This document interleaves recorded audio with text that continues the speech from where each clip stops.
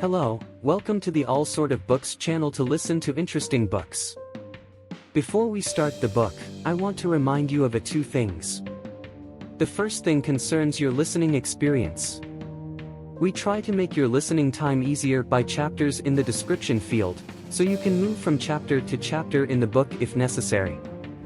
The video has color areas and a tracking cursor, which makes it easier for you to follow where you are going in the book. The second thing concerns the channel for support. In order for the channel to be able to offer interesting videos like this audiobook in the future, we need your support.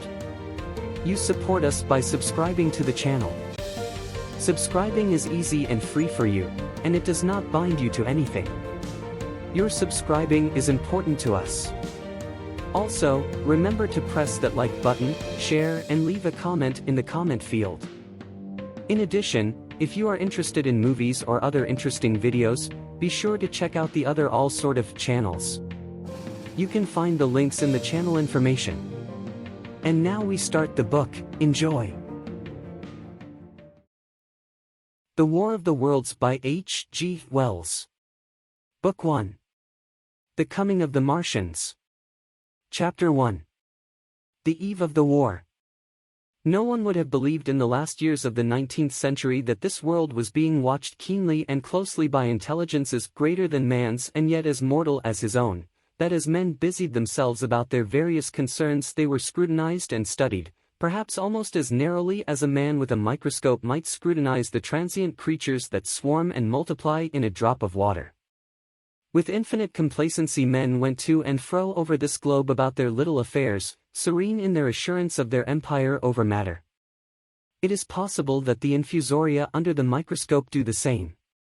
No one gave a thought to the older worlds of space as sources of human danger, or thought of them only to dismiss the idea of life upon them as impossible or improbable. It is curious to recall some of the mental habits of those departed days. At most terrestrial men fancied there might be other men upon Mars, perhaps inferior to themselves and ready to welcome a missionary enterprise. Yet across the gulf of space, minds that are to our minds as ours are to those of the beasts that perish, intellects vast and cool and unsympathetic, regarded this earth with envious eyes, and slowly and surely drew their plans against us. And early in the 20th century came the great disillusionment. The planet Mars, I scarcely need remind the reader, revolves about the Sun at a mean distance of 140 million miles, and the light and heat it receives from the Sun is barely half of that received by this world. It must be, if the nebular hypothesis has any truth, older than our world, and long before this Earth ceased to be molten, life upon its surface must have begun its course. The fact that it is scarcely 1/7 of the volume of the Earth must have accelerated its cooling to the temperature at which life could begin. It has air and water and all that is necessary for the support of animated existence. Yet so vain is man, and so blinded by his vanity, that no writer, up to the very end of the 19th century, expressed any idea that intelligent life might have developed there far, or indeed at all, beyond its earthly level. Nor was it generally understood that since Mars is older than our Earth, with scarcely a quarter of the superficial area and remoter from the Sun, it necessarily follows that it is not only more distant from time's beginning but nearer its end. The secular cooling that must someday overtake our planet has already gone far indeed with our neighbor. Its physical condition is still largely a mystery, but we know now that even in its equatorial region the midday temperature barely approaches that of our coldest winter. Its air is much more attenuated than ours, its oceans have shrunk until they cover but a third of its surface, and as its slow seasons change huge snowcaps gather and melt about either pole and periodically inundate its temperate zones. That last stage of exhaustion, which to us is still incredibly remote, has become a present-day problem for the inhabitants of Mars. The immediate pressure of necessity has brightened their intellects, enlarged their powers, and hardened their hearts. And looking across space with instruments, and intelligences such as we have scarcely dreamed of, they see, at its nearest distance only 35 million of miles sunward of them, a morning star of hope, our own warmer planet, green with vegetation and gray with water, with a cloudy atmosphere eloquent of fertility, with glimpses through its drifting cloud wisps of broad stretches of populous country and narrow, navy-crowded seas. And we men, the creatures who inhabit this earth, must be to them at least as alien and lowly as are the monkeys and lemurs to us. The intellectual side of man already admits that life is an incessant struggle for existence, and it would seem that this too is the belief of the minds upon Mars. Their world is far gone in its cooling, and this world is still crowded with life, but crowded only with what they regard as inferior animals. To carry warfare sunward is, indeed, their only escape from the destruction that, generation after generation, creeps upon them. And before we judge of them too harshly, we must remember what ruthless and utter destruction our own species has wrought, not only upon animals, such as the vanished bison and the dodo, but upon its inferior races. The Tasmanians, in spite of their human likeness, were entirely swept out of existence in a war of extermination waged by European immigrants in the space of 50 years. Are we such apostles of mercy as to complain if the Martians warred in the same spirit? The Martians seem to have calculated their descent with amazing subtlety, their mathematical learning is evidently far in excess of ours, and to have carried out their preparations with a well-nigh perfect unanimity. Had our instruments permitted it, we might have seen the gathering trouble far back in the 19th century. Men like Schiaparelli watched the red planet. It is odd, by the by, that for countless centuries Mars has been the star of war, but failed to interpret the fluctuating appearances of the markings they mapped so well. All that time the Martians must have been getting ready. During the opposition of 1894 a great light was seen on the illuminated part of the disk, first at the Lick Observatory, then by Perrotin of Nice, and then by other observers. English readers heard of it first in the issue of Nature dated August 2nd. I am inclined to think that this blaze may have been the casting of the huge gun, in the vast pit sunk into their planet, from which their shots were fired at us. Peculiar markings, as yet unexplained, were seen near the site of that outbreak during the next two oppositions. The storm burst upon us 6 years ago now. As Mars approached opposition, Lavelle of Java set the wires of the astronomical exchange palpitating with the amazing intelligence of a huge outbreak of incandescent gas upon the planet. It had occurred towards midnight of the 12th, and the spectroscope, to which he had at once resorted, indicated a mass of flaming gas, chiefly hydrogen, moving with an enormous velocity towards this Earth. This jet of fire had become invisible about 12:15. He compared it to a colossal puff of flames suddenly and violently squirted out of the planet, as flaming gases rushed out of a gun. A singularly appropriate phrase it proved. Yet the next day there was nothing of this in the papers except a little note in the Daily Telegraph, and the world went in ignorance of one of the gravest dangers that ever threatened the human race. I might not have heard of the eruption at all had I not met Ogilvy, the well-known astronomer, at Ottershaw. He was immensely excited at the news, and in the excess of his feelings invited me up to take a turn with him that night in a scrutiny of the red planet. In spite of all that has happened since, I still remember that vigil very distinctly, the black and silent observatory, the shadowed lantern throwing a feeble glow upon the floor in the corner, the steady ticking of the clockwork of the telescope, the little slit in the roof, an oblong profundity with the stardust streaked across it. Ogilvy moved about, invisible but audible. Looking through the telescope, one saw a circle of deep blue and the little round planet swimming in the field. It seemed such a little thing, so bright and small and still, faintly marked with transverse stripes, and slightly flattened from the perfect round. But so little it was, so silvery warm, a pin's head of light. It was as if it quivered, but really this was the telescope vibrating with the activity of the clockwork that kept the planet in view. As I watched, the planet seemed to grow larger and smaller and to advance and recede, but that was simply that my eye was tired. 40 millions of miles it was from us, more than 40 millions of miles of void. Few people realize the immensity of vacancy in which the dust of the material universe swims. Near it in the field, I remember, were 3 faint points of light, 3 telescopic stars infinitely remote, and all around it was the unfathomable darkness of empty space. You know how that blackness looks on a frosty starlight night. In a telescope it seems far profounder. And invisible to me because it was so remote and small, flying swiftly and steadily towards me across that incredible distance, drawing nearer every minute by so many thousands of miles, came the thing they were sending us, the thing that was to bring so much struggle and calamity and death to the earth. I never dreamed of it then as I watched. No one on Earth dreamed of that unerring missile. That night, too, there was another jetting out of gas from the distant planet. I saw it. A reddish flash at the edge, the slightest projection of the outline just as the chronometer struck midnight, and at that I told Ogilvy and he took my place. The night was warm and I was thirsty, and I went stretching my legs clumsily and feeling my way in the darkness, to the little table where the siphon stood, while Ogilvy exclaimed at the streamer of gas that came out towards us. That night another invisible missile started on its way to the Earth from Mars, just a second or so under 24 hours after the first one. I remember how I sat on the table there in the blackness, with patches of green and crimson swimming before my eyes. I wished I had a light to smoke by, little suspecting the meaning of the minute gleam I had seen and all that it would presently bring me. Ogilvy watched till 1, and then gave it up, and we lit the lantern and walked over to his house. Down below in the darkness were Ottershaw and Chertsey and all their hundreds of people, sleeping in peace. He was full of speculation that night about the condition of Mars, and scoffed at the vulgar idea of its having inhabitants who were signaling us. His idea was that meteorites might be falling in a heavy shower upon the planet, or that a huge volcanic explosion was in progress. He pointed out to me how unlikely it was that organic evolution had taken the same direction in the two adjacent planets. The chances against anything manlike on Mars are 1,000,000 to 1, he said.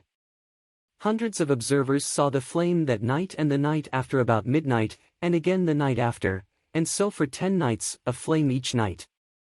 Why the shots ceased after the 10th no one on Earth has attempted to explain. It may be the gases of the firing caused the Martians inconvenience. Dense clouds of smoke or dust, visible through a powerful telescope on Earth as little gray, fluctuating patches, spread through the clearness of the planet's atmosphere and obscured its more familiar features. Even the daily papers woke up to the disturbances at last, and popular notes appeared here, there, and everywhere concerning the volcanoes upon Mars. The seriocomic periodical Punch, I remember, made a happy use of it in the political cartoon. And, all unsuspected, those missiles the Martians had fired at us drew earthward, rushing now at a pace of many miles a second through the empty gulf of space, hour by hour and day by day, nearer and nearer. It seems to me now almost incredibly wonderful that, with that swift fate hanging over us, men could go about their petty concerns as they did. I remember how jubilant Markham was at securing a new photograph of the planet for the illustrated paper he edited in those days. People in these latter times scarcely realized the abundance and enterprise of our 19th-century papers. For my own part, I was much occupied in learning to ride the bicycle, and busy upon a series of papers discussing the probable developments of moral ideas as civilization progressed. One night, the first missile then could scarcely have been 10 million miles away, I went for a walk with my wife. It was starlight and I explained the signs of the zodiac to her, and pointed out Mars, a bright dot of light creeping zenithward, towards which so many telescopes were pointed. It was a warm night. Coming home, a party of excursionists from Chertsey or Isleworth passed us singing and playing music. There were lights in the upper windows of the houses as the people went to bed. From the railway station in the distance came the sound of shunting trains, ringing and rumbling, softened almost into melody by the distance. My wife pointed out to me the brightness of the red, green, and yellow signal lights hanging in a framework against the sky. It seemed so safe and tranquil. Chapter 2. The Falling Star. Then came the night of the first falling star. It was seen early in the morning, rushing over Winchester eastward, a line of flame high in the atmosphere. Hundreds must have seen it, and taken it for an ordinary falling star. Albin described it as leaving a greenish streak behind it that glowed for some seconds.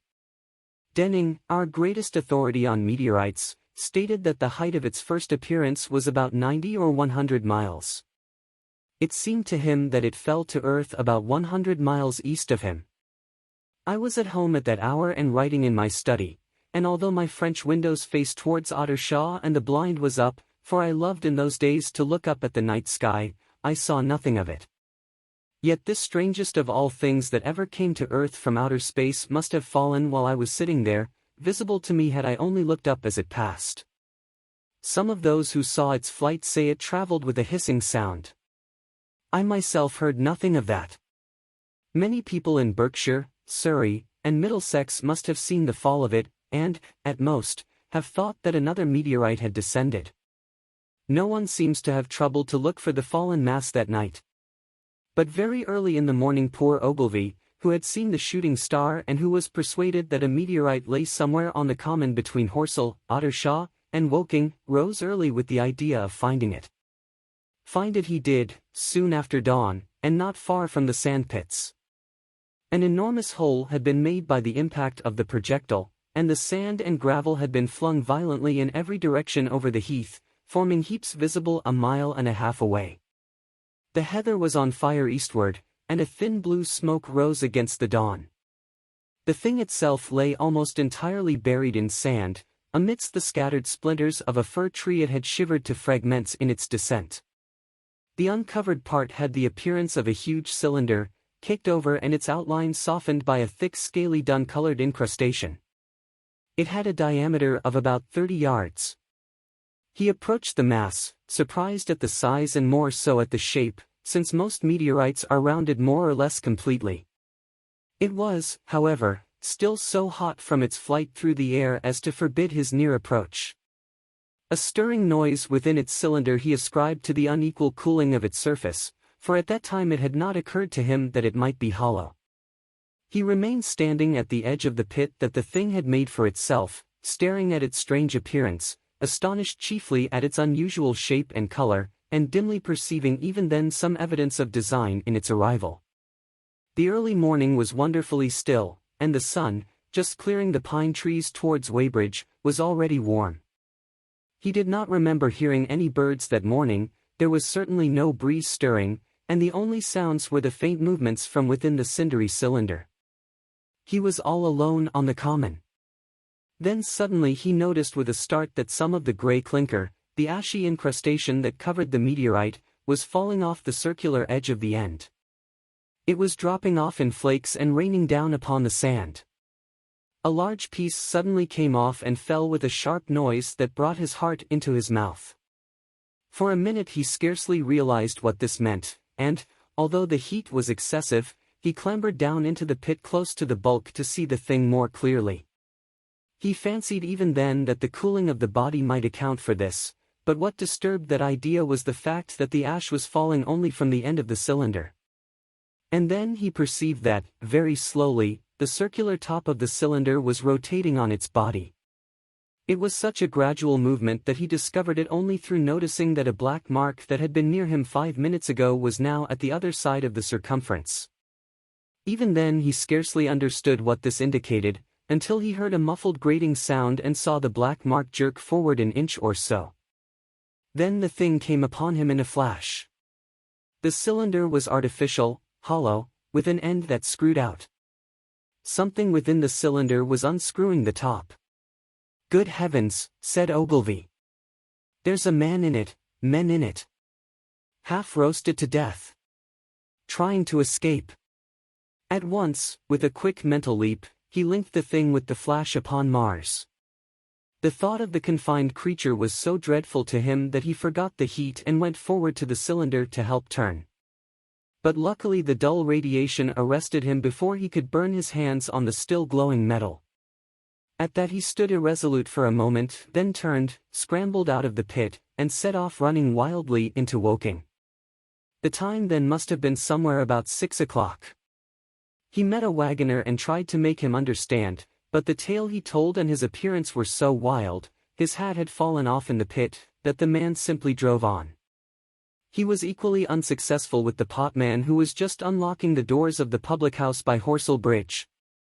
The fellow thought he was a lunatic at large and made an unsuccessful attempt to shut him into the taproom. That sobered him a little, and when he saw Henderson, the London journalist, in his garden, he called over the palings and made himself understood. "Henderson," he called, "you saw that shooting star last night?" "Well," said Henderson, It's out on Horsell Common now. Good Lord, said Henderson. Fallen meteorite. That's good. But it's something more than a meteorite.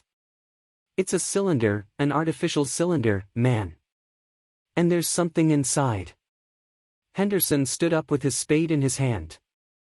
What's that? He said. He was deaf in one ear. Ogilvy told him all that he had seen. Henderson was a minute or so taking it in. Then he dropped his spade, snatched up his jacket, and came out into the road. The two men hurried back at once to the common, and found the cylinder still lying in the same position. But now the sounds inside had ceased, and a thin circle of bright metal showed between the top and the body of the cylinder. Air was either entering or escaping at the rim with a thin, sizzling sound. They listened, rapped on the scaly burnt metal with a stick, and, meeting with no response, they both concluded the man or men inside must be insensible or dead. Of course the two were quite unable to do anything. They shouted consolation and promises, and went off back to the town again to get help. One can imagine them, covered with sand, excited and disordered, running up the little street in the bright sunlight just as the shop folks were taking down their shutters and people were opening their bedroom windows. Henderson went into the railway station at once, in order to telegraph the news to London. The newspaper articles had prepared men's minds for the reception of the idea. By 8 o'clock a number of boys and unemployed men had already started for the common to see the dead men from Mars. That was the form the story took. I heard of it first from my newspaper boy about 8:45 when I went out to get my daily chronicle. I was naturally startled, and lost no time in going out and across the Ottershaw Bridge to the sandpits. Chapter 3. On Horsell Common. I found a little crowd of perhaps 20 people surrounding the huge hole in which the cylinder lay. I have already described the appearance of that colossal bulk, embedded in the ground. The turf and gravel about it seemed charred as if by a sudden explosion. No doubt its impact had caused a flash of fire. Henderson and Ogilvy were not there. I think they perceived that nothing was to be done for the present, and had gone away to breakfast at Henderson's house. There were 4 or 5 boys sitting on the edge of the pit, with their feet dangling, and amusing themselves, until I stopped them, by throwing stones at the giant mass.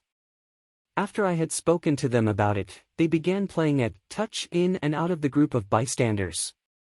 Among these were a couple of cyclists, a jobbing gardener I employed sometimes, a girl carrying a baby, Greg the butcher and his little boy, and 2 or 3 loafers and golf caddies who were accustomed to hang about the railway station.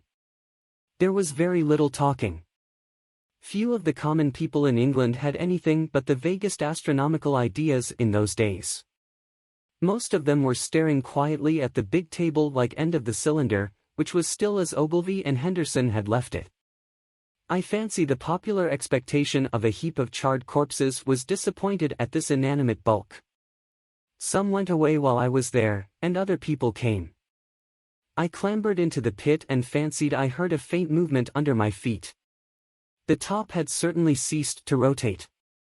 It was only when I got thus close to it that the strangeness of this object was at all evident to me. At the first glance it was really no more exciting than an overturned carriage or a tree blown across the road.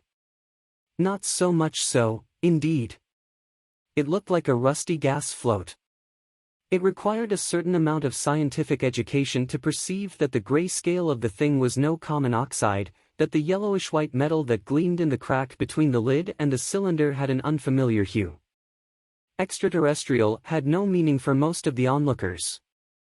At that time it was quite clear in my own mind that the thing had come from the planet Mars, but I judged it improbable that it contained any living creature. I thought the unscrewing might be automatic. In spite of Ogilvy, I still believed that there were men in Mars. My mind ran fancifully on the possibilities of its containing manuscript, on the difficulties in translation that might arise, whether we should find coins and models in it, and so forth. Yet it was a little too large for assurance on this idea. I felt an impatience to see it opened. About 11, as nothing seemed happening, I walked back, full of such thought, to my home in Maybury. But I found it difficult to get to work upon my abstract investigations. In the afternoon the appearance of the common had altered very much. The early editions of the evening papers had startled London with enormous headlines. A message received from Mars. Remarkable story from Woking. And so forth. In addition, Ogilvy's wire to the Astronomical Exchange had roused every observatory in the three kingdoms. There were half a dozen flies or more from the Woking station standing in the road by the sandpits, a basket chaise from Chobham, and a rather lordly carriage. Besides that, there was quite a heap of bicycles.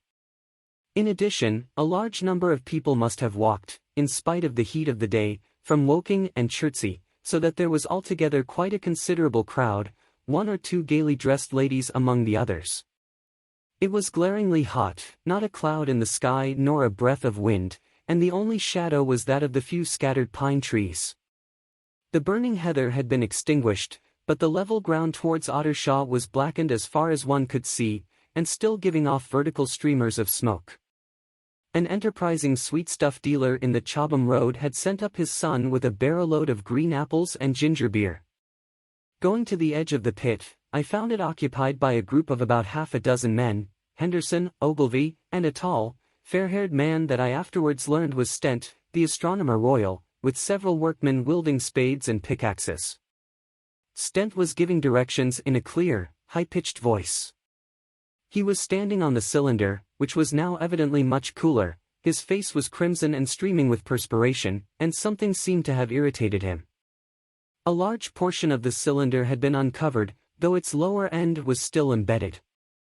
As soon as Ogilvy saw me among the staring crowd on the edge of the pit he called to me to come down, and asked me if I would mind going over to see Lord Hilton, the lord of the manor. The growing crowd, he said, was becoming a serious impediment to their excavations, especially the boys.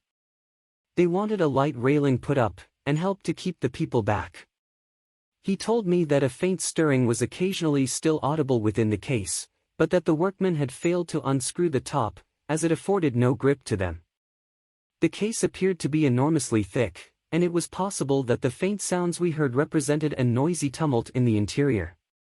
I was very glad to do as he asked, and so become one of the privileged spectators within the contemplated enclosure.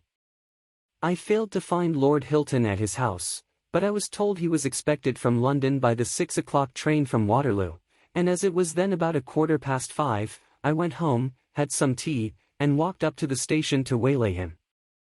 Chapter 4. The cylinder opens. When I returned to the common the sun was setting. Scattered groups were hurrying from the direction of Woking, and one or two persons were returning. The crowd about the pit had increased, and stood out black against the lemon yellow of the sky, a couple of hundred people, perhaps. There were raised voices, and some sort of struggle appeared to be going on about the pit. Strange imaginings passed through my mind.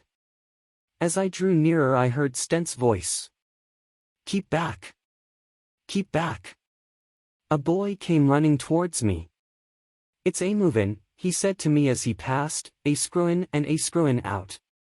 I don't like it. I'm a goin' 'ome, I am." I went on to the crowd. There were really, I should think, 200 or 300 people elbowing and jostling one another, the one or two ladies there being by no means the least active. "He's fallen in the pit," cried someone. "Keep back," said several. The crowd swayed a little, and I elbowed my way through. Every one seemed greatly excited. I heard a peculiar humming sound from the pit. "I say," said Ogilvy, "help keep these idiots back. We don't know what's in the confounded thing, you know." I saw a young man, a shop assistant in Woking I believe he was, standing on the cylinder and trying to scramble out of the hole again. The crowd had pushed him in. The end of the cylinder was being screwed out from within. Nearly 2 feet of shining screw projected. Somebody blundered against me, and I narrowly missed being pitched onto the top of the screw. I turned, and as I did so the screw must have come out, for the lid of the cylinder fell upon the gravel with a ringing concussion. I stuck my elbow into the person behind me, and turned my head towards the thing again. For a moment that circular cavity seemed perfectly black. I had the sunset in my eyes. I think everyone expected to see a man emerge, possibly something a little unlike us terrestrial men, but in all essentials a man. I know I did. But, looking, I presently saw something stirring within the shadow, grayish billowy movements, one above another, and then two luminous discs, like eyes. Then something resembling a little gray snake, about the thickness of a walking stick, coiled up out of the writhing middle, and wriggled in the air towards me, and then another. A sudden chill came over me. There was a loud shriek from a woman behind. I half turned, keeping my eyes fixed upon the cylinder still, from which other tentacles were now projecting, and began pushing my way back from the edge of the pit. I saw astonishment giving place to horror on the faces of the people about me. I heard inarticulate exclamations on all sides. There was a general movement backwards. I saw the shopman struggling still on the edge of the pit. I found myself alone, and saw the people on the other side of the pit running off, Stent among them. I looked again at the cylinder, and ungovernable terror gripped me. I stood petrified and staring. A big grayish rounded bulk, the size, perhaps, of a bear, was rising slowly and painfully out of the cylinder. As it bulged up and caught the light, it glistened like wet leather. Two large dark-colored eyes were regarding me steadfastly.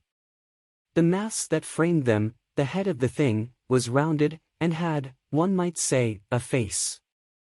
There was a mouth under the eyes, the lipless brim of which quivered and panted, and dropped saliva. The whole creature heaved and pulsated convulsively. A lank tentacular appendage gripped the edge of the cylinder, another swayed in the air. Those who have never seen a living Martian can scarcely imagine the strange horror of its appearance. The peculiar V-shaped mouth with its pointed upper lip, the absence of brow ridges, the absence of a chin beneath the wedge-like lower lip, the incessant quivering of this mouth, the gorgon groups of tentacles, the tumultuous breathing of the lungs in a strange atmosphere, the evident heaviness and painfulness of movement due to the greater gravitational energy of the Earth, above all, the extraordinary intensity of the immense eyes, were at once vital, intense, inhuman, crippled and monstrous. There was something fungoid in the oily brown skin, something in the clumsy deliberation of the tedious movements unspeakably nasty. Even at this first encounter, this first glimpse, I was overcome with disgust and dread. Suddenly the monster vanished. It had toppled over the brim of the cylinder and fallen into the pit, with a thud like the fall of a great mass of leather. I heard it give a peculiar thick cry, and forthwith another of these creatures appeared darkly in the deep shadow of the aperture. I turned and, running madly, made for the first group of trees, perhaps 100 yards away, but I ran slantingly and stumbling, for I could not avert my face from these things.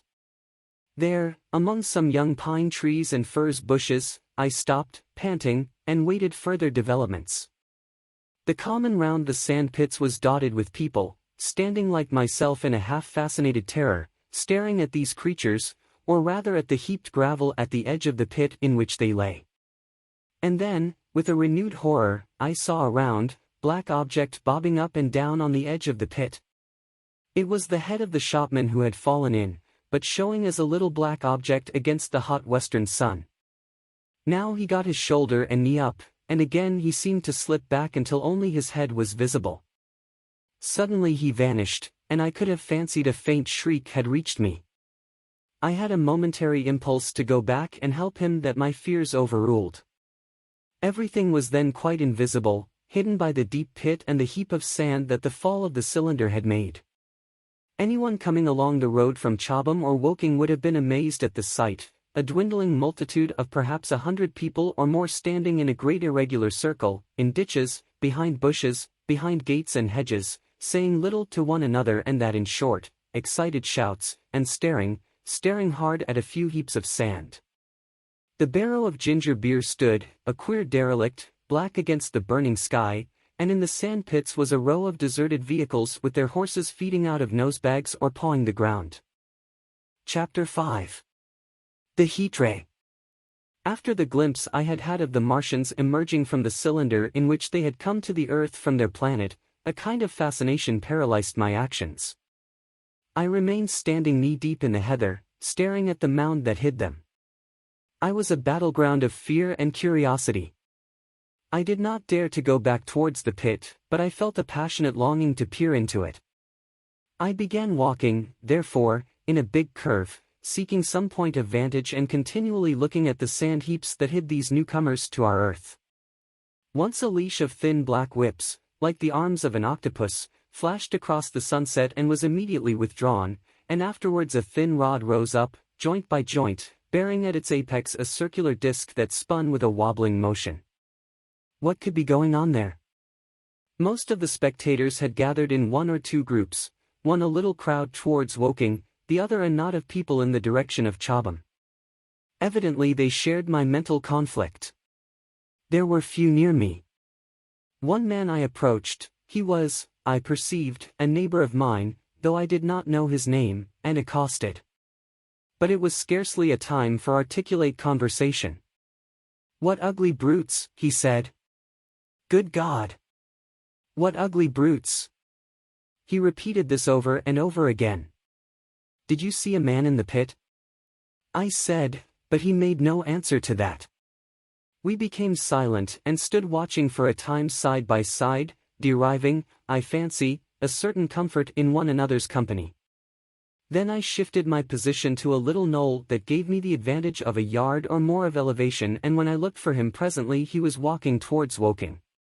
The sunset faded to twilight before anything further happened. The crowd far away on the left, towards Woking, seemed to grow, and I heard now a faint murmur from it. The little knot of people towards Chobham dispersed. There was scarcely an intimation of movement from the pit. It was this, as much as anything, that gave people courage, and I suppose the new arrivals from Woking also helped to restore confidence. At any rate, as the dusk came on, a slow, intermittent movement upon the sand pits began, a movement that seemed to gather force as the stillness of the evening about the cylinder remained unbroken. Vertical black figures in twos and threes would advance, stop, watch, and advance again, spreading out as they did so in a thin irregular crescent that promised to enclose the pit in its attenuated horns. I, too, on my side began to move towards the pit. Then I saw some cabmen and others had walked boldly into the sand pits, and heard the clatter of hoofs and the gride of wheels. I saw a lad trundling off the barrow of apples. And then, within 30 yards of the pit, advancing from the direction of Horsell, I noted a little black knot of men, the foremost of whom was waving a white flag. This was the deputation. There had been a hasty consultation, and since the Martians were evidently, in spite of their repulsive forms, intelligent creatures, it had been resolved to show them, by approaching them with signals, that we too were intelligent. Flutter, flutter, went the flag, first to the right, then to the left. It was too far for me to recognize anyone there, but afterwards I learned that Ogilvy, Stent, and Henderson were with others in this attempt at communication.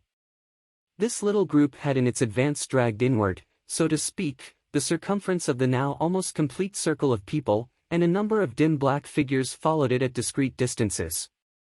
Suddenly there was a flash of light, and a quantity of luminous greenish smoke came out of the pit in 3 distinct puffs, which drove up, one after the other, straight into the still air. This smoke, or flame, perhaps, would be the better word for it, was so bright that the deep blue sky overhead and the hazy stretches of brown common towards Chertsey, set with black pine trees, seemed to darken abruptly as these puffs arose, and to remain the darker after their dispersal. At the same time a faint hissing sound became audible.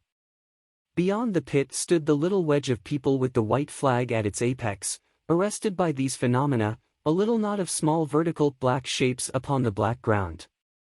As the green smoke arose, their faces flashed out pallid green, and faded again as it vanished. Then slowly the hissing passed into a humming, into a long, loud, droning noise. Slowly a humped shape rose out of the pit, and the ghost of a beam of light seemed to flicker out from it. Forthwith flashes of actual flame, a bright glare leaping from one to another, sprang from the scattered group of men. It was as if some invisible jet impinged upon them and flashed into white flame. It was as if each man were suddenly and momentarily turned to fire. Then, by the light of their own destruction, I saw them staggering and falling, and their supporters turning to run. I stood staring, not as yet realizing that this was death leaping from man to man in that little distant crowd. All I felt was that it was something very strange. An almost noiseless and blinding flash of light, and a man fell headlong and lay still, and as the unseen shaft of heat passed over them, pine trees burst into fire, and every dry furze bush became with one dull thud a mass of flames. And far away towards Knapp Hill I saw the flashes of trees and hedges and wooden buildings suddenly set alight. It was sweeping round swiftly and steadily, this flaming death, this invisible, inevitable sword of heat.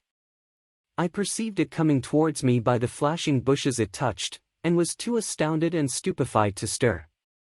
I heard the crackle of fire in the sand pits and the sudden squeal of a horse that was as suddenly stilled.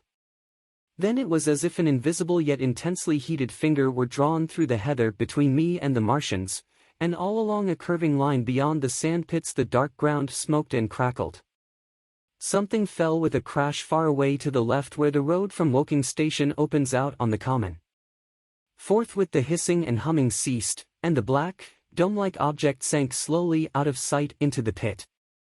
All this had happened with such swiftness that I had stood motionless, dumbfounded and dazzled by the flashes of light. Had that death swept through a full circle, it must inevitably have slain me in my surprise. But it passed and spared me, and left the night about me suddenly dark and unfamiliar. The undulating common seemed now dark almost to blackness, except where its roadways lay gray and pale under the deep blue sky of the early night. It was dark and suddenly void of men.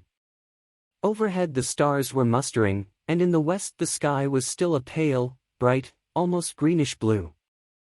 The tops of the pine trees and the roofs of Horsell came out sharp and black against the western afterglow. The Martians and their appliances were altogether invisible, save for that thin mast upon which their restless mirror wobbled. Patches of bush and isolated trees here and there smoked and glowed still, and the houses towards Woking station were sending up spires of flame into the stillness of the evening air. Nothing was changed save for that and a terrible astonishment. The little group of black specks with the flag of white had been swept out of existence, and the stillness of the evening, so it seemed to me, had scarcely been broken. It came to me that I was upon this dark common, helpless, unprotected, and alone. Suddenly, like a thing falling upon me from without, came fear. With an effort I turned and began a stumbling run through the heather. The fear I felt was no rational fear, but a panic terror not only of the Martians, but of the dusk and stillness all about me. Such an extraordinary effect in unmanning me it had that I ran weeping silently as a child might do. Once I had turned, I did not dare to look back. I remember I felt an extraordinary persuasion that I was being played with, that presently, when I was upon the very verge of safety, this mysterious death, as swift as the passage of light, would leap after me from the pit about the cylinder and strike me down. Chapter 6. The Heat Ray in the Chobham Road.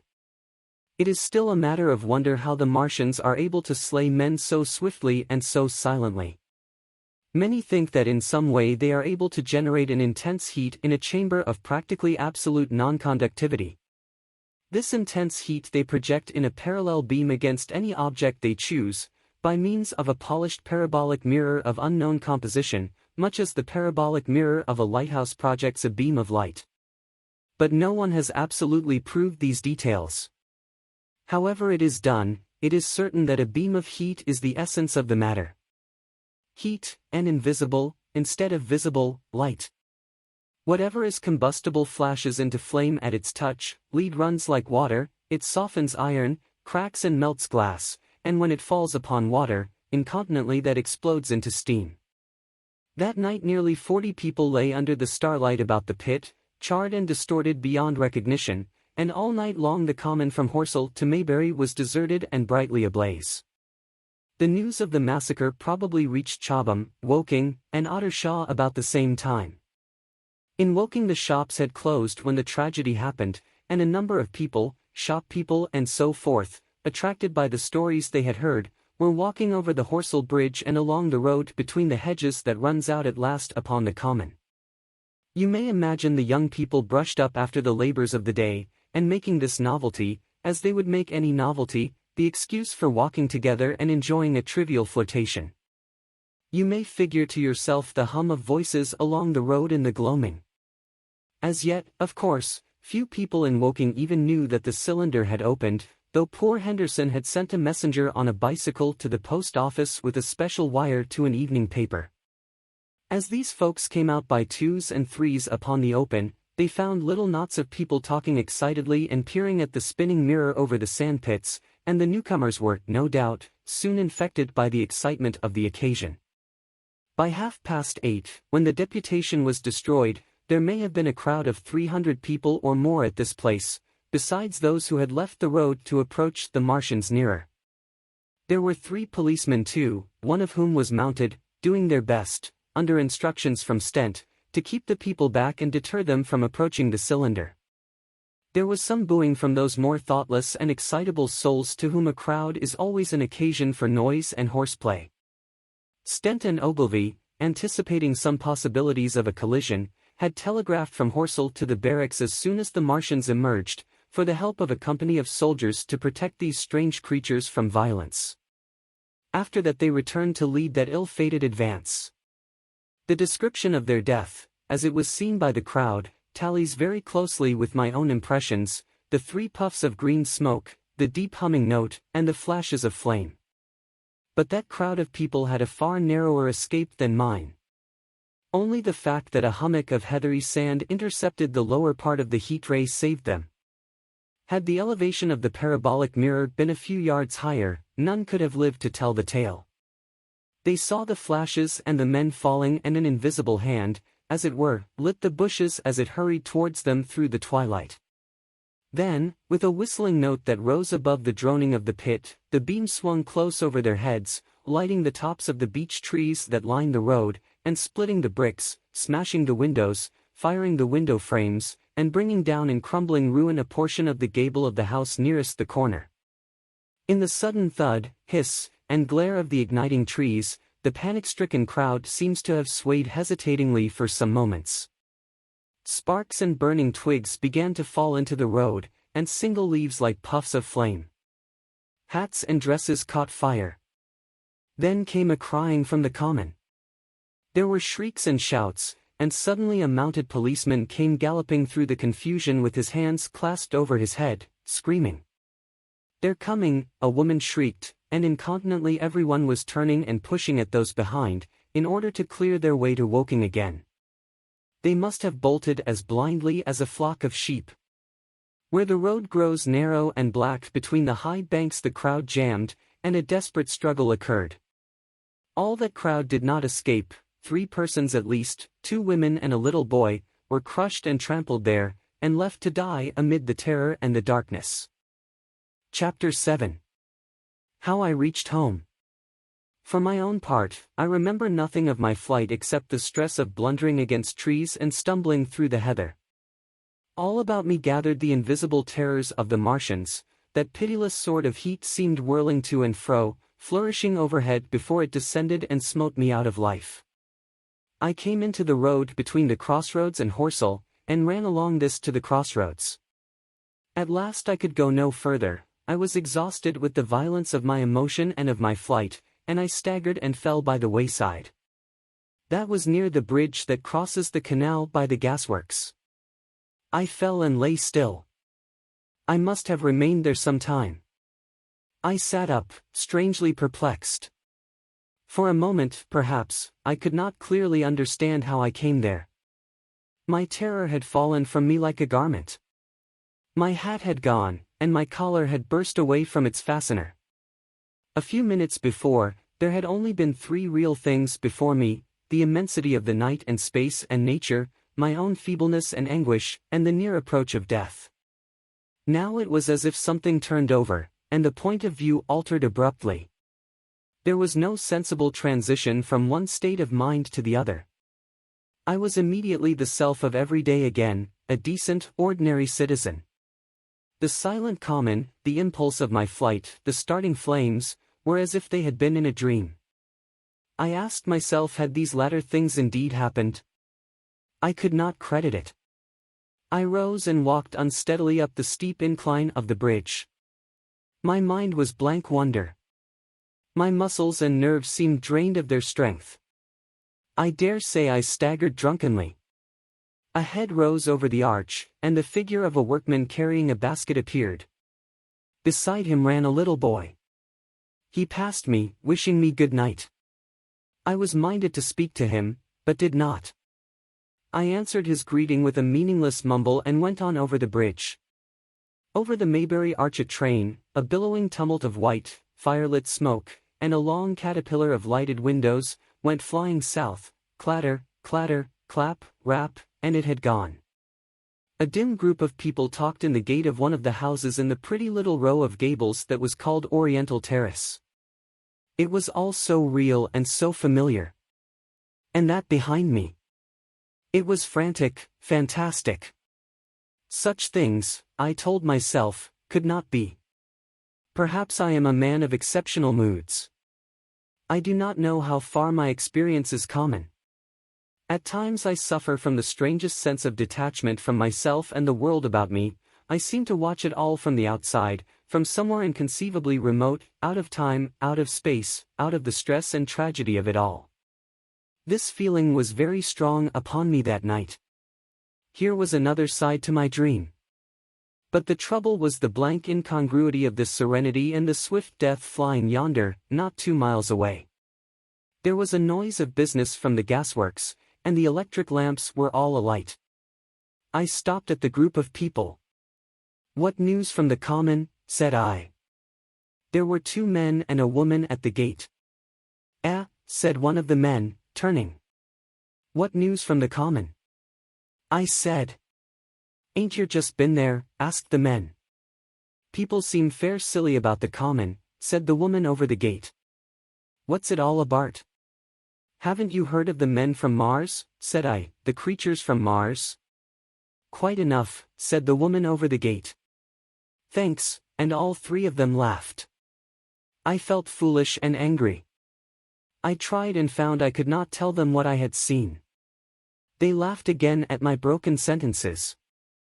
"You'll hear more yet," I said, and went on to my home. I startled my wife at the doorway, so haggard was I. I went into the dining room, sat down, drank some wine, and so soon as I could collect myself sufficiently I told her the things I had seen. The dinner, which was a cold one, had already been served, and remained neglected on the table while I told my story. "There is one thing," I said, to allay the fears I had aroused. "They are the most sluggish things I ever saw crawl. They may keep the pit and kill people who come near them, but they cannot get out of it. But the horror of them!" "Don't, dear," said my wife, knitting her brows and putting her hand on mine. "Poor Ogilvy," I said. "To think he may be lying dead there." My wife at least did not find my experience incredible. When I saw how deadly white her face was, I ceased abruptly. "They may come here," she said again and again. I pressed her to take wine, and tried to reassure her. "They can scarcely move," I said. I began to comfort her and myself by repeating all that Ogilvy had told me of the impossibility of the Martians establishing themselves on the Earth.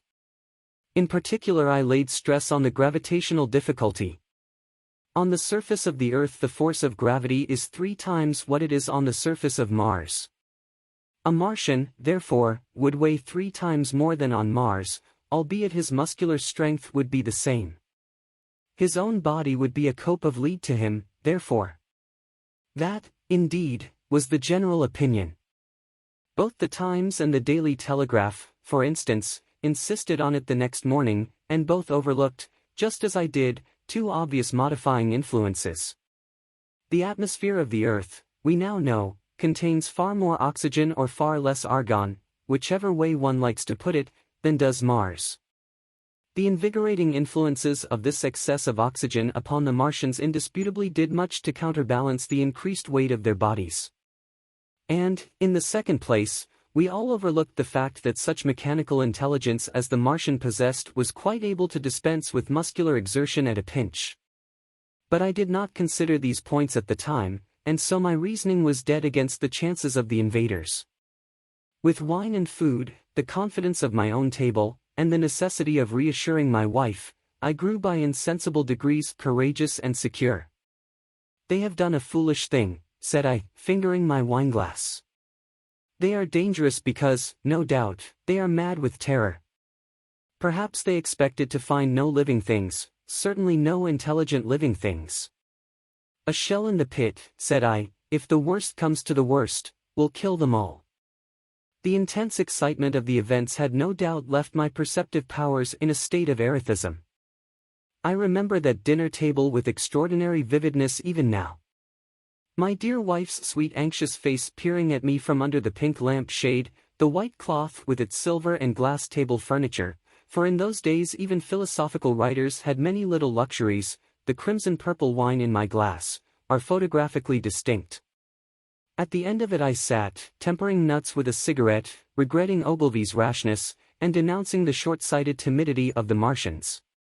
So some respectable dodo in the Mauritius might have lorded it in his nest, and discussed the arrival of that shipful of pitiless sailors in want of animal food. "We will peck them to death tomorrow, my dear." I did not know it, but that was the last civilized dinner I was to eat for very many strange and terrible days. Chapter 8. Friday night. The most extraordinary thing to my mind, of all the strange and wonderful things that happened upon that Friday, was the dovetailing of the commonplace habits of our social order with the first beginnings of the series of events that was to topple that social order headlong. If on Friday night you had taken a pair of compasses and drawn a circle with a radius of 5 miles round the Woking sandpits, I doubt if you would have had one human being outside it, unless it were some relation of Stent or of the 3 or 4 cyclists or London people lying dead on the common, whose emotions or habits were at all affected by the newcomers. Many people had heard of the cylinder, of course, and talked about it in their leisure, but it certainly did not make the sensation that an ultimatum to Germany would have done. In London that night poor Henderson's telegram describing the gradual unscrewing of the shot was judged to be a canard, and his evening paper, after wiring for authentication from him and receiving no reply, "The man was killed," decided not to print a special edition. Even within the 5-mile circle the great majority of people were inert. I have already described the behavior of the men and women to whom I spoke. All over the district people were dining and supping, working men were gardening after the labors of the day, children were being put to bed, young people were wandering through the lanes love-making, students sat over their books. Maybe there was a murmur in the village streets, a novel and dominant topic in the public houses, and here and there a messenger, or even an eyewitness of the later occurrences, caused a whirl of excitement, a shouting, and a running to and fro, but for the most part the daily routine of working, eating, drinking, sleeping, went on as it had done for countless years, as though no planet Mars existed in the sky. Even at Woking Station and Horsell and Chobham that was the case. In Woking Junction, until a late hour, trains were stopping and going on, others were shunting on the sidings, passengers were alighting and waiting, and everything was proceeding in the most ordinary way. A boy from the town, trenching on Smith's Monopoly, was selling papers with the afternoon's news. The ringing impact of trucks, the sharp whistle of the engines from the junction, mingled with their shouts of "men from Mars." Excited men came into the station about 9 o'clock with incredible tidings, and caused no more disturbance than drunkards might have done. People rattling London wards peered into the darkness outside the carriage windows, and saw only a rare, flickering, vanishing spark dance up from the direction of Horsell, a red glow and a thin veil of smoke driving across the stars, and thought that nothing more serious than a heath fire was happening. It was only round the edge of the common that any disturbance was perceptible.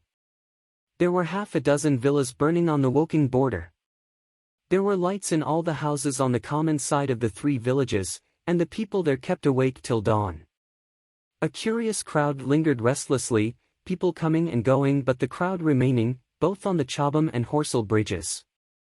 1 or 2 adventurous souls, it was afterwards found, went into the darkness and crawled quite near the Martians, but they never returned, for now and again a light ray, like the beam of a warship searchlight swept the common, and the heat ray was ready to follow. Save for such, that big area of common was silent and desolate, and the charred bodies lay about on it all night under the stars, and all the next day. A noise of hammering from the pit was heard by many people. So you have the state of things on Friday night. In the center, sticking into the skin of our old planet Earth like a poison dart, was this cylinder. But the poison was scarcely working yet. Around it was a patch of silent common, smoldering in places, and with a few dark, dimly seen objects lying in contorted attitudes here and there. Here and there was a burning bush or tree.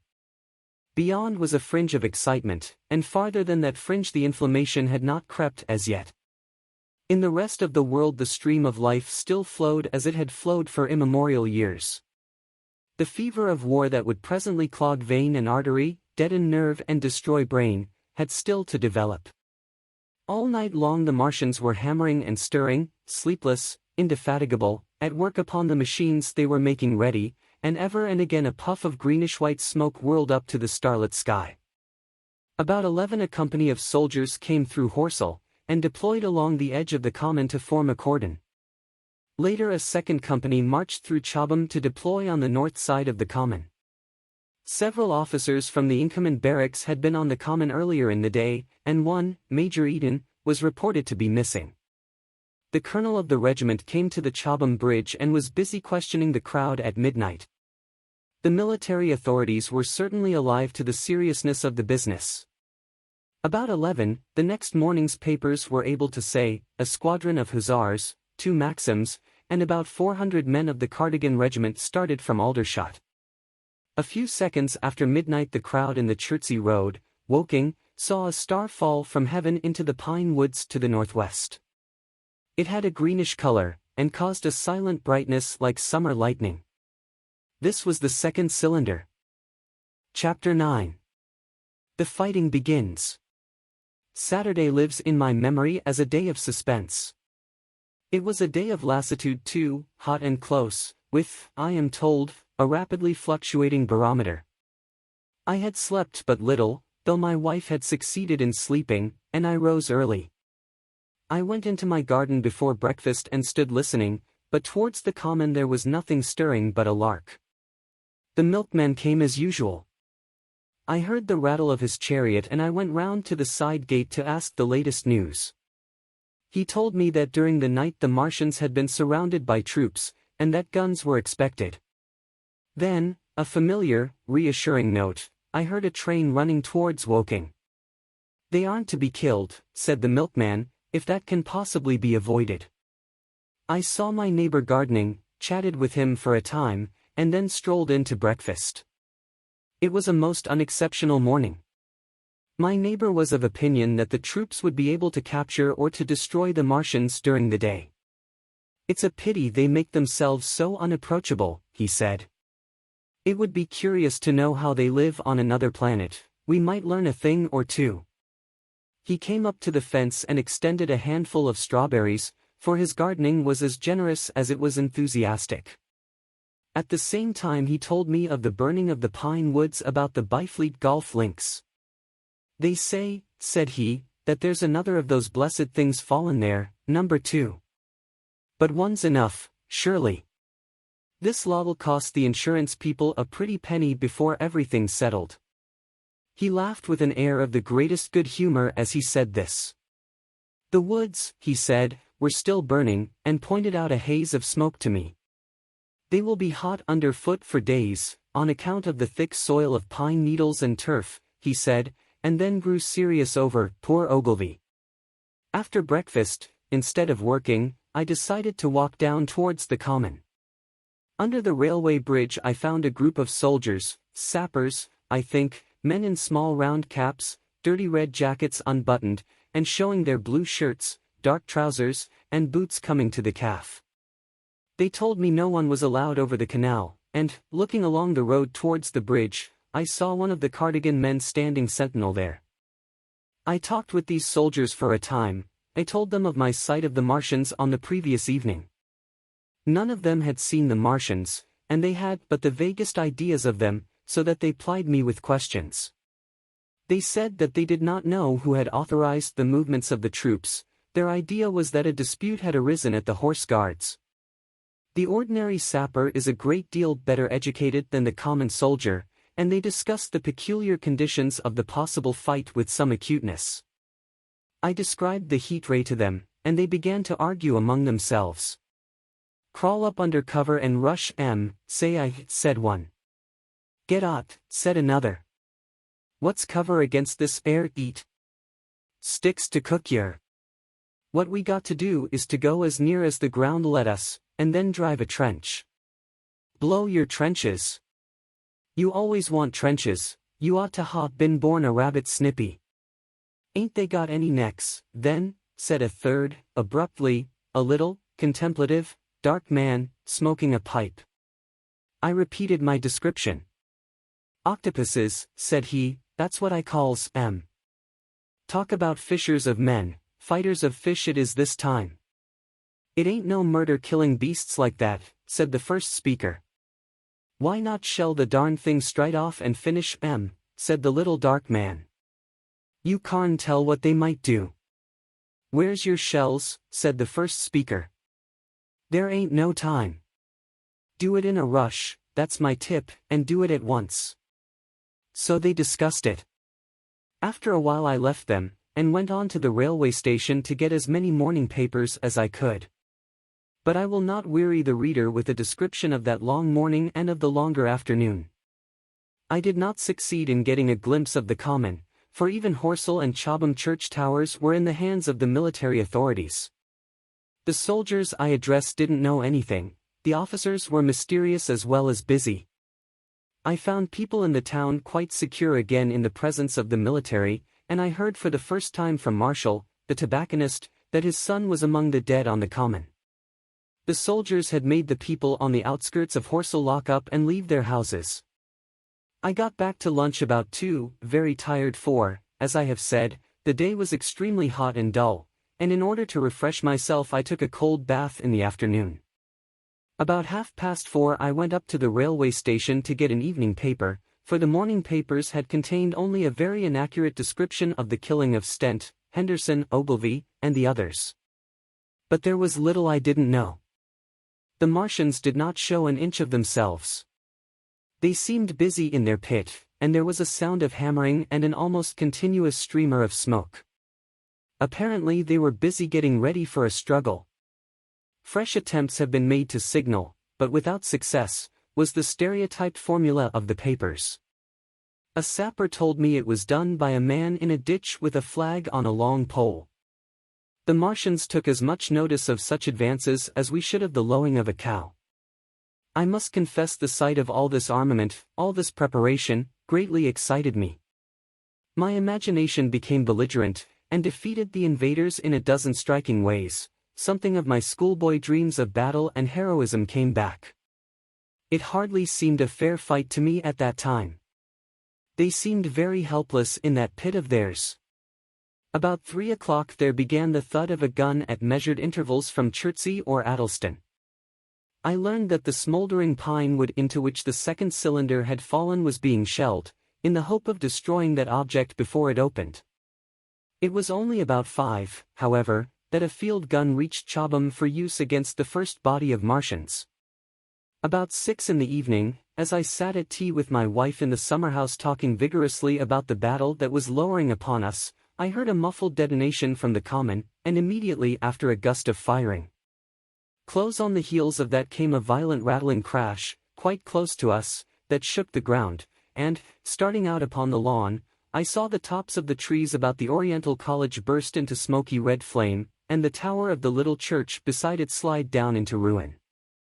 The pinnacle of the mosque had vanished, and the roof line of the college itself looked as if a 100-ton gun had been at work upon it. One of our chimneys cracked as if a shot had hit it, flew, and a piece of it came clattering down the tiles and made a heap of broken red fragments upon the flower bed by my study window. I and my wife stood amazed. Then I realized that the crest of Mayberry Hill must be within range of the Martians' heat ray now that the college was cleared out of the way. At that I gripped my wife's arm, and without ceremony ran her out into the road. Then I fetched out the servant, telling her I would go upstairs myself for the box she was clamoring for. "We can't possibly stay here," I said, and as I spoke the firing reopened for a moment upon the common. "But where are we to go?" said my wife in terror. I thought perplexed. Then I remembered her cousins at Leatherhead. "Leatherhead!" I shouted above the sudden noise. She looked away from me downhill. The people were coming out of their houses, astonished. "How are we to get to Leatherhead?" she said. Down the hill I saw a bevy of hussars ride under the railway bridge, 3 galloped through the open gates of the Oriental College, 2 others dismounted, and began running from house to house. The sun, shining through the smoke that drove up from the tops of the trees, seemed blood-red, and threw an unfamiliar lurid light upon everything. "Stop here," said I, "you are safe here," and I started off at once for the Spotted Dog, for I knew the landlord had a horse and dog cart. I ran, for I perceived that in a moment everyone upon this side of the hill would be moving. I found him in his bar, quite unaware of what was going on behind his house. A man stood with his back to me, talking to him. "I must have £1," said the landlord, "and I've no one to drive it." "I'll give you 2, said I, over the stranger's shoulder. "What for?" "And I'll bring it back by midnight," I said. "Lord," said the landlord, "what's the hurry?" "I'm selling my bit of a pig." £2, and you bring it back. What's going on now?"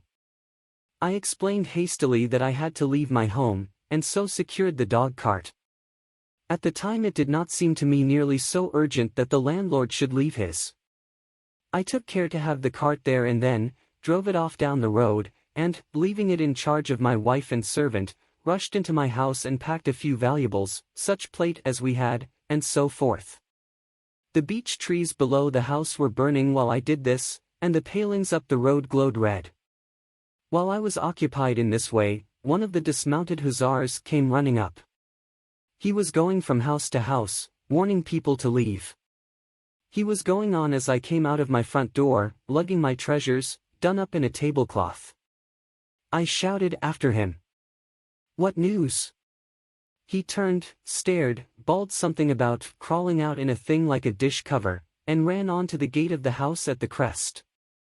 A sudden whirl of black smoke driving across the road hid him for a moment. I ran to my neighbor's door and rapped to satisfy myself of what I already knew, that his wife had gone to London with him and had locked up their house. I went in again, according to my promise, to get my servant's box, lugged it out, clapped it beside her on the tail of the dog cart, and then caught the reins and jumped up into the driver's seat beside my wife. In another moment we were clear of the smoke and noise, and spanking down the opposite slope of Maybury Hill towards Old Woking. In front was a quiet sunny landscape, a wheat field ahead on either side of the road, and the Maybury Inn with its swinging sign. I saw the doctor's cart ahead of me. At the bottom of the hill I turned my head to look at the hillside I was leaving. Thick streamers of black smoke shot with threads of red fire were driving up into the still air, and throwing dark shadows upon the green treetops eastward. The smoke already extended far away to the east and west, to the Byfleet pine woods eastward, and to Woking on the west. The road was dotted with people running towards us. And very faint now, but very distinct through the hot, quiet air, one heard the whir of a machine gun that was presently stilled, and an intermittent cracking of rifles. Apparently the Martians were setting fire to everything within range of their heat ray. I am not an expert driver, and I had immediately to turn my attention to the horse. When I looked back again the second hill had hidden the black smoke. I slashed the horse with the whip, and gave him a loose rein until Woking and Send lay between us and that quivering tumult. I overtook and passed the doctor between Woking and Send. Chapter 10. In the Storm. Leatherhead is about 12 miles from Maybury Hill. The scent of hay was in the air through the lush meadows beyond Purford, and the hedges on either side were sweet and gay with multitudes of dog roses. The heavy firing that had broken out while we were driving down Maybury Hill ceased as abruptly as it began, leaving the evening very peaceful and still. We got to Leatherhead without misadventure about 9 o'clock, and the horse had an hour's rest while I took supper with my cousins and commended my wife to their care. My wife was curiously silent throughout the drive, and seemed oppressed with forebodings of evil. I talked to her reassuringly, pointing out that the Martians were tied to the pit by sheer heaviness, and at the utmost could but crawl a little out of it, but she answered only in monosyllables. Had it not been for my promise to the innkeeper, she would, I think, have urged me to stay in Leatherhead that night. Would that I had! Her face, I remember, was very white as we parted. For my own part, I had been feverishly excited all day. Something very like the war fever that occasionally runs through a civilized community had got into my blood, and in my heart I was not so very sorry that I had to return to Maybury that night. I was even afraid that that last fusillade I had heard might mean the extermination of our invaders from Mars. I can best express my state of mind by saying that I wanted to be in at the death. It was nearly 11 when I started to return. The night was unexpectedly dark. To me, walking out of the lighted passage of my cousin's house, it seemed indeed black, and it was as hot and close as the day. Overhead the clouds were driving fast, albeit not a breath stirred the shrubs about us. My cousin's man lit both lamps. Happily, I knew the road intimately. My wife stood in the light of the doorway, and watched me until I jumped up into the dog-cart. Then abruptly she turned and went in, leaving my cousins side by side wishing me good hap. I was a little depressed at first with the contagion of my wife's fears, but very soon my thoughts reverted to the Martians. At that time I was absolutely in the dark as to the course of the evening's fighting. I did not know even the circumstances that had precipitated the conflict.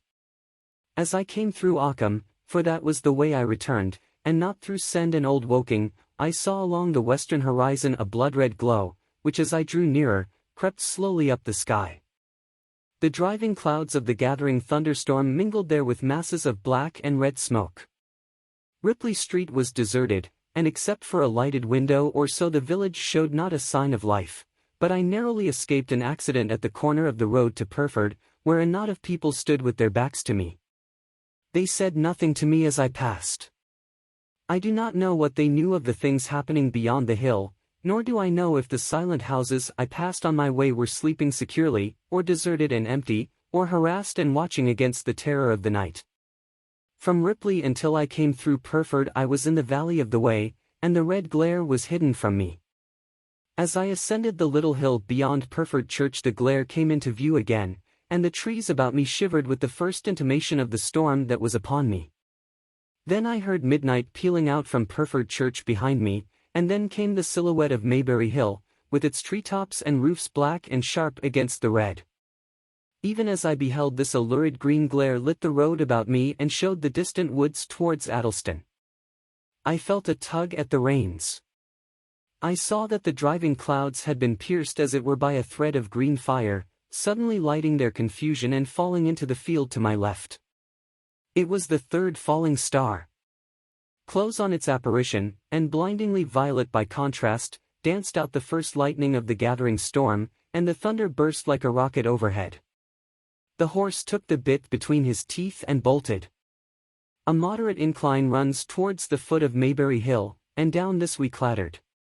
Once the lightning had begun, it went on in as rapid a succession of flashes as I have ever seen. The thunderclaps, treading one on the heels of another and with a strange crackling accompaniment, sounded more like the working of a gigantic electric machine than the usual detonating reverberations. The flickering light was blinding and confusing, and a thin hail smote gustily at my face as I drove down the slope. At first I regarded little but the road before me, and then abruptly my attention was arrested by something that was moving rapidly down the opposite slope of Maybury Hill. At first I took it for the wet roof of a house, but one flash following another showed it to be in swift rolling movement. It was an elusive vision, a moment of bewildering darkness, and then, in a flash like daylight, the red masses of the orphanage near the crest of the hill, the green tops of the pine trees, and this problematical object came out clear and sharp and bright. And this thing I saw. How can I describe it? A monstrous tripod, higher than many houses, striding over the young pine trees, and smashing them aside in its career, a walking engine of glittering metal, striding now across the heather, articulate ropes of steel dangling from it, and the clattering tumult of its passage mingling with the riot of the thunder. A flash, and it came out vividly, heeling over one way with 2 feet in the air, to vanish and reappear almost instantly as it seemed, with the next flash, 100 yards nearer. Can you imagine a milking stool tilted and bowled violently along the ground? That was the impression those instant flashes gave. But instead of a milking stool, imagine it a great body of machinery on a tripod stand. Then suddenly the trees in the pine wood ahead of me were parted, as brittle reeds are parted by a man thrusting through them. They were snapped off and driven headlong, and a second huge tripod appeared, rushing, as it seemed, headlong towards me. And I was galloping hard to meet it. At the sight of the second monster my nerve went altogether. Not stopping to look again, I wrenched the horse's head hard round to the right, and in another moment the dog cart had heeled over upon the horse, the shaft smashed noisily, and I was flung sideways and fell heavily into a shallow pool of water. I crawled out almost immediately, and crouched, my feet still in the water, under a clump of firs. The horse lay motionless, his neck was broken, poor brute, and by the lightning flashes I saw the black bulk of the overturned dog cart and the silhouette of the wheel still spinning slowly. In another moment the colossal mechanism went striding by me, and passed uphill towards Purford. Seen nearer, the thing was incredibly strange, for it was no mere insensate machine driving on its way. Machine it was, with a ringing metallic pace, and long, flexible, glittering tentacles, one of which gripped a young pine tree, swinging and rattling about its strange body. It picked its road as it went striding along, and the brazen hood that surmounted it moved to and fro with the inevitable suggestion of a head looking about. Behind the main body was a huge mass of white metal like a gigantic fisherman's basket, and puffs of green smoke squirted out from the joints of the limbs as the monster swept by me. And in an instant it was gone. So much I saw then, all vaguely for the flickering of the lightning, in blinding highlights and dense black shadows. As it passed it set up an exultant deafening howl that drowned the thunder, allo! Allo!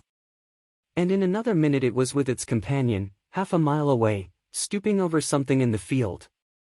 I have no doubt this thing in the field was the third of the 10 cylinders they had fired at us from Mars. For some minutes I lay there in the rain and darkness watching, by the intermittent light, these monstrous beings of metal moving about in the distance over the hedge tops. A thin hail was now beginning, and as it came and went their figures grew misty and then flashed into clearness again. Now and then came a gap in the lightning, and the night swallowed them up. I was soaked with hail above and puddle water below. It was some time before my blank astonishment would let me struggle up the bank to a drier position, or think at all of my imminent peril. Not far from me was a little one-roomed squatter's hut of wood, surrounded by a patch of potato garden.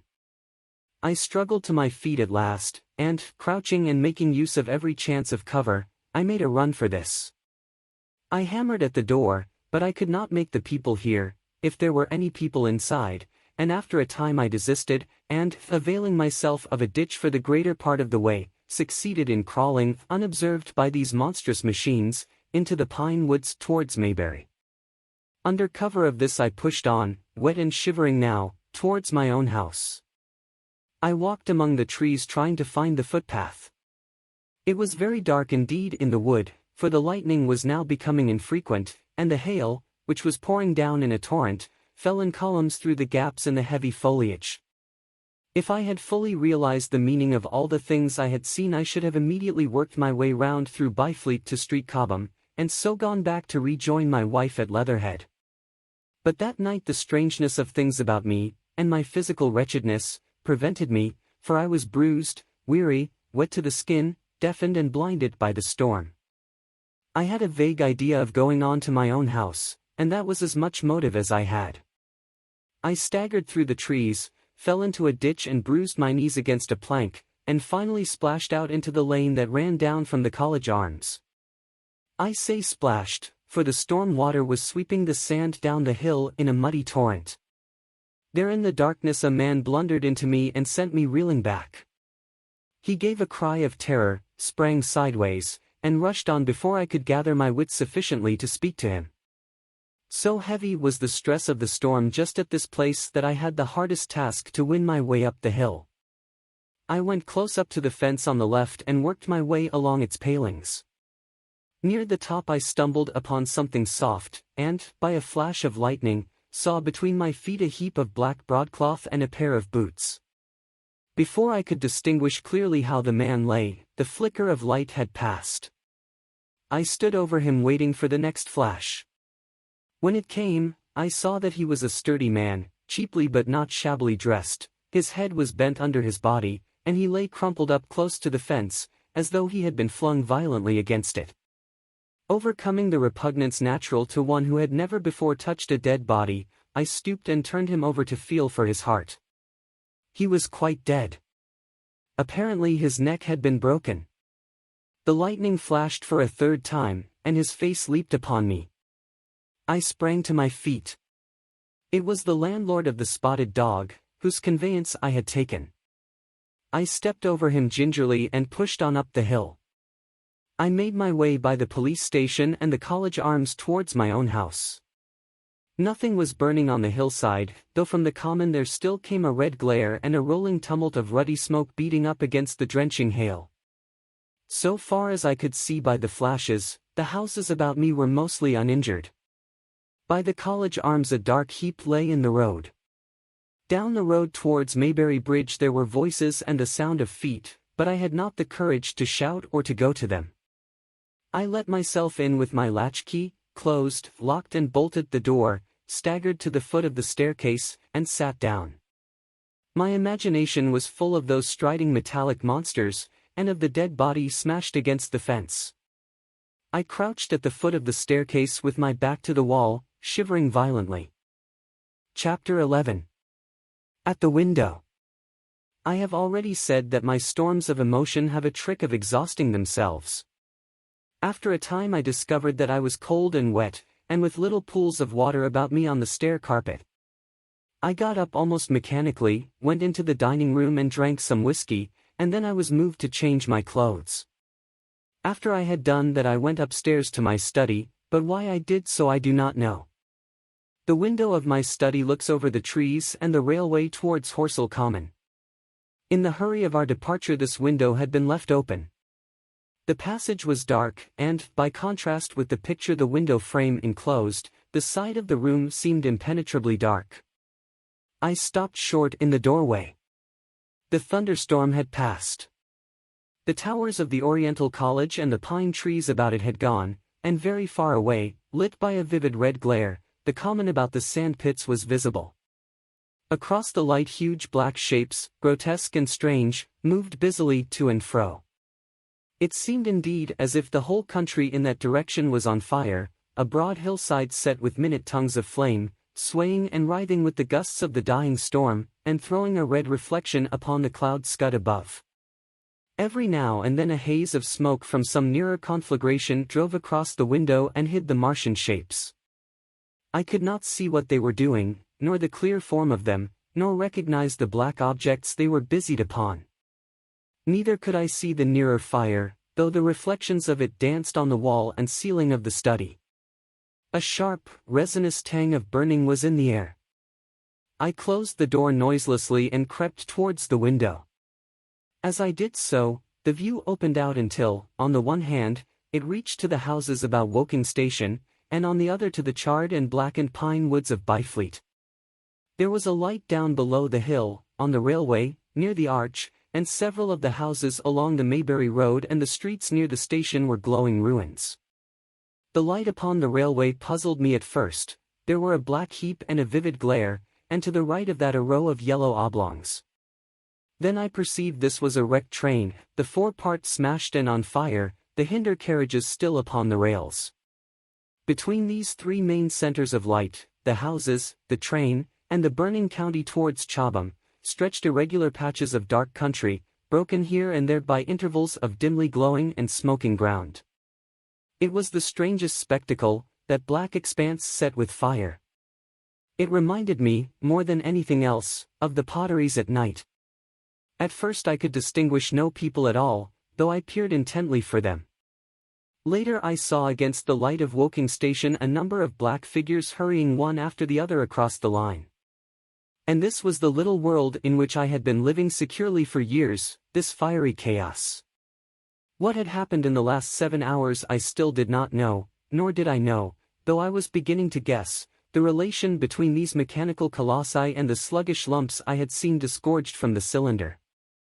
With a queer feeling of impersonal interest I turned my desk chair to the window, sat down, and stared at the blackened country, and particularly at the 3 gigantic black things that were going to and fro in the glare about the sandpits.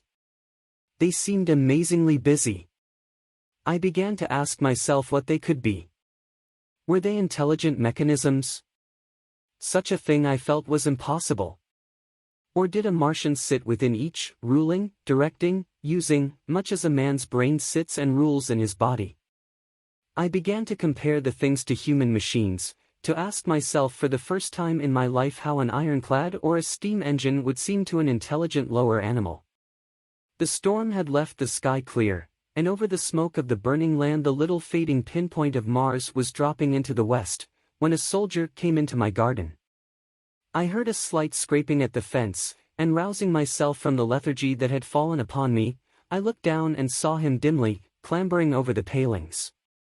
At the sight of another human being my torpor passed, and I leaned out of the window eagerly. "Hist," said I, in a whisper. He stopped astride of the fence in doubt. Then he came over and across the lawn to the corner of the house. He bent down and stepped softly. "Who's there?" he said, also whispering, standing under the window and peering up. "Where are you going?" I asked. "God knows." "Are you trying to hide?" "That's it." "Come into the house," I said. I went down, unfastened the door, and let him in, and locked the door again. I could not see his face. He was hatless, and his coat was unbuttoned.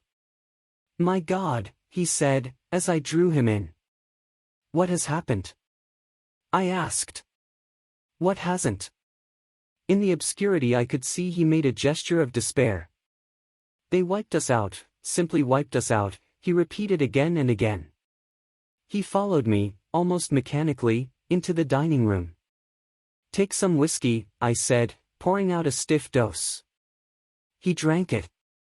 Then abruptly he sat down before the table, put his head on his arms, and began to sob and weep like a little boy, in a perfect passion of emotion, while I, with a curious forgetfulness of my own recent despair, stood beside him, wondering. It was a long time before he could steady his nerves to answer my questions, and then he answered perplexingly and brokenly. He was a driver in the artillery, and had only come into action about 7. At that time firing was going on across the common, and it was said the first party of Martians were crawling slowly towards their second cylinder under cover of a metal shield. Later this shield staggered up on tripod legs and became the first of the fighting machines I had seen. The gun he drove had been unlimbered near Horsell, in order to command the sand pits, and its arrival it was that had precipitated the action. As the limber gunners went to the rear, his horse trod in a rabbit hole and came down, throwing him into a depression of the ground. At the same moment the gun exploded behind him, the ammunition blew up, there was fire all about him, and he found himself lying under a heap of charred dead men and dead horses. "I lay still," he said, "scared out of my wits, with the forequarter of a horse atop of me. We'd been wiped out. And the smell, good God! Like burnt meat. I was hurt across the back by the fall of the horse, and there I had to lie until I felt better. Just like parade it had been a minute before, then stumble, bang, swish. Wiped out," he said. He had hid under the dead horse for a long time, peeping out furtively across the common. The Cardigan men had tried a rush, in skirmishing order, at the pit, simply to be swept out of existence. Then the monster had risen to its feet and had begun to walk leisurely to and fro across the common among the few fugitives, with its head like hood turning about exactly like the head of a cowled human being. A kind of arm carried a complicated metallic case, about which green flashes scintillated, and out of the funnel of this there smoked the heat ray. In a few minutes there was, so far as the soldier could see, not a living thing left upon the common, and every bush and tree upon it that was not already a blackened skeleton was burning. The hussars had been on the road beyond the curvature of the ground, and he saw nothing of them. He heard the Maxims rattle for a time and then become still. The giant saved Woking station and its cluster of houses until the last, then in a moment the heat ray was brought to bear, and the town became a heap of fiery ruins. Then the thing shut off the heat ray, and turning its back upon the artilleryman, began to waddle away towards the smoldering pine woods that sheltered the second cylinder. As it did so a second glittering titan built itself up out of the pit. The second monster followed the first, and at that the artilleryman began to crawl very cautiously across the hot heather ash towards Horsell. He managed to get alive into the ditch by the side of the road, and so escaped to Woking. There his story became ejaculatory. The place was impassable. It seems there were a few people alive there, frantic for the most part, and many burned and scalded.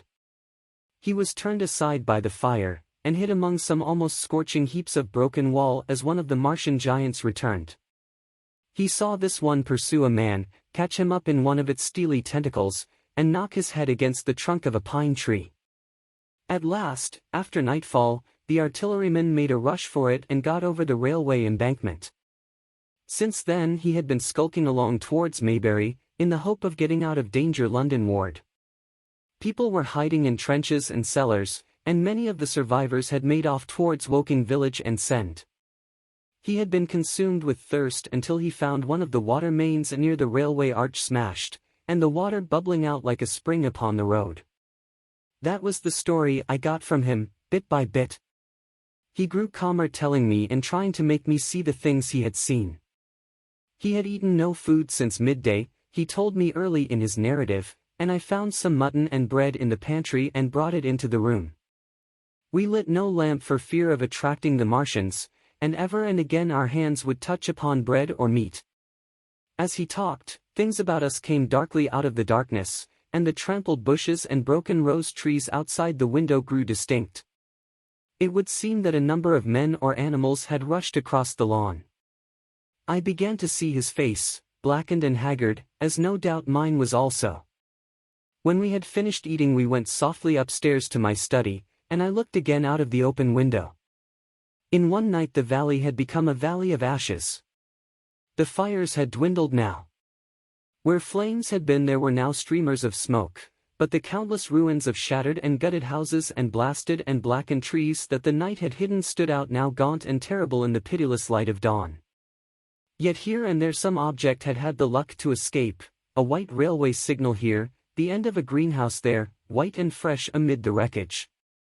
Never before in the history of warfare had destruction been so indiscriminate and so universal.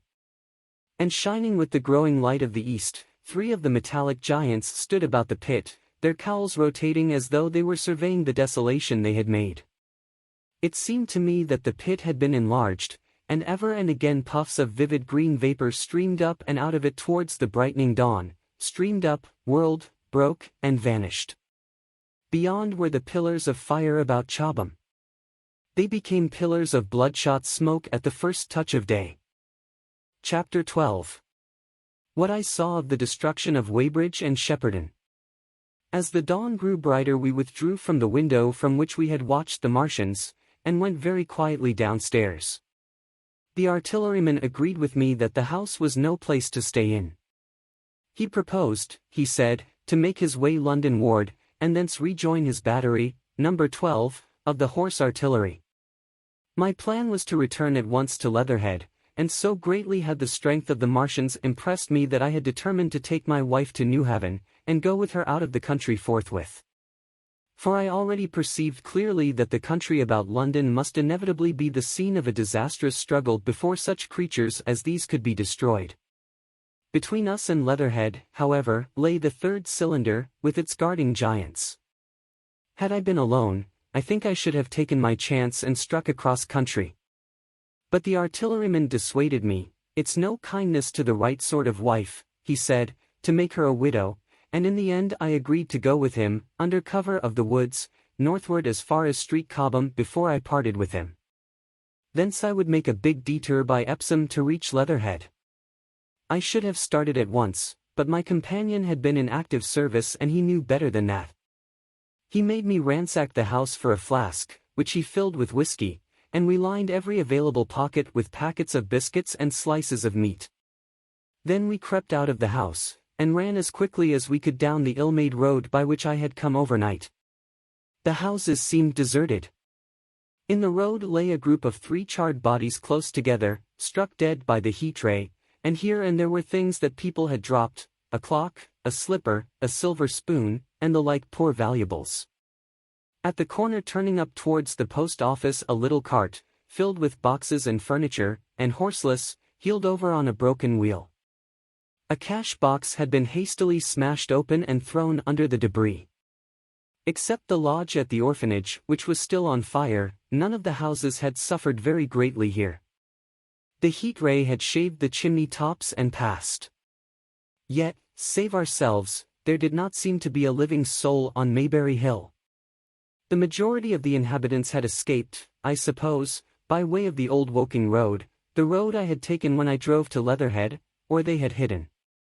We went down the lane, by the body of the man in black, sodden now from the overnight hail, and broke into the woods at the foot of the hill. We pushed through these towards the railway without meeting a soul. The woods across the line were but the scarred and blackened ruins of woods, for the most part the trees had fallen, but a certain proportion still stood, dismal grey stems, with dark brown foliage instead of green. On our side the fire had done no more than scorch the nearer trees, it had failed to secure its footing. In one place the woodmen had been at work on Saturday, trees, felled and freshly trimmed, lay in a clearing, with heaps of sawdust by the sawing machine and its engine. Hard by was a temporary hut, deserted. There was not a breath of wind this morning, and everything was strangely still. Even the birds were hushed, and as we hurried along I and the artilleryman talked in whispers and looked now and again over our shoulders. Once or twice we stopped to listen. After a time we drew near the road, and as we did so we heard the clatter of hoofs and saw through the tree stems 3 cavalry soldiers riding slowly towards Woking. We hailed them, and they halted while we hurried towards them. It was a lieutenant and a couple of privates of the 8th Hussars, with a stand like a theodolite, which the artilleryman told me was a heliograph. "You are the first men I've seen coming this way this morning," said the lieutenant. "What's brewing?" His voice and face were eager.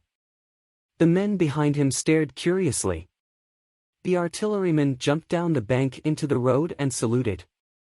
"Gun destroyed last night, sir." "Have been hiding." "Trying to rejoin battery, sir."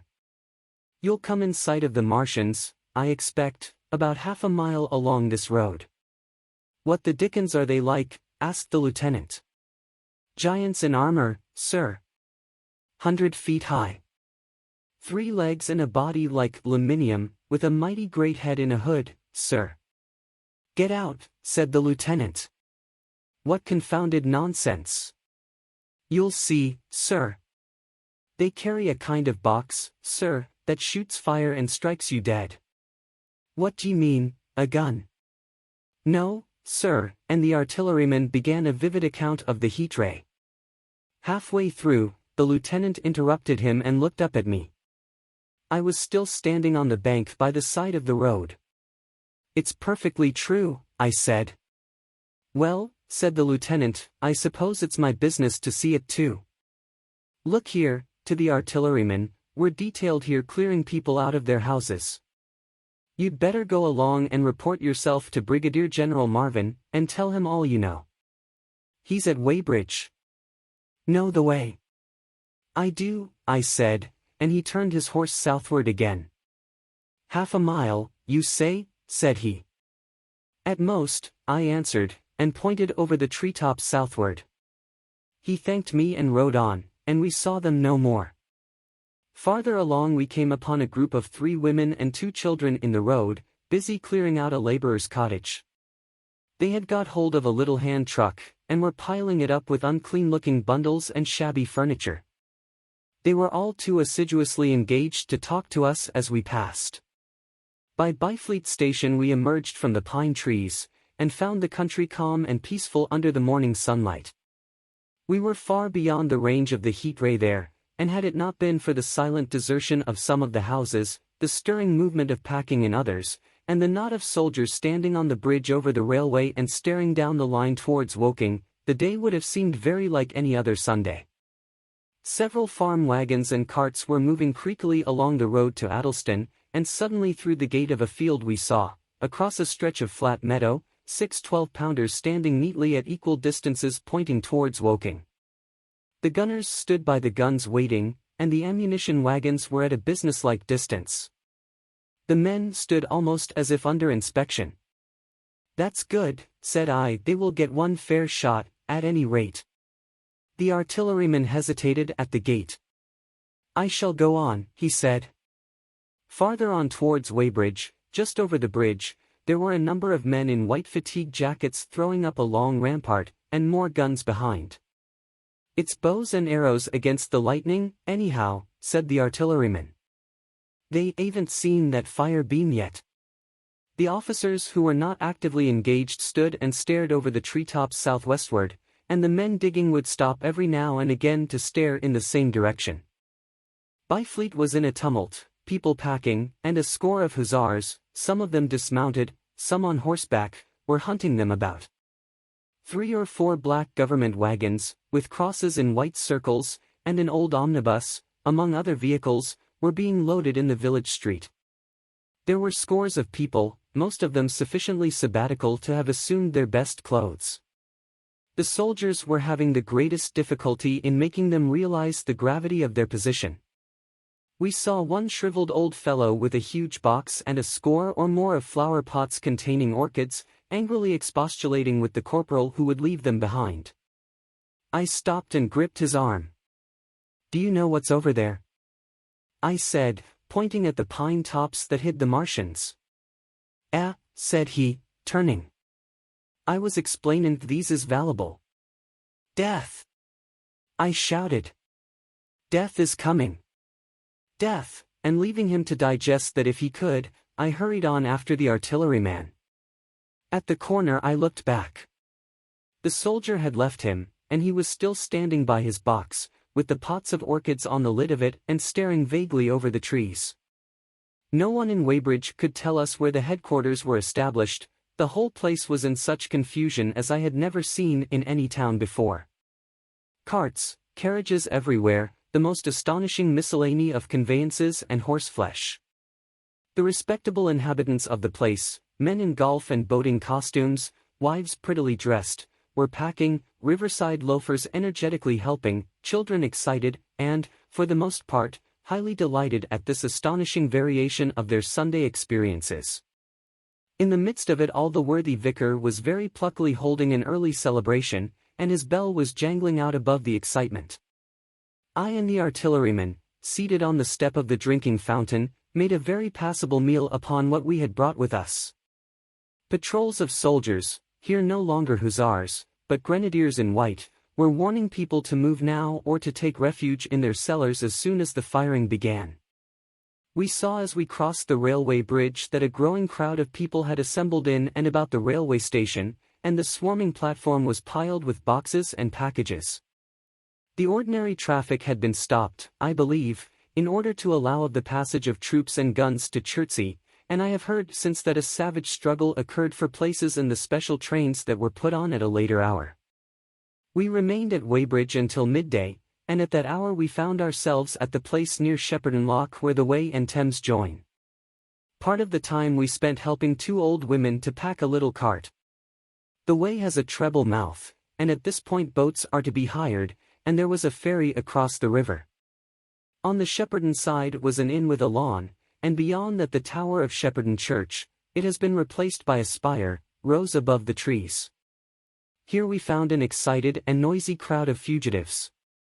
As yet the flight had not grown to a panic, but there were already far more people than all the boats going to and fro could enable to cross. People came panting along under heavy burdens. One husband and wife were even carrying a small outhouse door between them, with some of their household goods piled thereon. One man told us he meant to try to get away from Shepperton Station. There was a lot of shouting, and one man was even jesting. The idea people seemed to have here was that the Martians were simply formidable human beings, who might attack and sack the town, to be certainly destroyed in the end. Every now and then people would glance nervously across the way, at the meadows towards Chertsey, but everything over there was still. Across the Thames, except just where the boats landed, everything was quiet, in vivid contrast with the Surrey side. The people who landed there from the boats went tramping off down the lane. The big ferryboat had just made a journey. 3 or 4 soldiers stood on the lawn of the inn, staring and jesting at the fugitives, without offering to help. The inn was closed, as it was now within prohibited hours. "What's that?" cried a boatman, and "Shut up, you fool," said a man near me to a yelping dog. Then the sound came again, this time from the direction of Chertsey, a muffled thud, the sound of a gun. The fighting was beginning. Almost immediately unseen batteries across the river to our right, unseen because of the trees, took up the chorus, firing heavily one after the other. A woman screamed. Everyone stood arrested by the sudden stir of battle, near us and yet invisible to us. Nothing was to be seen save flat meadows, cows feeding unconcernedly for the most part, and silvery pollard willows motionless in the warm sunlight. "The soldiers'll stop, said a woman beside me, doubtfully. A haziness rose over the treetops. Then suddenly we saw a rush of smoke far away up the river, a puff of smoke that jerked up into the air and hung, and forthwith the ground heaved underfoot and a heavy explosion shook the air, smashing 2 or 3 windows in the houses near, and leaving us astonished. "Here they are," shouted a man in a blue jersey. "Yonder. Dear, see them. Yonder." Quickly, one after the other, 1, 2, 3, 4 of the armored Martians appeared, far away over the little trees, across the flat meadows that stretched towards Chertsey, and striding hurriedly towards the river. Little cowled figures they seemed at first, going with a rolling motion and as fast as flying birds. Then, advancing obliquely towards us, came a 5th. Their armored bodies glittered in the sun as they swept swiftly forward upon the guns, growing rapidly larger as they drew nearer. One on the extreme left, the remotest that is, flourished a huge case high in the air, and the ghostly, terrible heat ray I had already seen on Friday night smote towards Chertsey, and struck the town. At sight of these strange, swift, and terrible creatures the crowd near the water's edge seemed to me to be for a moment horror-struck. There was no screaming or shouting, but a silence. Then a hoarse murmur and a movement of feet, a splashing from the water. A man, too frightened to drop the portmanteau he carried on his shoulder, swung round and sent me staggering with a blow from the corner of his burden. A woman thrust at me with her hand and rushed past me. I turned with the rush of the people, but I was not too terrified for thought. The terrible heat ray was in my mind. To get under water. That was it. Get under water. I shouted, unheeded. I faced about again, and rushed towards the approaching Martian, rushed right down the gravelly beach and headlong into the water. Others did the same. A boatload of people putting back came leaping out as I rushed past. The stones under my feet were muddy and slippery, and the river was so low that I ran perhaps 20 feet scarcely waist deep. Then, as the Martian towered overhead scarcely a couple of 100 yards away, I flung myself forward under the surface. The splashes of the people in the boats leaping into the river sounded like thunderclaps in my ears. People were landing hastily on both sides of the river. But the Martian machine took no more notice for the moment of the people running this way and that than a man would of the confusion of ants in a nest against which his foot has kicked. When, half suffocated, I raised my head above water, the Martians had pointed at the batteries that were still firing across the river, and as it advanced it swung loose what must have been the generator of the heat ray. In another moment it was on the bank, and in a stride wading halfway across. The knees of its foremost legs bent at the farther bank, and in another moment it had raised itself to its full height again, close to the village of Shepparton. Forthwith the 6 guns which, unknown to anyone on the right bank, had been hidden behind the outskirts of that village, fired simultaneously. The sudden near concussion, the last close upon the first, made my heart jump. The monster was already raising the case, generating the heat ray as the first shell burst 6 yards above the hood. I gave a cry of astonishment. I saw and thought nothing of the other 4 Martian monsters. My attention was riveted upon the nearer incident. Simultaneously 2 other shells burst in the air near the body as the hood twisted round in time to receive, but not in time to dodge, the 4th shell. The shell burst clean in the face of the thing. The hood bulged, flashed, was whirled off in a dozen tattered fragments of red flesh and glittering metal. "Hit!" shouted I, with something between a scream and a cheer. I heard answering shouts from the people in the water about me. I could have leaped out of the water with that momentary exultation. The decapitated colossus reeled like a drunken giant, but it did not fall over. It recovered its balance by a miracle, and, no longer heeding its steps and with the camera that fired the heat ray now rigidly upheld, it reeled swiftly upon Shepparton. The living intelligence, the Martian within the hood, was slain and splashed to the 4 winds of heaven, and the thing was now but a mere intricate device of metal whirling to destruction. It drove along in a straight line, incapable of guidance. It struck the tower of Shepparton Church, smashing it down as the impact of a battering ram might have done, swerved aside, blundered on and collapsed with tremendous force into the river out of my sight.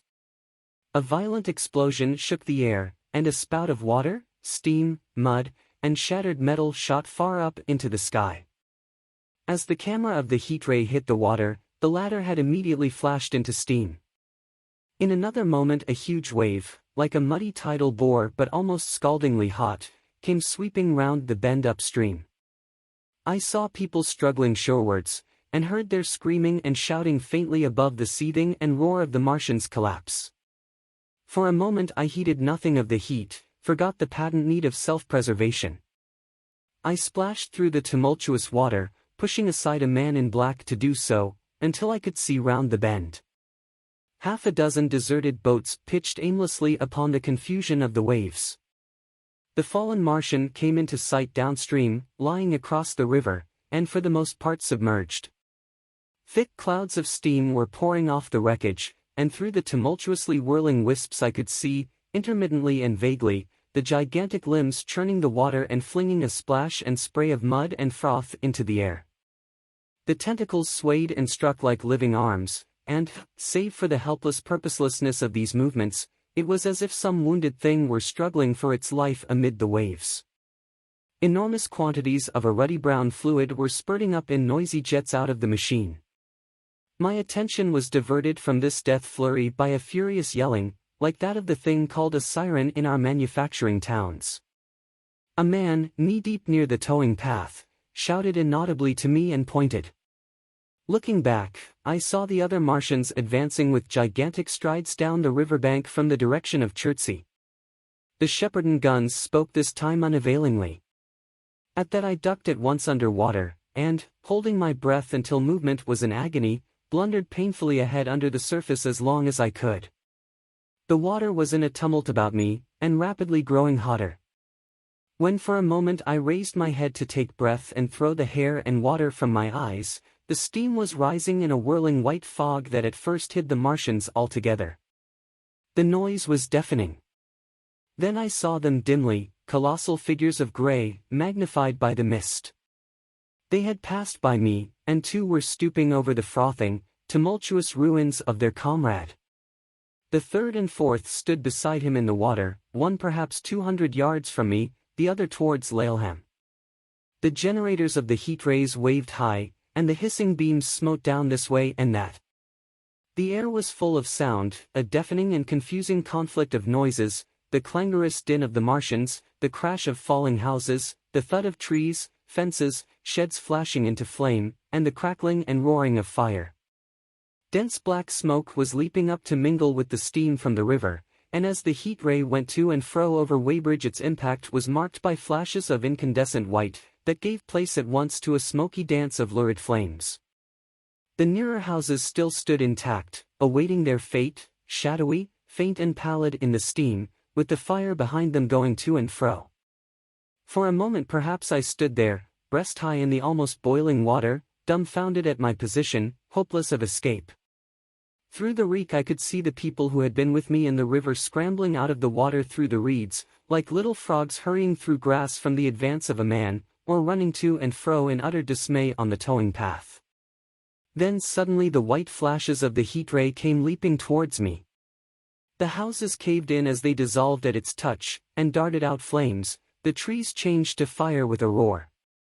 The ray flickered up and down the towing path, licking off the people who ran this way and that, and came down to the water's edge not 50 yards from where I stood. It swept across the river to Shepperton, and the water in its track rose in a boiling wheel crested with steam. I turned shoreward. In another moment the huge wave, well nigh at the boiling point, had rushed upon me. I screamed aloud, and scalded, half-blinded, agonized, I staggered through the leaping, hissing water towards the shore. Had my foot stumbled, it would have been the end. I fell helplessly, in full sight of the Martians, upon the broad, bare gravelly spit that runs down to mark the angle of the Wey and Thames. I expected nothing but death. I have a dim memory of the foot of a Martian coming down within a score of yards of my head, driving straight into the loose gravel, whirling it this way and that and lifting again, of a long suspense, and then of the four carrying the debris of their comrade between them, now clear and then presently faint through a veil of smoke, receding interminably, as it seemed to me, across a vast space of river and meadow. And then, very slowly, I realized that by a miracle I had escaped. Chapter 13. How I Fell in with the Curate. After getting this sudden lesson in the power of terrestrial weapons, the Martians retreated to their original position upon Horsell Common, and in their haste, and encumbered with the debris of their smashed companion, they no doubt overlooked many such a stray and negligible victim as myself. Had they left their comrade and pushed on forthwith, there was nothing at that time between them and London but batteries of 12-pounder guns, and they would certainly have reached the capital in advance of the tidings of their approach, as sudden, dreadful, and destructive their advent would have been as the earthquake that destroyed Lisbon a century ago. But they were in no hurry. Cylinder followed cylinder on its interplanetary flight, every 24 hours brought them reinforcement. And meanwhile the military and naval authorities, now fully alive to the tremendous power of their antagonists, worked with furious energy. Every minute a fresh gun came into position until, before twilight, every copse, every row of suburban villas on the hilly slopes about Kingston and Richmond, massed an expectant black muzzle. And through the charred and desolated area, perhaps 20 square miles altogether, that encircled the Martian encampment on Horsell Common, through charred and ruined villages among the green trees, through the blackened and smoking arcades that had been but a day ago pine spinneys, crawled the devoted scouts with the heliographs that were presently to warn the gunners of the Martian approach. But the Martians now understood our command of artillery and the danger of human proximity, and not a man ventured within a mile of either cylinder, save at the price of his life. It would seem that these giants spent the earlier part of the afternoon in going to and fro, transferring everything from the second and third cylinders, the second in Addlestone Golf Links and the third at Purford, to their original pit on Horsell Common. Over that, above the blackened heather and ruined buildings that stretched far and wide, stood one as sentinel, while the rest abandoned their vast fighting machines and descended into the pit. They were hard at work there far into the night, and the towering pillar of dense green smoke that rose therefrom could be seen from the hills about Marrow, and even, it is said, from Banstead and Epsom Downs. And while the Martians behind me were thus preparing for their next sally, and in front of me humanity gathered for the battle, I made my way with infinite pains and labor from the fire and smoke of burning Weybridge towards London. I saw an abandoned boat, very small and remote, drifting downstream, and throwing off the most of my sodden clothes, I went after it, gained it, and so escaped out of that destruction. There were no oars in the boat, but I contrived to paddle, as well as my parboiled hands would allow, down the river towards Halliford and Walton, going very tediously and continually looking behind me, as you may well understand. I followed the river, because I considered that the water gave me my best chance of escape should these giants return. The hot water from the Martians' overthrow drifted downstream with me, so that for the best part of a mile I could see little of either bank. Once, however, I made out a string of black figures hurrying across the meadows from the direction of Weybridge. Halliford, it seemed, was deserted, and several of the houses facing the river were on fire. It was strange to see the place quite tranquil, quite desolate under the hot blue sky, with the smoke and little threads of flame going straight up into the heat of the afternoon. Never before had I seen houses burning without the accompaniment of an obstructive crowd. A little farther on the dry reeds up the bank were smoking and glowing, and a line of fire inland was marching steadily across a late field of hay. For a long time I drifted, so painful and weary was I after the violence I had been through, and so intense the heat upon the water. Then my fears got the better of me again, and I resumed my paddling. The sun scorched my bare back. At last, as the bridge at Walton was coming into sight round the bend, my fever and faintness overcame my fears, and I landed on the Middlesex bank and lay down, deadly sick, amid the long grass. I suppose the time was then about 4 or 5 o'clock. I got up presently, walked perhaps half a mile without meeting a soul, and then lay down again in the shadow of a hedge. I seem to remember talking, wanderingly, to myself during that last spurt. I was also very thirsty, and bitterly regretful I had drunk no more water. It is a curious thing that I felt angry with my wife. I cannot account for it, but my impotent desire to reach Leatherhead worried me excessively. I do not clearly remember the arrival of the curate, so that probably I dozed. I became aware of him as a seated figure in soot-smudged shirt sleeves, and with his upturned, clean-shaven face staring at a faint flickering that danced over the sky. The sky was what is called a mackerel sky, rows and rows of faint down plumes of cloud, just tinted with the midsummer sunset. I sat up, and at the rustle of my motion he looked at me quickly. "Have you any water?" I asked abruptly. He shook his head. "You have been asking for water for the last hour," he said. For a moment we were silent, taking stock of each other. I dare say he found me a strange enough figure, naked, save for my water-soaked trousers and socks, scalded, and my face and shoulders blackened by the smoke. His face was a fair weakness, his chin retreated, and his hair lay in crisp, almost flaxen curls on his low forehead. His eyes were rather large, pale blue, and blankly staring. He spoke abruptly, looking vacantly away from me. "What does it mean?" he said. "What do these things mean?" I stared at him and made no answer. He extended a thin white hand and spoke in almost a complaining tone. "Why are these things permitted? What sins have we done?" The morning service was over. I was walking through the roads to clear my brain for the afternoon, and then, fire, earthquake, death. As if it were Sodom and Gomorrah. All our work undone, all the work. What are these Martians? What are we? I answered, clearing my throat. He gripped his knees and turned to look at me again. For half a minute, perhaps, he stared silently. "I was walking through the roads to clear my brain," he said. "And suddenly, fire, earthquake, death."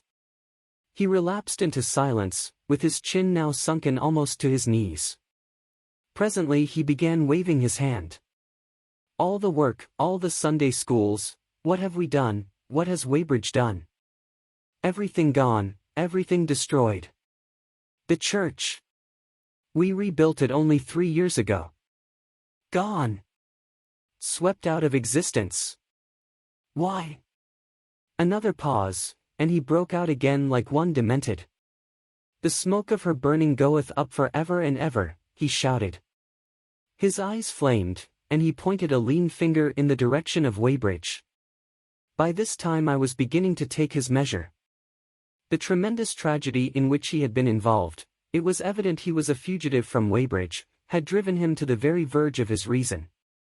"Are we far from Sunbury?" I said, in a matter-of-fact tone. "What are we to do?" he asked. "Are these creatures everywhere? Has the earth been given over to them? Are we far from Sunbury? Only this morning I officiated at early celebration. Things have changed, I said, quietly. You must keep your head. There is still hope. Hope? Yes. Plentiful hope, for all this destruction. I began to explain my view of our position. He listened at first, but as I went on the interest dawning in his eyes gave place to their former stare, and his regard wandered from me. This must be the beginning of the end, he said, interrupting me. The end. The great and terrible day of the Lord. When men shall call upon the mountains and the rocks to fall upon them and hide them from the face of him that sitteth upon the throne. I began to understand the position. I ceased my labored reasoning, struggled to my feet, and, standing over him, laid my hand on his shoulder. Be a man, said I, you are scared out of your wits. What good is religion if it collapses under calamity? Think of what earthquakes and floods, wars and volcanoes, have done before to men. Did you think God had exempted Weybridge? He is not an insurance agent. For a time he sat in blank silence. But how can we escape, he asked, suddenly. They are invulnerable, they are pitiless. Neither the one nor, perhaps, the other, I answered. And the mightier they are the more sane and wary should we be. One of them was killed yonder not 3 hours ago. Killed, he said, staring about him. How can God's ministers be killed? I saw it happen. I proceeded to tell him. We have chanced to come in for the thick of it, said I, and that is all. What is that flicker in the sky? He asked abruptly. I told him it was the heliograph signaling, that it was the sign of human help and effort in the sky. We are in the midst of it, I said, quiet as it is. That flicker in the sky tells of the gathering storm. Yonder, I take it, are the Martians, and London Ward, where those hills rise about Richmond and Kingston and the trees give cover, earthworks are being thrown up and guns are being placed. Presently the Martians will be coming this way again. And even as I spoke he sprang to his feet and stopped me by a gesture. Listen, he said. From beyond the low hills across the water came the dull resonance of distant guns and a remote weird crying. Then everything was still. A cockchafer came droning over the hedge and past us. High in the west the crescent moon hung faint and pale above the smoke of Weybridge and Shepperton and the hot, still splendor of the sunset. We had better follow this path, I said, northward. Chapter 14. In London. My younger brother was in London when the Martians fell at Woking. He was a medical student working for an imminent examination, and he heard nothing of the arrival until Saturday morning. The morning papers on Saturday contained, in addition to lengthy special articles on the planet Mars, on life in the planets, and so forth, a brief and vaguely worded telegram, all the more striking for its brevity. The Martians, alarmed by the approach of a crowd, had killed a number of people with a quick-firing gun, so the story ran. The telegram concluded with the words, formidable as they seem to be, the Martians have not moved from the pit into which they have fallen, and, indeed, seem incapable of doing so. Probably this is due to the relative strength of the Earth's gravitational energy. On that last text their leader writer expanded very comfortingly. Of course all the students in the crammer's biology class, to which my brother went that day, were intensely interested, but there were no signs of any unusual excitement in the streets. The afternoon papers puffed scraps of news under big headlines. They had nothing to tell beyond the movements of troops about the common, and the burning of the pine woods between Woking and Weybridge, until 8. Then the St. James's Gazette, in an extra special edition, announced the bare fact of the interruption of telegraphic communication. This was thought to be due to the falling of burning pine trees across the line. Nothing more of the fighting was known that night, the night of my drive to Leatherhead and back. My brother felt no anxiety about us, as he knew from the description in the papers that the cylinder was a good 2 miles from my house. He made up his mind to run down that night to me, in order, as he says, to see the things before they were killed. He dispatched a telegram, which never reached me, about 4 o'clock, and spent the evening at a music hall. In London, also, on Saturday night there was a thunderstorm, and my brother reached Waterloo in a cab. On the platform from which the midnight train usually starts he learned, after some waiting, that an accident prevented trains from reaching Woking that night. The nature of the accident he could not ascertain, indeed, the railway authorities did not clearly know at that time. There was very little excitement in the station, as the officials, failing to realize that anything further than a breakdown between Byfleet and Woking Junction had occurred, were running the theatre trains which usually pass through Woking round by Virginia Water or Guildford. They were busy making the necessary arrangements to alter the route of the Southampton and Portsmouth Sunday League excursions. A nocturnal newspaper reporter, mistaking my brother for the traffic manager, to whom he bears a slight resemblance, waylaid and tried to interview him. Few people, excepting the railway officials, connected the breakdown with the Martians. I have read, in another account of these events, that on Sunday morning all London was electrified by the news from Woking. As a matter of fact, there was nothing to justify that very extravagant phrase. Plenty of Londoners did not hear of the Martians until the panic of Monday morning. Those who did took some time to realize all that the hastily worded telegrams in the Sunday papers conveyed. The majority of people in London do not read Sunday papers.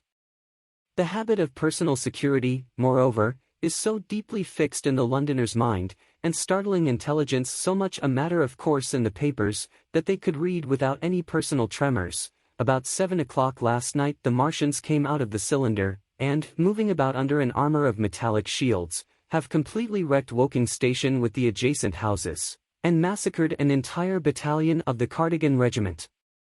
No details are known. Maxims have been absolutely useless against their armor, the field guns have been disabled by them. Flying hussars have been galloping into Chertsey. The Martians appear to be moving slowly towards Chertsey or Windsor. Great anxiety prevails in West Surrey, and earthworks are being thrown up to check the advance London ward. That was how the Sunday Sun put it, and a clever and remarkably prompt handbook article in the Referee compared the affair to a menagerie suddenly let loose in a village. No one in London knew positively of the nature of the armored Martians, and there was still a fixed idea that these monsters must be sluggish, crawling, creeping painfully. Such expressions occurred in almost all the earlier reports. None of the telegrams could have been written by an eyewitness of their advance.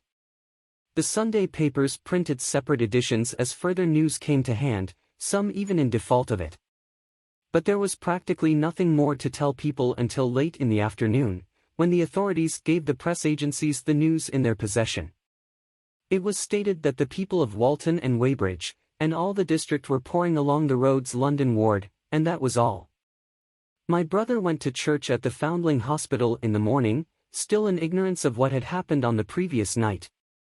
There he heard allusions made to the invasion, and a special prayer for peace. Coming out, he bought a Referee. He became alarmed at the news in this, and went again to Waterloo Station to find out if communication were restored.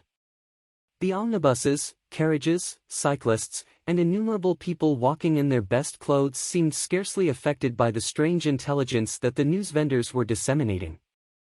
People were interested, or, if alarmed only on account of the local residents. At the station he heard for the first time that the Windsor and Chertsey lines were now interrupted. The porters told him that several remarkable telegrams had been received in the morning from Byfleet and Chertsey stations, but that these had abruptly ceased. My brother could get very little precise detail out of them. "There's fighting going on about Weybridge," was the extent of their information. The train service was now very much disorganized. Quite a number of people who had been expecting friends from places on the Southwestern network were standing about the station. One grey-headed old gentleman came and abused the Southwestern Company bitterly to my brother. "It wants showing up," he said.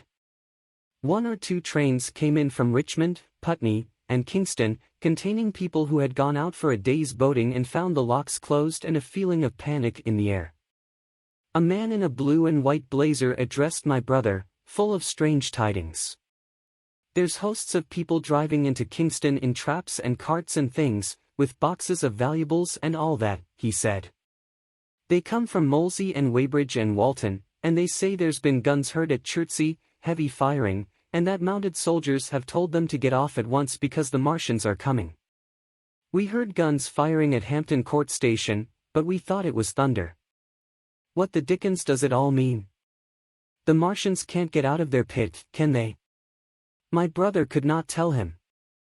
Afterwards he found that the vague feeling of alarm had spread to the clients of the Underground Railway, and that the Sunday excursionists began to return from all over the southwestern Lung, Barnes, Wimbledon, Richmond Park, Kew, and so forth, at unnaturally early hours, but not a soul had anything more than vague hearsay to tell of. Everyone connected with the terminus seemed ill-tempered. About 5 o'clock the gathering crowd in the station was immensely excited by the opening of the line of communication, which is almost invariably closed, between the southeastern and the southwestern stations, and the passage of carriage trucks bearing huge guns and carriages crammed with soldiers. These were the guns that were brought up from Woolwich and Chatham to cover Kingston. There was an exchange of pleasantries, "You'll get eaten," "We're the beast tamers," and so forth. A little while after that a squad of police came into the station and began to clear the public off the platforms, and my brother went out into the street again. The church bells were ringing for evensong, and a squad of Salvation Army lassies came singing down Waterloo Road. On the bridge a number of loafers were watching a curious brown scum that came drifting down the stream in patches. The sun was just setting, and the clock tower and the Houses of Parliament rose against one of the most peaceful skies it is possible to imagine, a sky of gold, barred with long transverse stripes of reddish-purple cloud. There was talk of a floating body. One of the men there, a reservist he said he was, told my brother he had seen the heliograph flickering in the west. In Wellington Street my brother met a couple of sturdy roughs who had just been rushed out of Fleet Street with still-wet newspapers and staring placards. Dreadful catastrophe, they bawled one to the other down Wellington Street. Fighting at Weybridge. Full description. Repulse of the Martians. London in danger. He had to give threepence for a copy of that paper. Then it was, and then only, that he realized something of the full power and terror of these monsters. He learned that they were not merely a handful of small sluggish creatures, but that they were mind-swaying vast mechanical bodies, and that they could move swiftly and smite with such power that even the mightiest guns could not stand against them. They were described as vast spider-like machines, nearly 100 feet high, capable of the speed of an express train, and able to shoot out a beam of intense heat. Masked batteries, chiefly of field guns, had been planted in the country about Horsell Common, and especially between the Woking district and London. 5 of the machines had been seen moving towards the Thames, and one, by a happy chance, had been destroyed. In the other cases the shells had missed, and the batteries had been at once annihilated by the heat rays. Heavy losses of soldiers were mentioned, but the tone of the dispatch was optimistic. The Martians had been repulsed, they were not invulnerable. They had retreated to their triangle of cylinders again, in the circle about Woking. Signallers with heliographs were pushing forward upon them from all sides. Guns were in rapid transit from Windsor, Portsmouth, Aldershot, Woolwich, even from the north, among others, long wire guns of 95 tons from Woolwich. Altogether 116 were in position or being hastily placed, chiefly covering London. Never before in England had there been such a vast or rapid concentration of military material. Any further cylinders that fell, it was hoped, could be destroyed at once by high explosives, which were being rapidly manufactured and distributed. No doubt, ran the report, the situation was of the strangest and gravest description, but the public was exhorted to avoid and discourage panic. No doubt the Martians were strange and terrible in the extreme, but at the outside there could not be more than 20 of them against our millions. The authorities had reason to suppose, from the size of the cylinders, that at the outside there could not be more than 5 in each cylinder, 15 altogether. And one at least was disposed of, perhaps more. The public would be fairly warned of the approach of danger, and elaborate measures were being taken for the protection of the people in the threatened southwestern suburbs. And so, with reiterated assurances of the safety of London and the ability of the authorities to cope with the difficulty, this quasi-proclamation closed. This was printed in enormous type on paper so fresh that it was still wet, and there had been no time to add a word of comment. It was curious, my brother said, to see how ruthlessly the usual contents of the paper had been hacked and taken out to give this place. All down Wellington Street people could be seen fluttering out the pink sheets and reading, and the Strand was suddenly noisy with the voices of an army of hawkers following these pioneers. Men came scrambling off buses to secure copies. Certainly this news excited people intensely, whatever their previous apathy.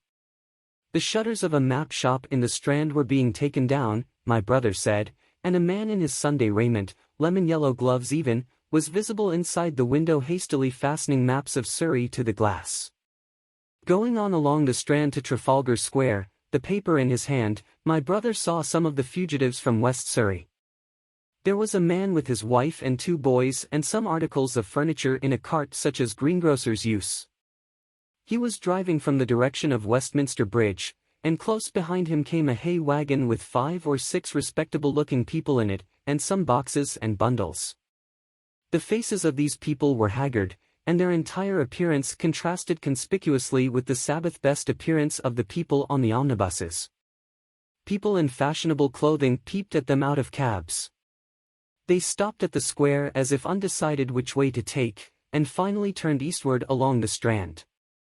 Some way behind these came a man in workday clothes, riding one of those old-fashioned tricycles with a small front wheel. He was dirty and white in the face. My brother turned down towards Victoria, and met a number of such people. He had a vague idea that he might see something of me.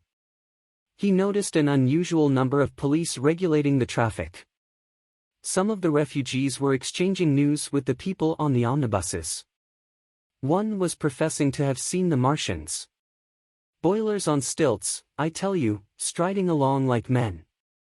Most of them were excited and animated by their strange experience. Beyond Victoria the public houses were doing a lively trade with these arrivals. At all the street corners groups of people were reading papers, talking excitedly, or staring at these unusual Sunday visitors. They seemed to increase as night drew on, until at last the roads, my brother said, were like Epsom High Street on a Derby day. My brother addressed several of these fugitives and got unsatisfactory answers from most. None of them could tell him any news of Woking except one man, who assured him that Woking had been entirely destroyed on the previous night. I come from Byfleet, he said. A man on a bicycle came through the place in the early morning, and ran from door to door warning us to come away. Then came soldiers. We went out to look, and there were clouds of smoke to the south, nothing but smoke, and not a soul coming that way. Then we heard the guns at Chertsey, and folks coming from Weybridge. So I've locked up my house and come on. At that time there was a strong feeling in the streets that the authorities were to blame for their incapacity to dispose of the invaders without all this inconvenience. About 8 o'clock a noise of heavy firing was distinctly audible all over the south of London. My brother could not hear it for the traffic in the main thoroughfares, but by striking through the quiet back streets to the river he was able to distinguish it quite plainly. He walked from Westminster to his apartments near Regent's Park about 2. He was now very anxious on my account, and disturbed at the evident magnitude of the trouble. His mind was inclined to run, even as mine had run on Saturday, on military details.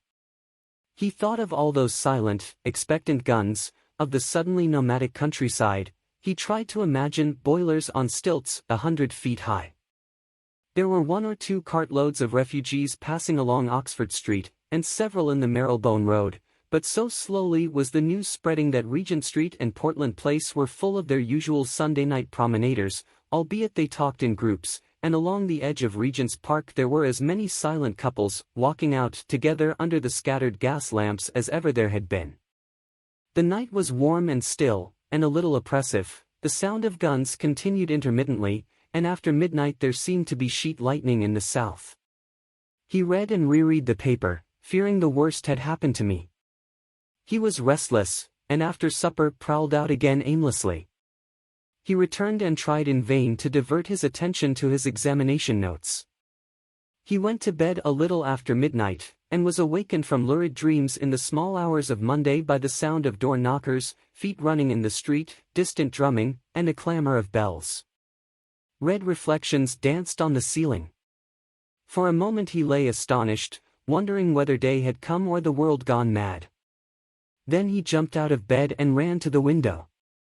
His room was an attic, and as he thrust his head out, up and down the street there were a dozen echoes to the noise of his window sash, and heads in every kind of night disarray appeared. Inquiries were being shouted.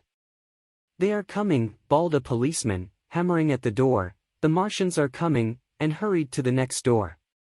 The sound of drumming and trumpeting came from the Albany Street barracks, and every church within earshot was hard at work killing sleep with a vehement disorderly tocsin. There was a noise of doors opening, and window after window in the houses opposite flashed from darkness into yellow illumination.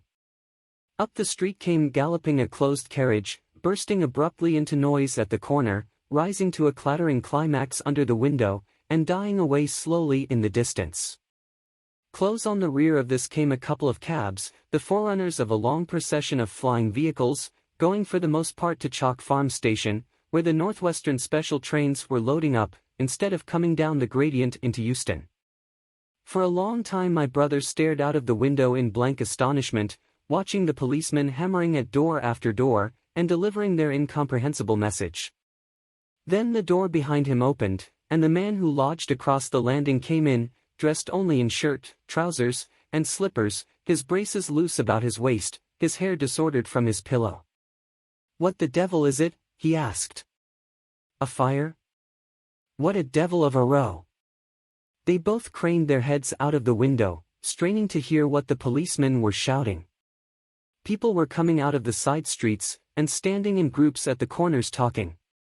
"What the devil is it all about?" said my brother's fellow lodger.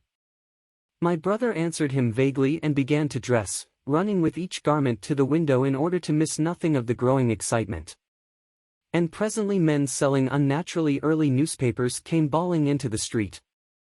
"London in danger of suffocation. The Kingston and Richmond defences forced. Fearful massacres in the Thames Valley." And all about him, in the rooms below, in the houses on each side and across the road, and behind in the park terraces and in the 100 other streets of that part of Marylebone, and the Westbourne Park District and St. Pancras, and westward and northward in Kilburn and St. John's Wood and Hampstead, and eastward in Shoreditch and Highbury and Haggerston and Hoxton, and, indeed, through all the vastness of London from Ealing to East Ham, people were rubbing their eyes, and opening windows to stare out and ask aimless questions, dressing hastily as the first breath of the coming storm of fear blew through the streets. It was the dawn of the Great Panic. London, which had gone to bed on Sunday night oblivious and inert, was awakened, in the small hours of Monday morning, to a vivid sense of danger. Unable from his window to learn what was happening, my brother went down and out into the street, just as the sky between the parapets of the houses grew pink with the early dawn. The flying people on foot and in vehicles grew more numerous every moment. "Black smoke," he heard people crying, and again, "black smoke." The contagion of such a unanimous fear was inevitable. As my brother hesitated on the doorstep, he saw another newsvendor approaching, and got a paper forthwith. The man was running away with the rest, and selling his papers for a shilling each as he ran, a grotesque mingling of profit and panic. And from this paper my brother read the catastrophic dispatch of the Commander-in-Chief. "The Martians are able to discharge enormous clouds of a black and poisonous vapor by means of rockets. They have smothered our batteries, destroyed Richmond, Kingston, and Wimbledon, and are advancing slowly towards London, destroying everything on the way. It is impossible to stop them. There is no safety from the black smoke but in instant flight." That was all, but it was enough. The whole population of the great 6 million city was stirring, slipping, running. Presently it would be pouring en masse northward. "Black smoke," the voices cried. "Fire." The bells of the neighboring church made a jangling tumult, a cart carelessly driven smashed, amid shrieks and curses, against the water trough up the street. Sickly yellow lights went to and fro in the houses, and some of the passing cabs flaunted unextinguished lamps. And overhead the dawn was growing brighter, clear and steady and calm. He heard footsteps running to and fro in the rooms, and up and down stairs behind him. His landlady came to the door, loosely wrapped in dressing gown and shawl. Her husband followed, ejaculating. As my brother began to realize the import of all these things, he turned hastily to his own room, put all his available money, some £10 altogether, into his pockets, and went out again into the streets. Chapter 15. What had happened in Surrey? It was while the curate had sat and talked so wildly to me under the hedge in the flat meadows near Halliford, and while my brother was watching the fugitives stream over Westminster Bridge, that the Martians had resumed the offensive. So far as one can ascertain from the conflicting accounts that have been put forth, the majority of them remained busied with preparations in the Horsell pit until 9 that night, hurrying on some operation that disengaged huge volumes of green smoke. But 3 certainly came out about 8 o'clock and, advancing slowly and cautiously, made their way through Byfleet and Purford towards Ripley and Weybridge, and so came in sight of the expectant batteries against the setting sun. These Martians did not advance in a body, but in a line, each perhaps a mile and a half from his nearest fellow. They communicated with one another by means of siren-like howls, running up and down the scale from one note to another. It was this howling and firing of the guns at Ripley and St. George's Hill that we had heard at Upper Halliford.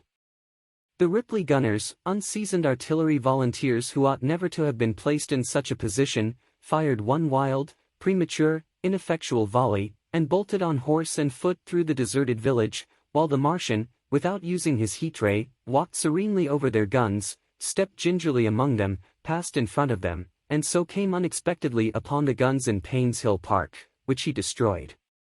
The St. George's Hill men, however, were better led or of a better mettle. Hidden by a pine wood as they were, they seemed to have been quite unsuspected by the Martian nearest to them. They laid their guns as deliberately as if they had been on parade, and fired at about 1,000 yards range. The shells flashed all round him, and he was seen to advance a few paces, stagger, and go down. Everybody yelled together, and the guns were reloaded in frantic haste. The overthrown Martian set up a prolonged ululation, and immediately a second glittering giant, answering him, appeared over the trees to the south. It would seem that a leg of the tripod had been smashed by one of the shells. The whole of the second volley flew wide of the Martian on the ground, and, simultaneously, both his companions brought their heat rays to bear on the battery. The ammunition blew up, the pine trees all about the guns flashed into fire, and only 1 or 2 of the men who were already running over the crest of the hill escaped. After this it would seem that the 3 took counsel together and halted, and the scouts who were watching them report that they remained absolutely stationary for the next half hour. The Martian who had been overthrown crawled tediously out of his hood, a small brown figure, oddly suggestive from that distance of a speck of blight, and apparently engaged in the repair of his support. About 9 he had finished, for his cowl was then seen above the trees again. It was a few minutes past 9 that night when these 3 sentinels were joined by 4 other Martians, each carrying a thick black tube. A similar tube was handed to each of the 3, and the 7 proceeded to distribute themselves at equal distances along a curved line between St. George's Hill, Weybridge, and the village of Send, southwest of Ripley. A dozen rockets sprang out of the hills before them so soon as they began to move, and warned the waiting batteries about Ditton and Esher. At the same time 4 of their fighting machines, similarly armed with tubes, crossed the river, and 2 of them, black against the western sky, came into sight of myself and the curate as we hurried wearily and painfully along the road that runs northward out of Halliford. They moved, as it seemed to us, upon a cloud, for a milky mist covered the fields and rose to 1/3 of their height. At this sight the curate cried faintly in his throat, and began running, but I knew it was no good running from a Martian, and I turned aside and crawled through dewy nettles and brambles into the broad ditch by the side of the road. He looked back, saw what I was doing, and turned to join me. The 2 halted, the nearer to us standing and facing Sunbury, the remoter being a grey indistinctness towards the evening star, away towards Staines. The occasional howling of the Martians had ceased. They took up their positions in the huge crescent about their cylinders in absolute silence. It was a crescent with 12 miles between its horns. Never since the devising of gunpowder was the beginning of a battle so still. To us and to an observer about Ripley it would have had precisely the same effect. The Martians seemed in solitary possession of the darkling night, lit only as it was by the slender moon, the stars, the afterglow of the daylight, and the ruddy glare from St. George's Hill and the woods of Payne's Hill. But facing that crescent everywhere, at Staines, Hounslow, Ditton, Esher, Ockham, behind hills and woods south of the river, and across the flat grass meadows to the north of it, wherever a cluster of trees or village houses gave sufficient cover, the guns were waiting. The signal rockets burst and rained their sparks through the night and vanished, and the spirit of all those watching batteries rose to a tense expectation. The Martians had but to advance into the line of fire, and instantly those motionless black forms of men, those guns glittering so darkly in the early night, would explode into a thunderous fury of battle. No doubt the thought that was uppermost in 1,000 of those vigilant minds, even as it was uppermost in mine, was the riddle: how much they understood of us. Did they grasp that we in our millions were organized, disciplined, working together? Or did they interpret our spurts of fire, the sudden stinging of our shells, our steady investment of their encampment, as we should the furious unanimity of onslaught in a disturbed hive of bees? Did they dream they might exterminate us? At that time no one knew what food they needed. 100 such questions struggled together in my mind as I watched that vast sentinel shape. And in the back of my mind was the sense of all the huge unknown and hidden forces London-ward. Had they prepared pitfalls? Were the powder mills at Hounslow ready as a snare? Would the Londoners have the heart and courage to make a greater Moscow of their mighty province of houses? Then, after an interminable time, as it seemed to us, crouching and peering through the hedge, came a sound like the distant concussion of a gun. Another nearer, and then another. And then the Martian beside us raised his tube on high and discharged it, gunwise, with a heavy report that made the ground heave. The one toward Staines answered him. There was no flash, no smoke, simply that loaded detonation. I was so excited by these heavy minute guns following one another that I so far forgot my personal safety and my scalded hands as to clamber up into the hedge and stare towards Sunbury. As I did so a second report followed, and a big projectile hurtled overhead towards Hounslow.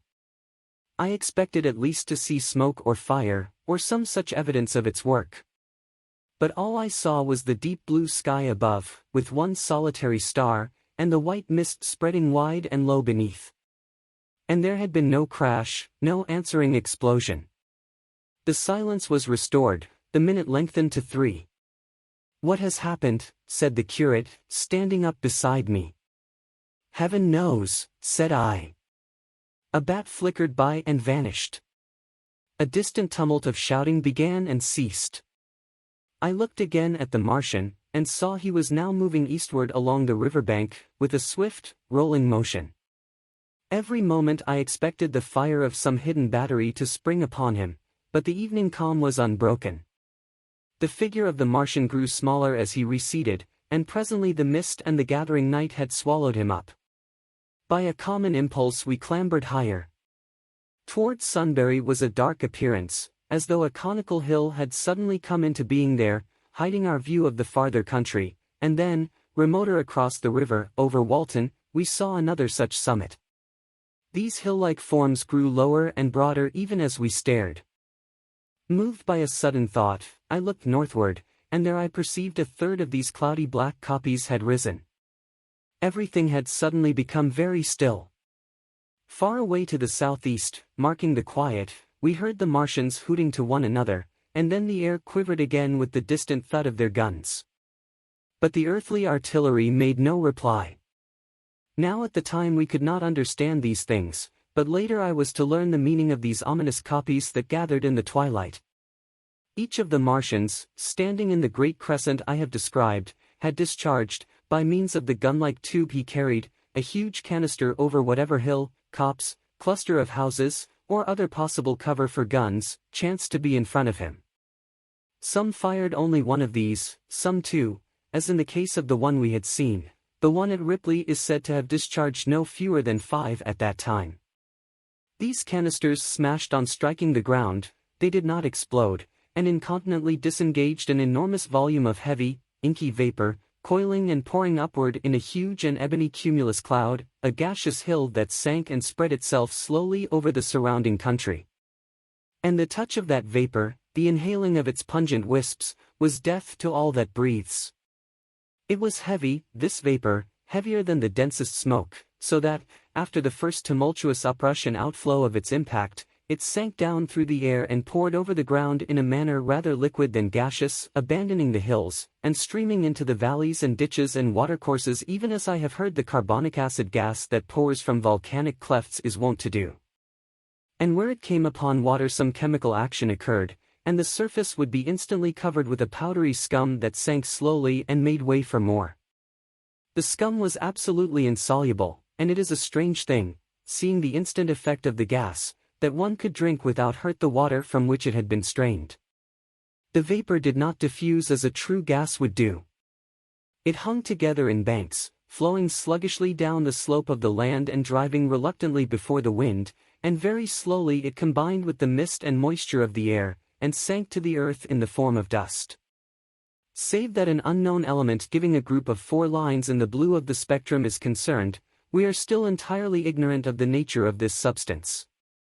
Once the tumultuous upheaval of its dispersion was over, the black smoke clung so closely to the ground, even before its precipitation, that 50 feet up in the air, on the roofs and upper stories of high houses and on great trees, there was a chance of escaping its poison altogether, as was proved even that night at Street Cobham and Ditton. The man who escaped at the former place tells a wonderful story of the strangeness of its coiling flow, and how he looked down from the church spire and saw the houses of the village rising like ghosts out of its inky nothingness. For a day and a half he remained there, weary, starving and sun-scorched, the earth under the blue sky and against the prospect of the distant hills a velvet-black expanse, with red roofs, green trees, and, later, black-veiled shrubs and gates, barns, outhouses, and walls, rising here and there into the sunlight. But that was at Street Cobham, where the black vapor was allowed to remain until it sank of its own accord into the ground. As a rule the Martians, when it had served its purpose, cleared the air of it again by wading into it and directing a jet of steam upon it. This they did with the vapor banks near us, as we saw in the starlight from the window of a deserted house at Upper Halliford, whither we had returned. From there we could see the searchlights on Richmond Hill and Kingston Hill going to and fro, and about 11 the windows rattled, and we heard the sound of the huge siege guns that had been put in position there. These continued intermittently for the space of a quarter of an hour, sending chance shots at the invisible Martians at Hampton and Ditton, and then the pale beams of the electric light vanished, and were replaced by a bright red glow. Then the 4th cylinder fell, a brilliant green meteor, as I learned afterwards, in Bushy Park. Before the guns on the Richmond and Kingston line of hills began, there was a fitful cannonade far away in the southwest, due, I believe, to guns being fired haphazard before the black vapor could overwhelm the gunners. So, setting about it as methodically as men might smoke out a wasp's nest, the Martians spread the strange stifling vapor over the Londonward country. The horns of the crescent slowly moved apart, until at last they formed a line from Hanwell to Coombe and Malden. All night through their destructive tubes advanced. Never once, after the Martian at St. George's Hill was brought down, did they give the artillery the ghost of a chance against them. Wherever there was a possibility of guns being laid for them unseen, a fresh canister of the black vapor was discharged, and where the guns were openly displayed the heat ray was brought to bear. By midnight the blazing trees along the slopes of Richmond Park and the glare of Kingston Hill threw their light upon a network of black smoke, blotting out the whole valley of the Thames and extending as far as the eye could reach. And through this 2 Martians slowly waded, and turned their hissing steam jets this way and that. They were sparing of the heat ray that night either because they had but a limited supply of material for its production or because they did not wish to destroy the country but only to crush and overawe the opposition they had aroused. In the latter aim they certainly succeeded. Sunday night was the end of the organized opposition to their movements. After that no body of men would stand against them, So hopeless was the enterprise. Even the crews of the torpedo boats and destroyers that had brought their quick firers up the Thames refused to stop, mutinied, and went down again. The only offensive operation men ventured upon after that night was the preparation of mines and pitfalls, and even in that their energies were frantic and spasmodic. One has to imagine, as well as one may, the fate of those batteries towards Esher, waiting so tensely in the twilight. Survivors there were none. One may picture the orderly expectation, the officers alert and watchful, the gunners ready, the ammunition piled to hand, the limber gunners with their horses and wagons, the groups of civilian spectators standing as near as they were permitted, the evening stillness, the ambulances and hospital tents with the burned and wounded from Weybridge, then the dull resonance of the shots the Martians fired, and the clumsy projectile whirling over the trees and houses and smashing amid the neighboring fields.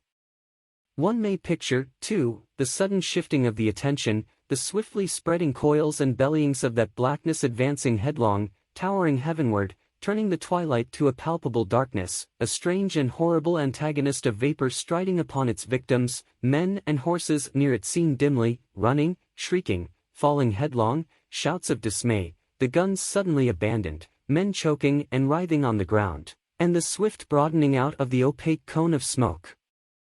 And then night and extinction, nothing but a silent mass of impenetrable vapor hiding its dead. Before dawn the black vapor was pouring through the streets of Richmond, and the disintegrating organism of government was, with a last expiring effort, rousing the population of London to the necessity of flight. Chapter 16. The Exodus from London. So you understand the roaring wave of fear that swept through the greatest city in the world just as Monday was dawning, the stream of flight rising swiftly to a torrent, lashing in a foaming tumult round the railway stations, banked up into a horrible struggle about the shipping in the Thames, and hurrying by every available channel northward and eastward. By 10 o'clock the police organization, and by midday even the railway organizations, were losing coherency, losing shape and efficiency, guttering, softening, running at last in that swift liquefaction of the social body. All the railway lines north of the Thames and the southeastern people at Cannon Street had been warned by midnight on Sunday, and trains were being filled. People were fighting savagely for standing room in the carriages even at 2 o'clock. By 3, people were being trampled and crushed even in Bishopsgate Street, a couple of 100 yards or more from Liverpool Street Station. Revolvers were fired, people stabbed, and the policemen who had been sent to direct the traffic, exhausted and infuriated, were breaking the heads of the people they were called out to protect. And as the day advanced and the engine drivers and stokers refused to return to London, the pressure of the flight drove the people in an ever-thickening multitude away from the stations and along the northward running roads. By midday a Martian had been seen at Barnes, and a cloud of slowly sinking black vapor drove along the Thames and across the flats of Lambeth, cutting off all escape over the bridges in its sluggish advance. Another bank drove over Ealing, and surrounded a little island of survivors on Castle Hill, alive, but unable to escape. After a fruitless struggle to get aboard a northwestern train at Chalk Farm, the engines of the trains that had loaded in the goods yard there plowed through shrieking people, and a dozen stalwart men fought to keep the crowd from crushing the driver against his furnace. My brother emerged upon the Chalk Farm road, dodged across through a hurrying swarm of vehicles, and had the luck to be foremost in the sack of a cycle shop. The front tire of the machine he got was punctured in dragging it through the window, but he got up and off, notwithstanding, with no further injury than a cut wrist. The steep foot of Haverstock Hill was impassable owing to several overturned horses, and my brother struck into Belsize Road. So he got out of the fury of the panic, and, skirting the Edgware Road, reached Edgware about 7, fasting and wearied, but well ahead of the crowd. Along the road people were standing in the roadway, curious, wondering. He was passed by a number of cyclists, some horsemen, and 2 motor cars. A mile from Edgware the rim of the wheel broke, and the machine became unrideable. He left it by the roadside and trudged through the village. There were shops half opened in the main street of the place, and people crowded on the pavement and in the doorways and windows, staring astonished at this extraordinary procession of fugitives that was beginning. He succeeded in getting some food at an inn. For a time he remained in Edgware, not knowing what next to do. The flying people increased in number. Many of them, like my brother, seemed inclined to loiter in the place. There was no fresh news of the invaders from Mars. At that time the road was crowded, but as yet far from congested. Most of the fugitives at that hour were mounted on cycles, but there were soon motor cars, hansom cabs, and carriages hurrying along, and the dust hung in heavy clouds along the road to St. Albans. It was perhaps a vague idea of making his way to Chelmsford, where some friends of his lived, that at last induced my brother to strike into a quiet lane running eastward. Presently he came upon a stile, and, crossing it, followed a footpath northeastward. He passed near several farmhouses and some little places whose names he did not learn. He saw few fugitives until, in a grass lane towards High Barnet, he happened upon two ladies who became his fellow travellers. He came upon them just in time to save them. He heard their screams, and, hurrying round the corner, saw a couple of men struggling to drag them out of the little pony chaise in which they had been driving, while a third with difficulty held the frightened pony's head. One of the ladies, a short woman dressed in white, was simply screaming, the other, a dark, slender figure, slashed at the man who gripped her arm with a whip she held in her disengaged hand. My brother immediately grasped the situation, shouted, and hurried towards the struggle. One of the men desisted and turned towards him, and my brother, realizing from his antagonist's face that a fight was unavoidable, and being an expert boxer, went into him forthwith and sent him down against the wheel of the chaise. It was no time for pugilistic chivalry, and my brother laid him quiet with a kick, and gripped the collar of the man who pulled at the slender lady's arm. He heard the clatter of hoofs, the whip stung across his face, a third antagonist struck him between the eyes, and the man he held wrenched himself free and made off down the lane in the direction from which he had come. Partly stunned, he found himself facing the man who had held the horse's head, and became aware of the chaise receding from him down the lane, swaying from side to side, and with the women in it looking back. The man before him, a burly rough, tried to close, and he stopped him with a blow in the face. Then, realizing that he was deserted, he dodged round and made off down the lane after the chaise, with the sturdy man close behind him, and the fugitive, who had turned now, following remotely. Suddenly he stumbled and fell, his immediate pursuer went headlong, and he rose to his feet to find himself with a couple of antagonists again. He would have had little chance against them had not the slender lady very pluckily pulled up and returned to his help.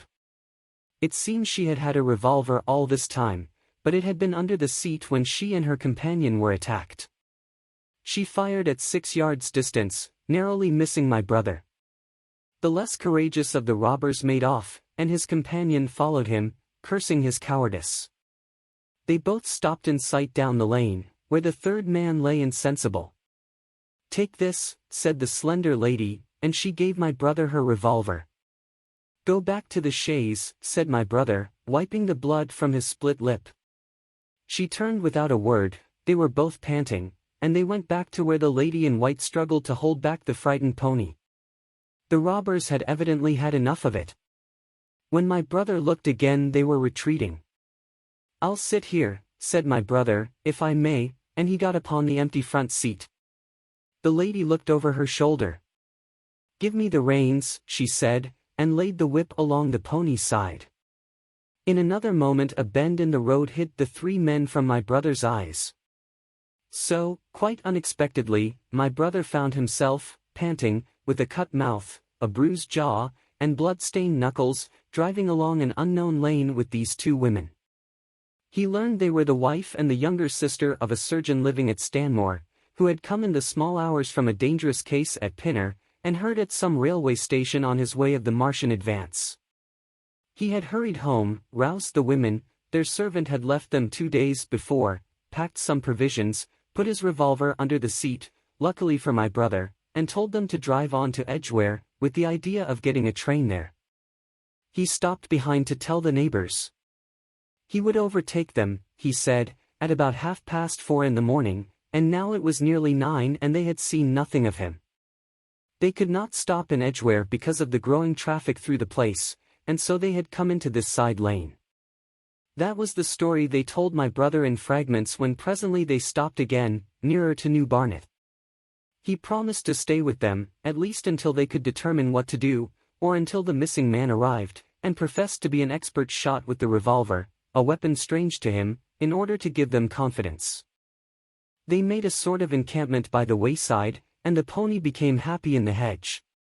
He told them of his own escape out of London, and all that he knew of these Martians and their ways. The sun crept higher in the sky, and after a time their talk died out and gave place to an uneasy state of anticipation. Several wayfarers came along the lane, and of these my brother gathered such news as he could.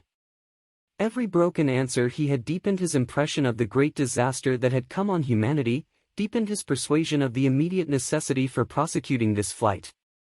He urged the matter upon them. "We have money," said the slender woman, and hesitated. Her eyes met my brother's, and her hesitation ended. "So have I," said my brother.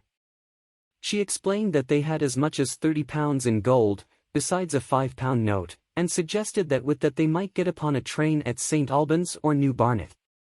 My brother thought that was hopeless, seeing the fury of the Londoners to crowd upon the trains, and broached his own idea of striking across Essex towards Harwich and thence escaping from the country altogether.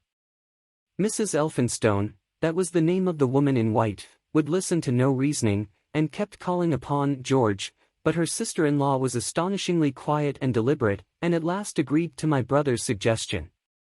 So, designing to cross the Great North Road, they went on towards Barnet, my brother leading the pony to save it as much as possible. As the sun crept up the sky the day became excessively hot, and underfoot a thick, whitish sand grew burning and blinding, so that they travelled only very slowly. The hedges were grey with dust. And as they advanced towards Barnet a tumultuous murmuring grew stronger. They began to meet more people. For the most part these were staring before them, murmuring indistinct questions, jaded, haggard, unclean. One man in evening dress passed them on foot, his eyes on the ground. They heard his voice, and, looking back at him, saw one hand clutched in his hair and the other beating invisible things. His paroxysm of rage over, he went on his way without once looking back. As my brother's party went on towards the crossroads to the south of Barnet they saw a woman approaching the road across some fields on their left, carrying a child and with two other children, and then passed a man in dirty black, with a thick stick in one hand and a small portmanteau in the other. Then round the corner of the lane, from between the villas that guarded it at its confluence with the high road, came a little cart drawn by a sweating black pony and driven by a sallow youth in a bowler hat, grey with dust. There were 3 girls, East End factory girls, and a couple of little children crowded in the cart. "This'll take us round Edgware?" asked the driver, wild-eyed, white-faced, and when my brother told him it would if he turned to the left, he whipped up at once without the formality of thanks. My brother noticed a pale grey smoke or haze rising among the houses in front of them, and veiling the white facade of a terrace beyond the road that appeared between the backs of the villas. Mrs. Elphinstone suddenly cried out at a number of tongues of smoky red flame leaping up above the houses in front of them against the hot, blue sky. The tumultuous noise resolved itself now into the disorderly mingling of many voices, the gride of many wheels, the creaking of wagons, and the staccato of hoofs. The lane came round sharply not 50 yards from the crossroads. "Good heavens!" cried Mrs. Elphinstone. "What is this you are driving us into?" My brother stopped. For the main road was a boiling stream of people, a torrent of human beings rushing northward, one pressing on another. A great bank of dust, white and luminous in the blaze of the sun, made everything within 20 feet of the ground grey and indistinct and was perpetually renewed by the hurrying feet of a dense crowd of horses and of men and women on foot, and by the wheels of vehicles of every description. "Way!" my brother heard voices crying. "Make way!" It was like riding into the smoke of a fire to approach the meeting point of the lane and road. The crowd roared like a fire, and the dust was hot and pungent. And, indeed, a little way up the road a villa was burning and sending rolling masses of black smoke across the road to add to the confusion. 2 men came past them. Then a dirty woman, carrying a heavy bundle and weeping. A lost retriever dog, with hanging tongue, circled dubiously round them, scared and wretched, and fled at my brother's threat.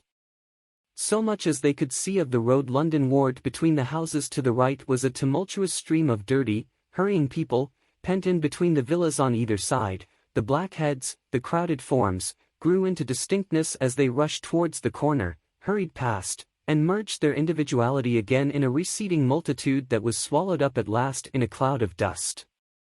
"Go on! Go on!" cried the voices. "Way! Way!" One man's hands pressed on the back of another. My brother stood at the pony's head. Irresistibly attracted, he advanced slowly, pace by pace, down the lane. Edgware had been a scene of confusion, Chalk Farm a riotous tumult, but this was a whole population in movement. It is hard to imagine that host. It had no character of its own. The figures poured out past the corner, and receded with their backs to the group in the lane. Along the margin came those who were on foot, threatened by the wheels, stumbling in the ditches, blundering into one another. The carts and carriages crowded close upon one another, making little way for those swifter and more impatient vehicles that darted forward every now and then when an opportunity showed itself of doing so, sending the people scattering against the fences and gates of the villas. "Push on," was the cry. "Push on! They are coming!" In one cart stood a blind man in the uniform of the Salvation Army, gesticulating with his crooked fingers and bawling, "Eternity! Eternity!" His voice was hoarse and very loud so that my brother could hear him long after he was lost to sight in the dust. Some of the people who crowded in the carts whipped stupidly at their horses and quarreled with other drivers, some sat motionless, staring at nothing with miserable eyes, some gnawed their hands with thirst, or lay prostrate in the bottoms of their conveyances. The horses' bits were covered with foam, their eyes bloodshot. There were cabs, carriages, shop carts, wagons, beyond counting, a mail cart, a road cleaner's cart marked Vestry of St. Pancras, a huge timber wagon crowded with roughs. A brewer's dray rumbled by with its two near wheels splashed with fresh blood. "Clear the way," cried the voices. "Clear the way! Eternity! Eternity!" came echoing down the road. There were sad, haggard women tramping by, well-dressed, with children that cried and stumbled, their dainty clothes smothered in dust, their weary faces smeared with tears. With many of these came men, sometimes helpful, sometimes lowering and savage. Fighting side by side with them pushed some weary street outcast in faded black rags, wide-eyed, loud-voiced, and foul-mouthed. There were sturdy workmen thrusting their way along, wretched, unkempt men, clothed like clerks or shopmen, struggling spasmodically, a wounded soldier my brother noticed, men dressed in the clothes of railway porters, one wretched creature in a nightshirt with a coat thrown over it. But varied as its composition was, certain things all that host had in common. There were fear and pain on their faces, and fear behind them. A tumult up the road, a quarrel for a place in a wagon, sent the whole host of them quickening their pace. Even a man so scared and broken that his knees bent under him was galvanized for a moment into renewed activity. The heat and dust had already been at work upon this multitude. Their skins were dry, their lips black and cracked. They were all thirsty, weary, and footsore. And amid the various cries one heard disputes, reproaches, groans of weariness and fatigue. The voices of most of them were hoarse and weak. Through it all ran a refrain. "Way! Way! The Martians are coming!" Few stopped and came aside from that flood. The lane opened slantingly into the main road with a narrow opening, and had a delusive appearance of coming from the direction of London. Yet a kind of eddy of people drove into its mouth, weaklings elbowed out of the stream, who for the most part rested but a moment before plunging into it again. A little way down the lane, with two friends bending over him, lay a man with a bare leg, wrapped about with bloody rags. He was a lucky man to have friends. A little old man, with a grey military mustache and a filthy black frock coat, limped out and sat down beside the trap, removed his boot, his sock was blood-stained, shook out a pebble, and hobbled on again, and then a little girl of 8 or 9, all alone, threw herself under the hedge close by my brother, weeping. "I can't go on. I can't go on."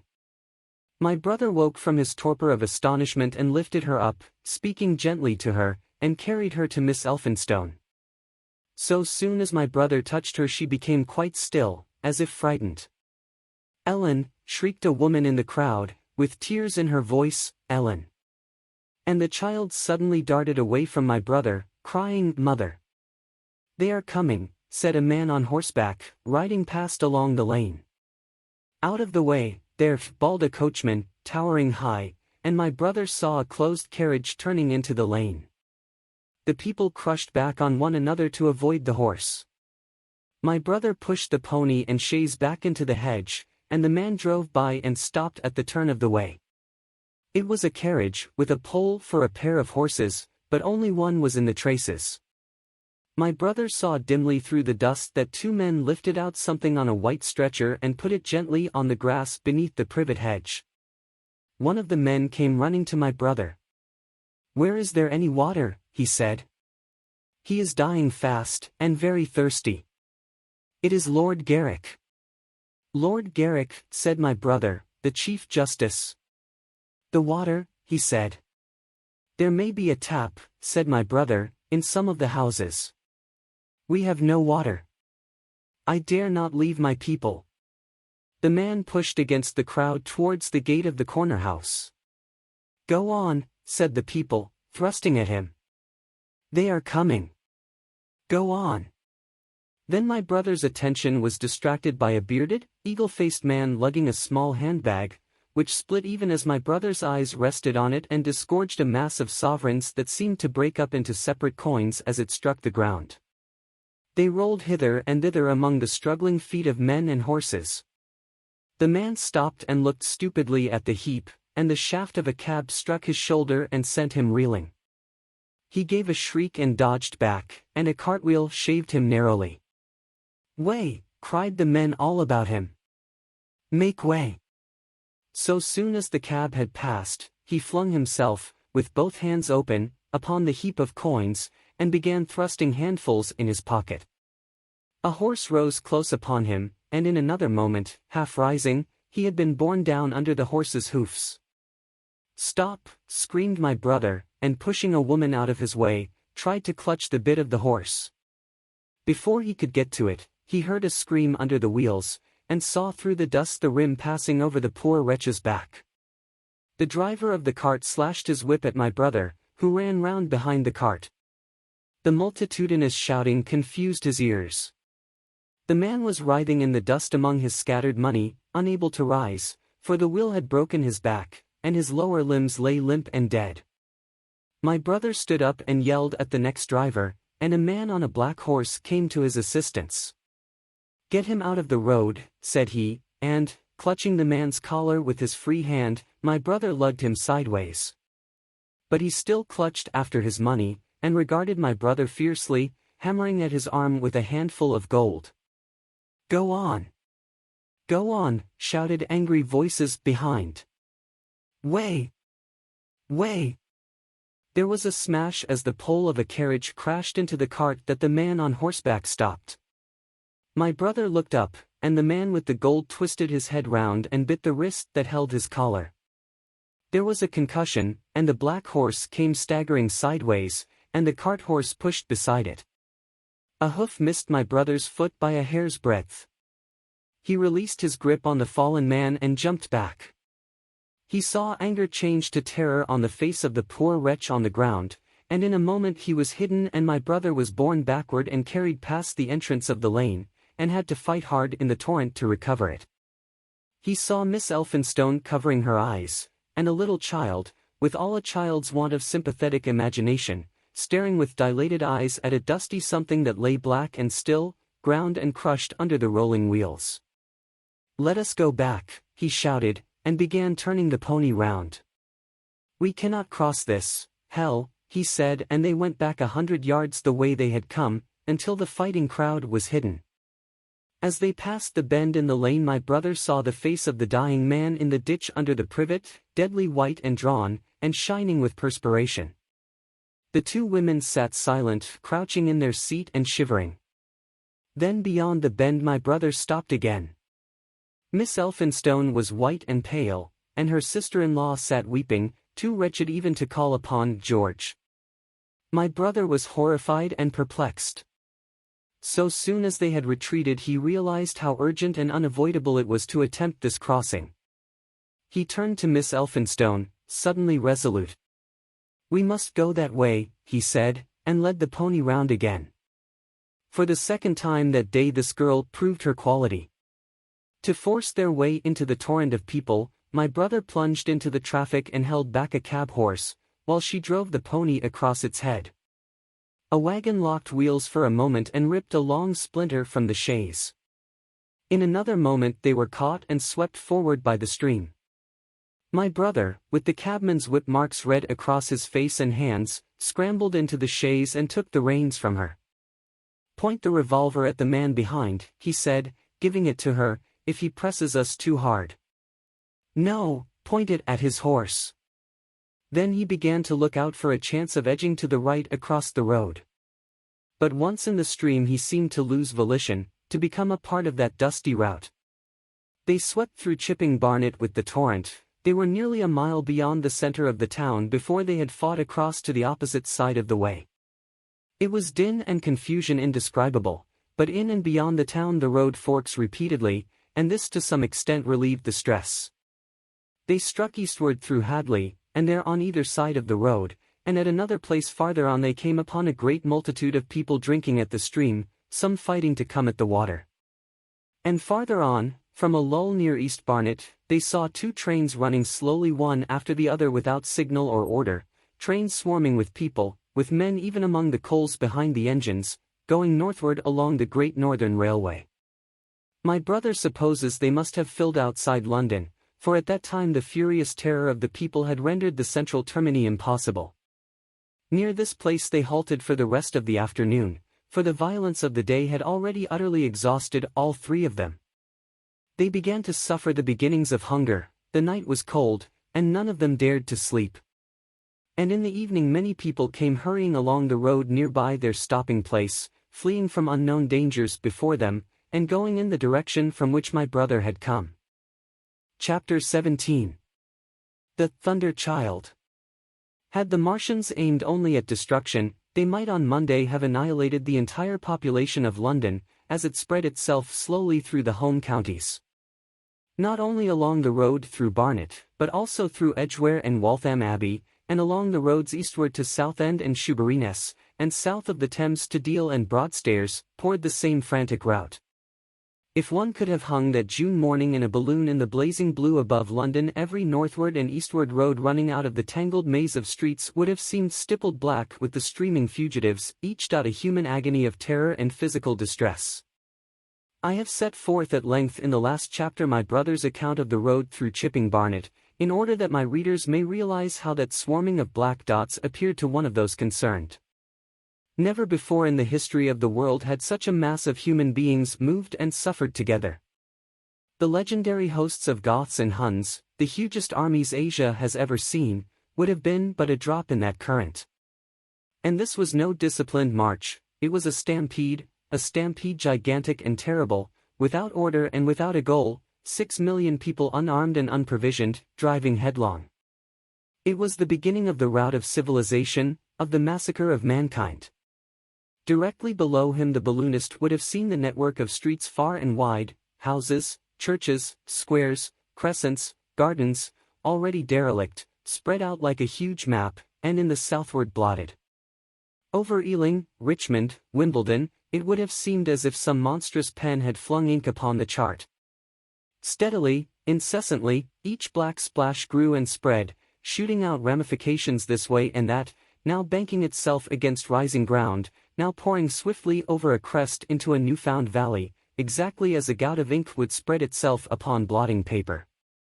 And beyond, over the blue hills that rise southward of the river, the glittering Martians went to and fro, calmly and methodically spreading their poison cloud over this patch of country and then over that, laying it again with their steam jets when it had served its purpose, and taking possession of the conquered country. They do not seem to have aimed at extermination so much as at complete demoralization and the destruction of any opposition. They exploded any stores of powder they came upon, cut every telegraph, and wrecked the railways here and there. They were hamstringing mankind. They seemed in no hurry to extend the field of their operations, and did not come beyond the central part of London all that day. It is possible that a very considerable number of people in London stuck to their houses through Monday morning. Certain it is that many died at home suffocated by the black smoke. Until about midday the Pool of London was an astonishing scene. Steamboats and shipping of all sorts lay there, tempted by the enormous sums of money offered by fugitives, and it is said that many who swam out to these vessels were thrust off with boat-hooks and drowned. About 1 o'clock in the afternoon the thinning remnant of a cloud of the black vapor appeared between the arches of Blackfriars Bridge. At that the Pool became a scene of mad confusion, fighting, and collision, and for some time a multitude of boats and barges jammed in the northern arch of the Tower Bridge, and the sailors and lightermen had to fight savagely against the people who swarmed upon them from the riverfront. People were actually clambering down the piers of the bridge from above. When, an hour later, a Martian appeared beyond the clock tower and waded down the river, nothing but wreckage floated above Limehouse. Of the falling of the fifth cylinder I have presently to tell. The sixth star fell at Wimbledon. My brother, keeping watch beside the women in the chaise in a meadow, saw the green flash of it far beyond the hills. On Tuesday the little party, still set upon getting across the sea, made its way through the swarming country towards Colchester. The news that the Martians were now in possession of the whole of London was confirmed. They had been seen at Highgate and even, it was said, at Neaston. But they did not come into my brother's view until the morrow. That day the scattered multitudes began to realize the urgent need of provisions. As they grew hungry the rights of property ceased to be regarded. Farmers were out to defend their cattle sheds, granaries, and ripening root crops with arms in their hands. A number of people now, like my brother, had their faces eastward, and there were some desperate souls even going back towards London to get food. These were chiefly people from the northern suburbs, whose knowledge of the black smoke came by hearsay. He heard that about half the members of the government had gathered at Birmingham, and that enormous quantities of high explosives were being prepared to be used in automatic mines across the Midland counties. He was also told that the Midland Railway Company had replaced the desertions of the first day's panic, had resumed traffic, and was running northward trains from St. Albans to relieve the congestion of the home counties. There was also a placard in Chipping Ongar announcing that large stores of flour were available in the northern towns and that within 24 hours bread would be distributed among the starving people in the neighborhood. But this intelligence did not deter him from the plan of escape he had formed, and the three pressed eastward all day, and heard no more of the bread distribution than this promise. Nor, as a matter of fact, did anyone else hear more of it. That night fell the seventh star, falling upon Primrose Hill. It fell while Miss Elphinstone was watching, for she took that duty alternately with my brother. She saw it. On Wednesday the three fugitives, they had passed the night in a field of unripe wheat, reached Chelmsford, and there a body of the inhabitants, calling itself the Committee of Public Supply, seized the pony as provisions, and would give nothing in exchange for it but the promise of a share in it the next day. Here there were rumors of Martians at Epping, and news of the destruction of Waltham Abbey powder mills in a vain attempt to blow up one of the invaders. People were watching for Martians here from the church towers. My brother, very luckily for him as it chanced, preferred to push on at once to the coast rather than wait for food, although all three of them were very hungry. By midday they passed through Tillingham, which, strangely enough, seemed to be quite silent and deserted, save for a few furtive plunderers hunting for food. Near Tillingham they suddenly came in sight of the sea, and the most amazing crowd of shipping of all sorts that it is possible to imagine. For after the sailors could no longer come up the Thames, they came on to the Essex coast, to Harwich and Walton and Clacton, and afterwards to Foulness and Shoebury, to bring off the people. They lay in a huge sickle-shaped curve that vanished into mist at last towards the Naze. Close inshore was a multitude of fishing smacks, English, Scotch, French, Dutch, and Swedish, steam launches from the Thames, yachts, electric boats, and beyond were ships of larger burden, a multitude of filthy colliers, trim merchantmen, cattle ships, passenger boats, petroleum tanks, ocean tramps, an old white transport, even neat white and grey liners from Southampton and Hamburg, and along the blue coast across the Blackwater my brother could make out dimly a dense swarm of boats chaffering. With the people on the beach, a swarm which also extended up the Blackwater almost to Malden. About a couple of miles out lay an ironclad, very low in the water, almost, to my brother's perception, like a waterlogged ship. This was the ram Thunderchild. It was the only warship in sight, but far away to the right over the smooth surface of the sea, for that day there was a dead calm, lay a serpent of black smoke to mark the next ironclads of the Channel Fleet, which hovered in an extended line, steam up and ready for action, across the Thames estuary during the course of the Martian conquest, vigilant and yet powerless to prevent it. At the sight of the sea, Mrs. Elphinstone, in spite of the assurances of her sister-in-law, gave way to panic. She had never been out of England before, she would rather die than trust herself friendless in a foreign country, and so forth. She seemed, poor woman, to imagine that the French and the Martians might prove very similar. She had been growing increasingly hysterical, fearful, and depressed during the 2 days' journeyings. Her great idea was to return to Stanmore. Things had been always well and safe at Stanmore. They would find George at Stanmore. It was with the greatest difficulty they could get her down to the beach, where presently my brother succeeded in attracting the attention of some men on a paddle steamer from the Thames. They sent a boat and drove a bargain for £36 for the three. The steamer was going, these men said, to Ostend. It was about 2 o'clock when my brother, having paid their fares at the gangway, found himself safely aboard the steamboat with his charges. There was food aboard, albeit at exorbitant prices, and the three of them contrived to eat a meal on one of the seats forward.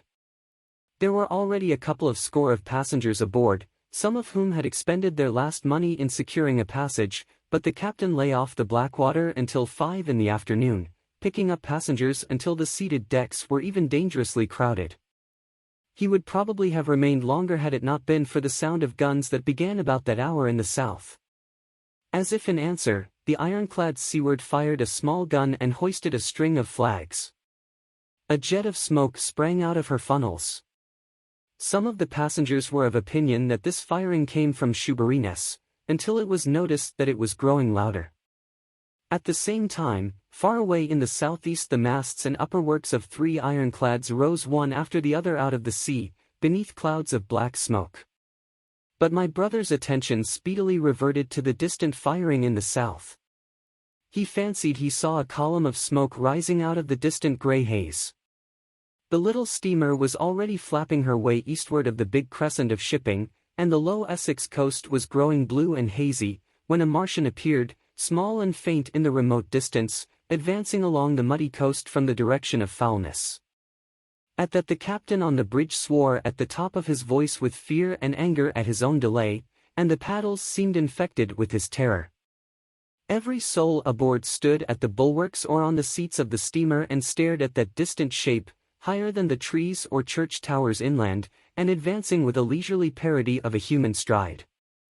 It was the first Martian my brother had seen, and he stood, more amazed than terrified, watching this Titan advancing deliberately towards the shipping, wading farther and farther into the water as the coast fell away. Then, far away beyond the crouch, came another, striding over some stunted trees, and then yet another, still farther off, wading deeply through a shiny mudflat that seemed to hang halfway up between sea and sky. They were all stalking seaward, as if to intercept the escape of the multitudinous vessels that were crowded between Foulness and the Naze.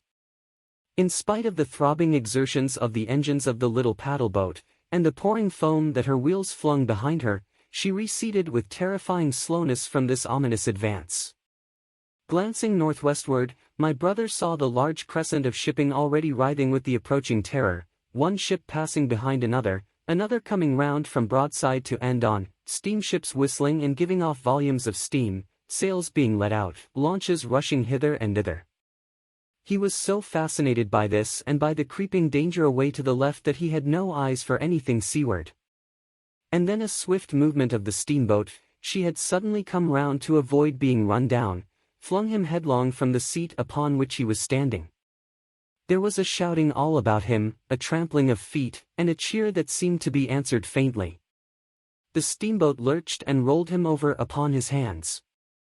He sprang to his feet and saw to starboard, and not 100 yards from their heeling, pitching boat, a vast iron bulk like the blade of a plough tearing through the water, tossing it on either side in huge waves of foam that leaped towards the steamer, flinging her paddles helplessly in the air, and then sucking her deck down almost to the waterline. A douche of spray blinded my brother for a moment. When his eyes were clear again, he saw the monster had passed and was rushing landward. Big iron upperworks rose out of this headlong structure, and from that twin funnels projected and spat a smoking blast shot with fire. It was the torpedo ram, Thunderchild, steaming headlong, coming to the rescue of the threatened shipping. Keeping his footing on the heaving deck by clutching the bulwarks, my brother looked past this charging Leviathan at the Martians again, and he saw the three of them now close together, and standing so far out to sea that their tripod supports were almost entirely submerged. Thus sunken, and seen in remote perspective, they appeared far less formidable than the huge iron bulk in whose wake the steamer was pitching so helplessly. It would seem they were regarding this new antagonist with astonishment. To their intelligence, it may be, the giant was even such another as themselves. The Thunderchild fired no gun, but simply drove full speed towards them. It was probably her not firing that enabled her to get so near the enemy as she did. They did not know what to make of her. One shell, and they would have sent her to the bottom forthwith with the heat ray. She was steaming at such a pace that in a minute she seemed halfway between the steamboat and the Martians, a diminishing black bulk against the receding horizontal expanse of the Essex coast. Suddenly the foremost Martian lowered his tube and discharged a canister of the black gas at the ironclad. It hit her larboard side and glanced off in an inky jet that rolled away to seaward, an unfolding torrent of black smoke, from which the ironclad drove clear. To the watchers from the steamer, low in the water and with the sun in their eyes, it seemed as though she were already among the Martians. They saw the gaunt figures separating and rising out of the water as they retreated shoreward, and one of them raised the camera-like generator of the heat ray. He held it pointing obliquely downward, and a bank of steam sprang from the water at its touch. It must have driven through the iron of the ship's side like a white-hot iron rod through paper. A flicker of flame went up through the rising steam, and then the Martian reeled and staggered. In another moment he was cut down, and a great body of water and steam shot high in the air. The guns of the Thunderchild sounded through the reek, going off one after the other, and one shot splashed the water high close by the steamer, ricocheted towards the other flying ships to the north, and smashed a smack to matchwood. But no one heeded that very much. At the sight of the Martians collapse, the captain on the bridge yelled inarticulately, and all the crowding passengers on the steamer's stern shouted together. And then they yelled again. For, surging out beyond the white tumult, drove something long and black, the flames streaming from its middle parts, its ventilators and funnels spouting fire. She was alive still, the steering gear, it seems, was intact and her engines working. She headed straight for a second Martian, and was within 100 yards of him when the heat ray came to bear. Then with a violent thud, a blinding flash, her decks, her funnels, leaped upward. The Martian staggered with the violence of her explosion, and in another moment the flaming wreckage, still driving forward with the impetus of its pace, had struck him and crumpled him up like a thing of cardboard. My brother shouted involuntarily. A boiling tumult of steam hid everything again. "Two!" yelled the captain. Everyone was shouting. The whole steamer from end to end rang with frantic cheering that was taken up first by one and then by all in the crowding multitude of ships and boats that was driving out to sea. The steam hung upon the water for many minutes, hiding the third Martian and the coast altogether. And all this time the boat was paddling steadily out to sea and away from the fight, and when at last the confusion cleared, the drifting bank of black vapor intervened, and nothing of the Thunderchild could be made out, nor could the third Martian be seen. But the ironclads to seaward were now quite close and standing in towards shore past the steamboat. The little vessel continued to beat its way seaward, and the ironclads receded slowly towards the coast, which was hidden still by a marbled bank of vapor, part steam, part black gas, eddying and combining in the strangest way. The fleet of refugees was scattering to the northeast, several smacks were sailing between the ironclads and the steamboat. After a time, and before they reached the sinking cloud bank, the warships turned northward, and then abruptly went about and passed into the thickening haze of evening southward. The coast grew faint, and at last indistinguishable amid the low banks of clouds that were gathering about the sinking sun. Then suddenly out of the golden haze of the sunset came the vibration of guns, and a form of black shadows moving. Everyone struggled to the rail of the steamer and peered into the blinding furnace of the west, but nothing was to be distinguished clearly. A mass of smoke rose slanting and barred the face of the sun. The steamboat throbbed on its way through an interminable suspense. The sun sank into gray clouds, the sky flushed and darkened, the evening star trembled into sight. It was deep twilight when the captain cried out and pointed. My brother strained his eyes.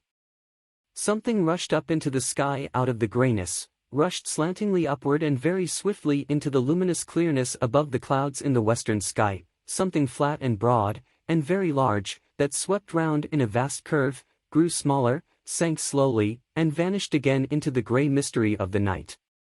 And as it flew it rained down darkness upon the land. Book 2. The Earth Under the Martians. Chapter 1. Underfoot. In the first book I have wandered so much from my own adventures to tell of the experiences of my brother that all through the last 2 chapters one and the curate have been lurking in the empty house at Halliford whither we fled to escape the black smoke. There I will resume. We stopped there all Sunday night and all the next day, the day of the panic, in a little island of daylight, cut off by the black smoke from the rest of the world. We could do nothing but wait in aching inactivity during those 2 weary days. My mind was occupied by anxiety for my wife. I figured her at Leatherhead, terrified, in danger, mourning me already as a dead man. I paced the rooms and cried aloud when I thought of how I was cut off from her, of all that might happen to her in my absence. My cousin I knew was brave enough for any emergency, but he was not the sort of man to realize danger quickly, to rise promptly. What was needed now was not bravery, but circumspection. My only consolation was to believe that the Martians were moving Londonward and away from her. Such vague anxieties keep the mind sensitive and painful. I grew very weary and irritable with the curate's perpetual ejaculations. I tired of the sight of his selfish despair. After some ineffectual remonstrance I kept away from him, staying in a room, evidently a children's schoolroom, containing globes, forms, and copybooks. When he followed me thither, I went to a box room at the top of the house and, in order to be alone with my aching miseries, locked myself in. We were hopelessly hemmed in by the black smoke all that day and the morning of the next. There were signs of people in the next house on Sunday evening, a face at a window and moving lights, and later the slamming of a door. But I do not know who these people were, nor what became of them. We saw nothing of them next day. The black smoke drifted slowly riverward all through Monday morning, creeping nearer and nearer to us, driving at last along the roadway outside the house that hid us. A Martian came across the fields about midday, laying the stuff with a jet of superheated steam that hissed against the walls, smashed all the windows it touched, and scalded the curate's hand as he fled out of the front room. When at last we crept across the sodden rooms and looked out again, the country northward was as though a black snowstorm had passed over it. Looking towards the river, we were astonished to see an unaccountable redness mingling with the black of the scorched meadows. For a time we did not see how this change affected our position, save that we were relieved of our fear of the black smoke. But later I perceived that we were no longer hemmed in, that now we might get away. So soon as I realized that the way of escape was open, my dream of action returned. But the curate was lethargic, unreasonable. "We are safe here," he repeated, "safe here." I resolved to leave him, would that I had. Wiser now for the artilleryman's teaching, I sought out food and drink. I had found oil and rags for my burns, and I also took a hat and a flannel shirt that I found in one of the bedrooms. When it was clear to him that I meant to go alone, had reconciled myself to going alone, he suddenly roused himself to come. And all being quiet throughout the afternoon, we started about 5 o'clock, as I should judge, along the blackened road to Sunbury. In Sunbury, and at intervals along the road, were dead bodies lying in contorted attitudes, horses as well as men, overturned carts and luggage, all covered thickly with black dust. That pall of cindery powder made me think of what I had read of the destruction of Pompeii. We got to Hampton Court without misadventure, our minds full of strange and unfamiliar appearances, and at Hampton Court our eyes were relieved to find a patch of green that had escaped the suffocating drift. We went through Bushy Park, with its deer going to and fro under the chestnuts, and some men and women hurrying in the distance towards Hampton, and so we came to Twickenham. These were the first people we saw. Away across the road the woods beyond Ham and Petersham were still afire. Twickenham was uninjured by either heat ray or black smoke, and there were more people about here, though none could give us news. For the most part they were like ourselves, taking advantage of a lull to shift their quarters. I have an impression that many of the houses here were still occupied by scared inhabitants, too frightened even for flight. Here too the evidence of a hasty rout was abundant along the road. I remember most vividly 3 smashed bicycles in a heap, pounded into the road by the wheels of subsequent carts. We crossed Richmond Bridge about 8:30. We hurried across the exposed bridge, of course, but I noticed floating down the stream a number of red masses, some many feet across. I did not know what these were, there was no time for scrutiny, and I put a more horrible interpretation on them than they deserved. Here again on the Surrey side were black dust that had once been smoke, and dead bodies, a heap near the approach to the station, but we had no glimpse of the Martians until we were some way towards Barnes. We saw in the blackened distance a group of 3 people running down a side street towards the river, but otherwise it seemed deserted. Up the hill Richmond town was burning briskly, outside the town of Richmond there was no trace of the black smoke. Then suddenly, as we approached Kew, came a number of people running, and the upperworks of a Martian fighting machine loomed in sight over the housetops, not 100 yards away from us. We stood aghast at our danger, and had the Martian looked down we must immediately have perished. We were so terrified that we dared not go on, but turned aside and hid in a shed in a garden. There the curate crouched, weeping silently, and refusing to stir again. But my fixed idea of reaching Leatherhead would not let me rest, and in the twilight I ventured out again. I went through a shrubbery, and along a passage beside a big house standing in its own grounds, and so emerged upon the road towards Kew. The curate I left in the shed, but he came hurrying after me. That second start was the most foolhardy thing I ever did. For it was manifest the Martians were about us. No sooner had the curate overtaken me than we saw either the fighting machine we had seen before or another, far away across the meadows in the direction of Kew Lodge. 4 or 5 little black figures hurried before it across the green-grey of the field, and in a moment it was evident this Martian pursued them. In 3 strides he was among them, and they ran radiating from his feet in all directions. He used no heat ray to destroy them, but picked them up one by one. Apparently he tossed them into the great metallic carrier which projected behind him, much as a workman's basket hangs over his shoulder. It was the first time I realized that the Martians might have any other purpose than destruction with defeated humanity. We stood for a moment petrified, then turned and fled through a gate behind us into a walled garden, fell into, rather than found, a fortunate ditch, and lay there, scarce daring to whisper to each other until the stars were out.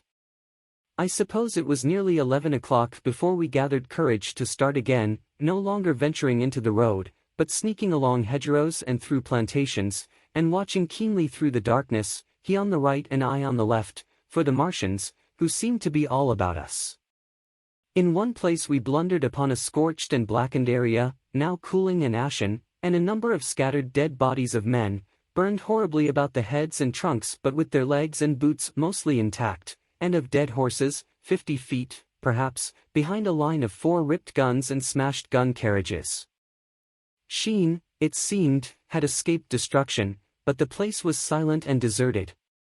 Here we happened on no dead, though the night was too dark for us to see into the side roads of the place. In Sheen my companion suddenly complained of faintness and thirst, and we decided to try one of the houses. The first house we entered, after a little difficulty with the window, was a small semi-detached villa, and I found nothing eatable left in the place but some moldy cheese. There was, however, water to drink, and I took a hatchet, which promised to be useful in our next housebreaking. We then crossed to a place where the road turns towards Mortlake. Here there stood a white house within a walled garden, and in the pantry of this domicile we found a store of food, 2 loaves of bread in a pan, an uncooked steak, and the half of a ham. I give this catalogue so precisely because, as it happened, we were destined to subsist upon this store for the next fortnight. Bottled beer stood under a shelf, and there were 2 bags of haricot beans and some limp lettuces. This pantry opened into a kind of wash-up kitchen, and in this was firewood. There was also a cupboard, in which we found nearly a dozen of burgundy, tinned soups and salmon, and 2 tins of biscuits. We sat in the adjacent kitchen in the dark, for we dared not strike a light, and ate bread and ham, and drank beer out of the same bottle. The curate, who was still timorous and restless, was now, oddly enough, for pushing on, and I was urging him to keep up his strength by eating when the thing happened that was to imprison us. "It can't be midnight yet," I said, and then came a blinding glare of vivid green light. Everything in the kitchen leaped out, clearly visible in green and black, and vanished again. And then followed such a concussion as I have never heard before or since. So close on the heels of this as to seem instantaneous came a thud behind me, a clash of glass, a crash and rattle of falling masonry all about us, and the plaster of the ceiling came down upon us, smashing into a multitude of fragments upon our heads. I was knocked headlong across the floor against the oven handle and stunned. I was insensible for a long time, the curate told me, and when I came to we were in darkness again, and he, with a face wet, as I found afterwards, with blood from a cut forehead, was dabbing water over me. For some time I could not recollect what had happened. Then things came to me slowly. A bruise on my temple asserted itself. "Are you better?" asked the curate in a whisper. At last I answered him. I sat up. "Don't move," he said. "The floor is covered with smashed crockery from the dresser. You can't possibly move without making a noise, and I fancy they are outside." We both sat quite silent, so that we could scarcely hear each other breathing. Everything seemed deadly still, but once something near us, some plaster or broken brickwork, slid down with a rumbling sound. Outside and very near was an intermittent, metallic rattle. "That," said the curate, when presently it happened again. "Yes," I said. "But what is it?" "A Martian," said the curate. I listened again. "It was not like the heat ray," I said, and for a time I was inclined to think one of the great fighting machines had stumbled against the house, as I had seen one stumble against the tower of Shepperton Church. Our situation was so strange and incomprehensible that for 3 or 4 hours, until the dawn came, we scarcely moved. And then the light filtered in, not through the window, which remained black, but through a triangular aperture between a beam and a heap of broken bricks in the wall behind us. The interior of the kitchen we now saw greyly for the first time. The window had been burst in by a mass of garden mold, which flowed over the table upon which we had been sitting and lay about our feet. Outside, the soil was banked high against the house. At the top of the window frame we could see an uprooted drainpipe. The floor was littered with smashed hardware, the end of the kitchen towards the house was broken into, and since the daylight shone in there, it was evident the greater part of the house had collapsed. Contrasting vividly with this ruin was the neat dresser, stained in the fashion, pale green, and with a number of copper and tin vessels below it, the wallpaper imitating blue and white tiles, and a couple of colored supplements fluttering from the walls above the kitchen range. As the dawn grew clearer, we saw through the gap in the wall the body of a Martian, standing sentinel, I suppose, over the still glowing cylinder. At the sight of that we crawled as circumspectly as possible out of the twilight of the kitchen into the darkness of the scullery. Abruptly the right interpretation dawned upon my mind. "The fifth cylinder," I whispered, "the fifth shot from Mars, has struck this house and buried us under the ruins." For a time the curate was silent, and then he whispered, "God have mercy upon us." I heard him presently whimpering to himself. Save for that sound we lay quite still in the scullery. I for my part scarce dared breathe, and sat with my eyes fixed on the faint light of the kitchen door. I could just see the curate's face, a dim, oval shape, and his collar and cuffs. Outside there began a metallic hammering, then a violent hooting, and then again, after a quiet interval, a hissing like the hissing of an engine. These noises, for the most part problematical, continued intermittently, and seemed if anything to increase in number as time wore on. Presently a measured thudding and a vibration that made everything about us quiver and the vessels in the pantry ring and shift, began and continued. Once the light was eclipsed, and the ghostly kitchen doorway became absolutely dark. For many hours we must have crouched there, silent and shivering, until our tired attention failed. At last I found myself awake and very hungry. I am inclined to believe we must have spent the greater portion of a day before that awakening. My hunger was at a stride so insistent that it moved me to action. I told the curate I was going to seek food, and felt my way towards the pantry. He made me no answer, but so soon as I began eating the faint noise I made stirred him up and I heard him crawling after me. Chapter 2. What we saw from the ruined house. After eating we crept back to the scullery, and there I must have dozed again, for when presently I looked round I was alone. The thudding vibration continued with wearisome persistence. I whispered for the curate several times, and at last felt my way to the door of the kitchen. It was still daylight, and I perceived him across the room, lying against the triangular hole that looked out upon the Martians. His shoulders were hunched, so that his head was hidden from me. I could hear a number of noises almost like those in an engine shed, and the place rocked with that beating thud. Through the aperture in the wall I could see the top of a tree touched with gold and the warm blue of a tranquil evening sky. For a minute or so I remained watching the curate, and then I advanced, crouching and stepping with extreme care amid the broken crockery that littered the floor. I touched the curate's leg, and he started so violently that a mass of plaster went sliding down outside and fell with a loud impact. I gripped his arm, fearing he might cry out, and for a long time we crouched motionless. Then I turned to see how much of our rampart remained. The detachment of the plaster had left a vertical slit open in the debris, and by raising myself cautiously across a beam I was able to see out of this gap into what had been overnight a quiet suburban roadway. Vast, indeed, was the change that we beheld. The fifth cylinder must have fallen right into the midst of the house we had first visited. The building had vanished, completely smashed, pulverized, and dispersed by the blow. The cylinder lay now far beneath the original foundations, deep in a hole, already vastly larger than the pit I had looked into at Woking. The earth all round it had splashed under that tremendous impact, splashed is the only word, and lay in heaped piles that hid the masses of the adjacent houses. It had behaved exactly like mud under the violent blow of a hammer. Our house had collapsed backward, the front portion, even on the ground floor, had been destroyed completely. By a chance the kitchen and scullery had escaped, and stood buried now under soil and ruins, closed in by tons of earth on every side save towards the cylinder. Over that aspect we hung now on the very edge of the great circular pit the Martians were engaged in making. The heavy beating sound was evidently just behind us, and ever and again a bright green vapor drove up like a veil across our peephole.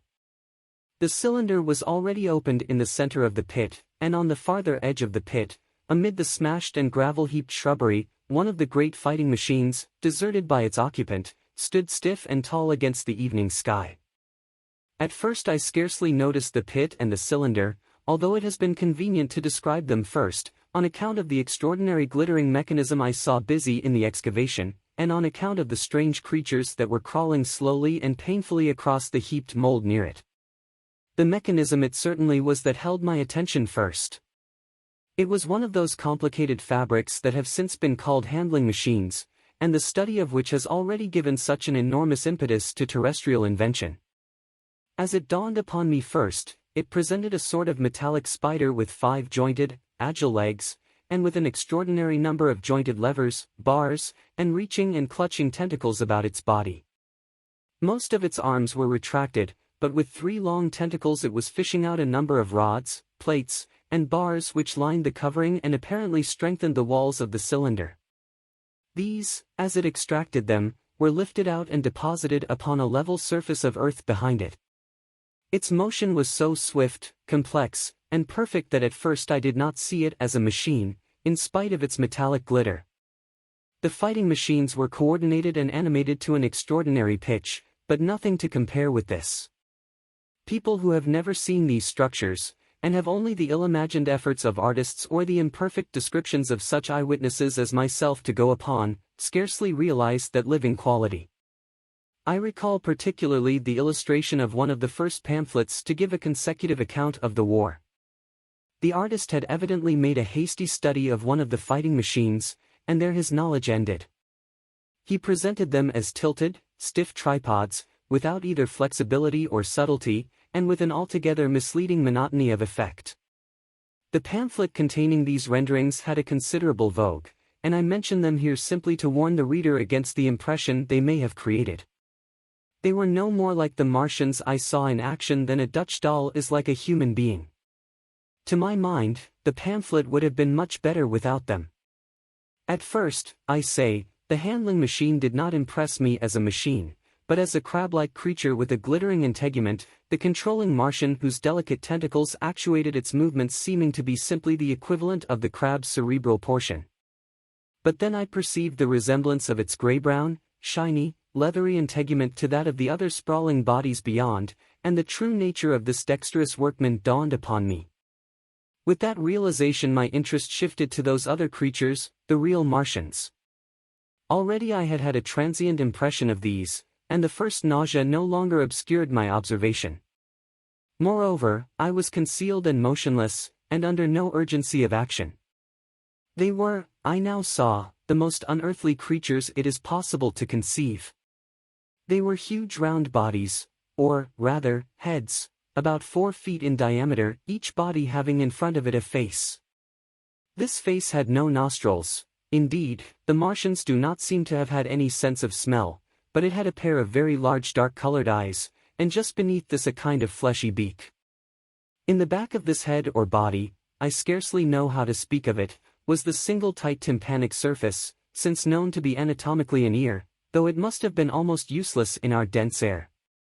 In a group round the mouth were 16 slender, almost whip-like tentacles, arranged in 2 bunches of 8 each. These bunches have since been named rather aptly, by that distinguished anatomist, Professor Howes, the hands. Even as I saw these Martians for the first time they seemed to be endeavoring to raise themselves on these hands, but of course, with the increased weight of terrestrial conditions, this was impossible. There is reason to suppose that on Mars they may have progressed upon them with some facility. The internal anatomy, I may remark here, as dissection has since shown, was almost equally simple. The greater part of the structure was the brain, sending enormous nerves to the eyes, ear, and tactile tentacles. Besides this were the bulky lungs, into which the mouth opened, and the heart and its vessels. The pulmonary distress caused by the denser atmosphere and greater gravitational attraction was only too evident in the convulsive movements of the outer skin. And this was the sum of the Martian organs. Strange as it may seem to a human being, all the complex apparatus of digestion, which makes up the bulk of our bodies, did not exist in the Martians. They were heads, merely heads. Entrails they had none. They did not eat, much less digest. Instead, they took the fresh, living blood of other creatures, and injected it into their own veins. I have myself seen this being done, as I shall mention in its place. But, squeamish as I may seem, I cannot bring myself to describe what I could not endure even to continue watching. Let it suffice to say, blood obtained from a still living animal, in most cases from a human being, was run directly by means of a little pipette into the recipient canal. The bare idea of this is no doubt horribly repulsive to us, but at the same time I think that we should remember how repulsive our carnivorous habits would seem to an intelligent rabbit. The physiological advantages of the practice of injection are undeniable, if one thinks of the tremendous waste of human time and energy occasioned by eating and the digestive process. Our bodies are half made up of glands and tubes and organs, occupied in turning heterogeneous food into blood. The digestive processes and their reaction upon the nervous system sap our strength and color our minds. Men go happy or miserable as they have healthy or unhealthy livers, or sound gastric glands. But the Martians were lifted above all these organic fluctuations of mood and emotion. Their undeniable preference for men as their source of nourishment is partly explained by the nature of the remains of the victims they had brought with them as provisions from Mars. These creatures, to judge from the shriveled remains that have fallen into human hands, were bipeds with flimsy, siliceous skeletons, almost like those of the siliceous sponges, and feeble musculature, standing about 6 feet high and having round, erect heads, and large eyes in flinty sockets. 2 or 3 of these seem to have been brought in each cylinder, and all were killed before Earth was reached. It was just as well for them, for the mere attempt to stand upright upon our planet would have broken every bone in their bodies. And while I am engaged in this description, I may add in this place certain further details which, although they were not all evident to us at the time, will enable the reader who is unacquainted with them to form a clearer picture of these offensive creatures. In 3 other points their physiology differed strangely from ours. Their organisms did not sleep any more than the heart of man sleeps. Since they had no extensive muscular mechanism to recuperate, that periodical extinction was unknown to them. They had little or no sense of fatigue, it would seem. On Earth they could never have moved without effort, yet even to the last they kept in action. In 24 hours they did 24 hours of work, as even on Earth is perhaps the case with the ants. In the next place, wonderful as it seems in a sexual world, the Martians were absolutely without sex, and therefore without any of the tumultuous emotions that arise from that difference among men.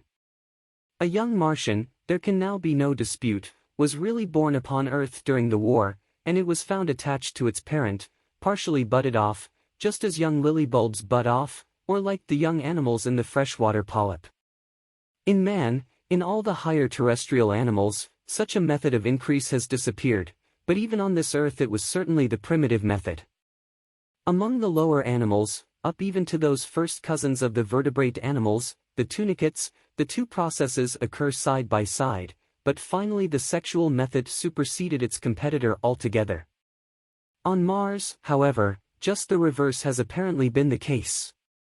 It is worthy of remark that a certain speculative writer of quasi-scientific repute, writing long before the Martian invasion, did forecast for man a final structure not unlike the actual Martian condition.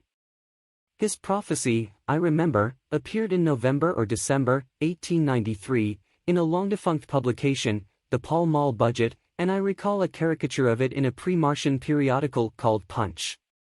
He pointed out, writing in a foolish, facetious tone, that the perfection of mechanical appliances must ultimately supersede limbs, the perfection of chemical devices, digestion, that such organs as hair, external nose, teeth, ears, and chin were no longer essential parts of the human being, and that the tendency of natural selection would lie in the direction of their steady diminution through the coming ages.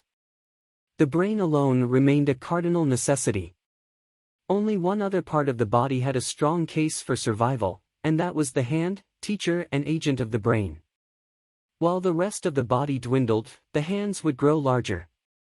There is many a true word written in jest, and here in the Martians we have beyond dispute the actual accomplishment of such a suppression of the animal side of the organism by the intelligence.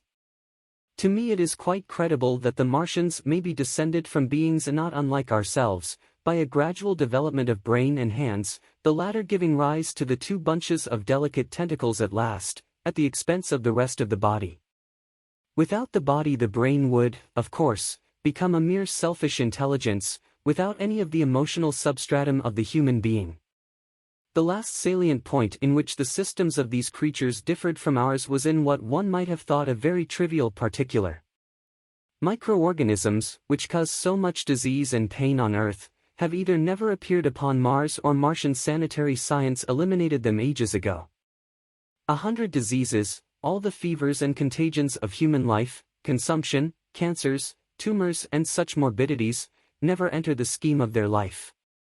And speaking of the differences between the life on Mars and terrestrial life, I may allude here to the curious suggestions of the red weed. Apparently the vegetable kingdom in Mars, instead of having green for a dominant color, is of a vivid blood red tint. At any rate, the seeds which the Martians, intentionally or accidentally, brought with them gave rise in all cases to red-colored growths. Only that known popularly as the red weed, however, gained any footing in competition with terrestrial forms. The red creeper was quite a transitory growth, and few people have seen it growing. For a time, however, the red weed grew with astonishing vigor and luxuriance. It spread up the sides of the pit by the third or fourth day of our imprisonment, and its cactus-like branches formed a carmine fringe to the edges of our triangular window. And afterwards I found it broadcast throughout the country, and especially wherever there was a stream of water. The Martians had what appears to have been an auditory organ, a single round drum at the back of the head body, and eyes with a visual range not very different from ours except that, according to Phillips, blue and violet were as black to them.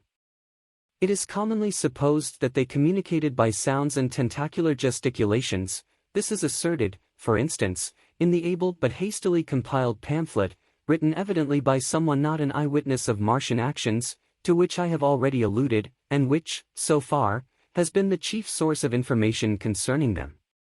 Now no surviving human being saw so much of the Martians in action as I did.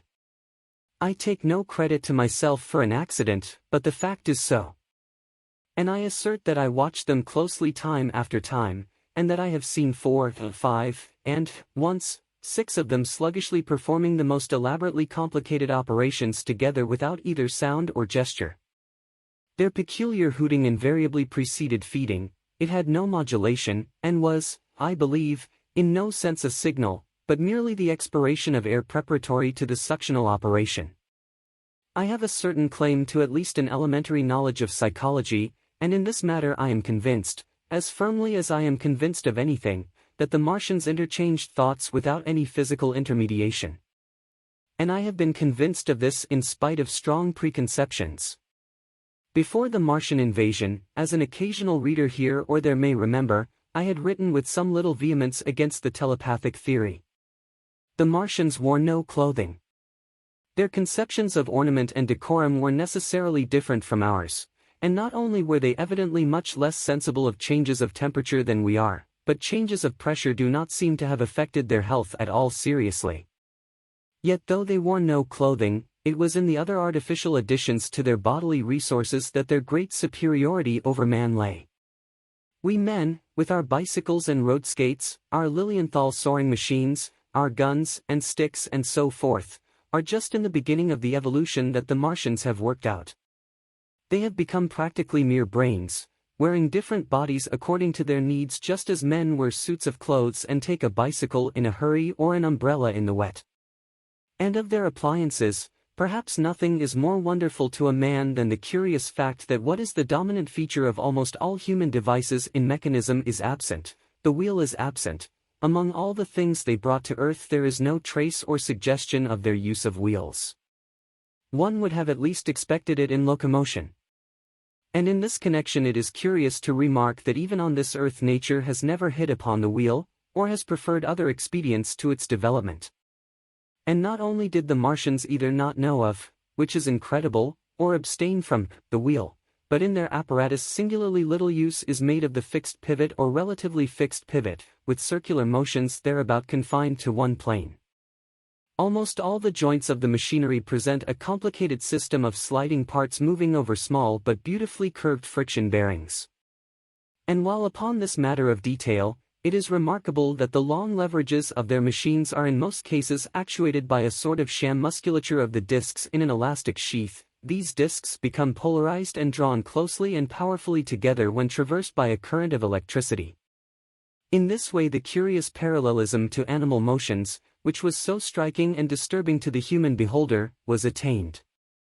Such quasi-muscles abounded in the crab-like handling machine which, on my first peeping out of the slit, I watched unpacking the cylinder.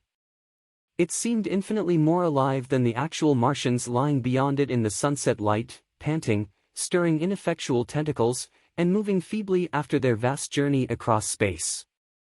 While I was still watching their sluggish motions in the sunlight, and noting each strange detail of their form, the curate reminded me of his presence by pulling violently at my arm.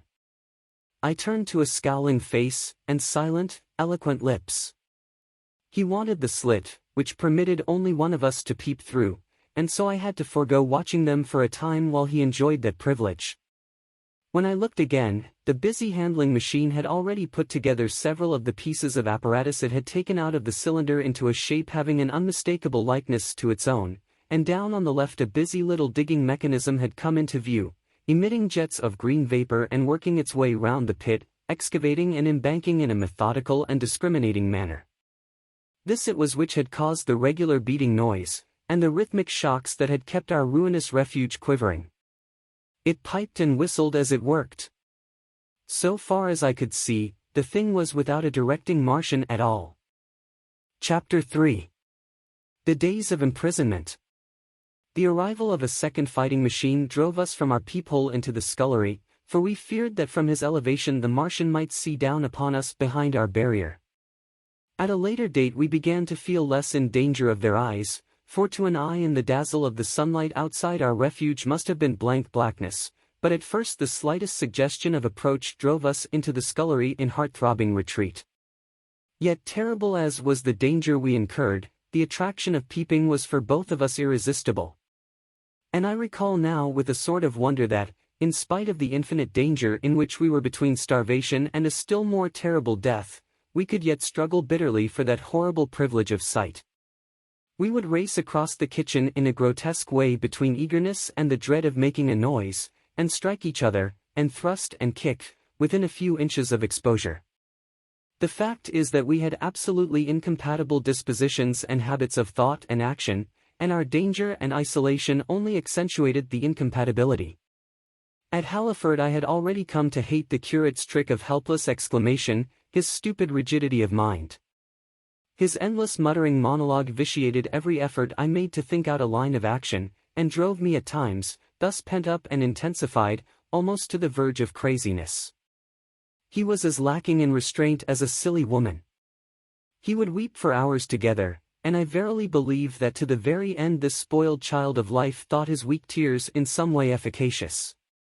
And I would sit in the darkness unable to keep my mind off him by reason of his importunities. He ate more than I did, and it was in vain I pointed out that our only chance of life was to stop in the house until the Martians had done with their pit, that in that long patience a time might presently come when we should need food. He ate and drank impulsively in heavy meals at long intervals. He slept little. As the days wore on, his utter carelessness of any consideration so intensified our distress and danger that I had, much as I loathed doing it, to resort to threats, and at last to blows. That brought him to reason for a time. But he was one of those weak creatures, void of pride, timorous, anemic, hateful souls, full of shifty cunning, who face neither God nor man, who face not even themselves. It is disagreeable for me to recall and write these things, but I set them down that my story may lack nothing. Those who have escaped the dark and terrible aspects of life will find my brutality, my flash of rage in our final tragedy, easy enough to blame, for they know what is wrong as well as any, but not what is possible to tortured men. But those who have been under the shadow, who have gone down at last to elemental things, will have a wider charity. And while within we fought out our dark, dim contest of whispers, snatched food and drink, and gripping hands and blows, without, in the pitiless sunlight of that terrible June, was the strange wonder, the unfamiliar routine of the Martians in the pit. Let me return to those first new experiences of mine.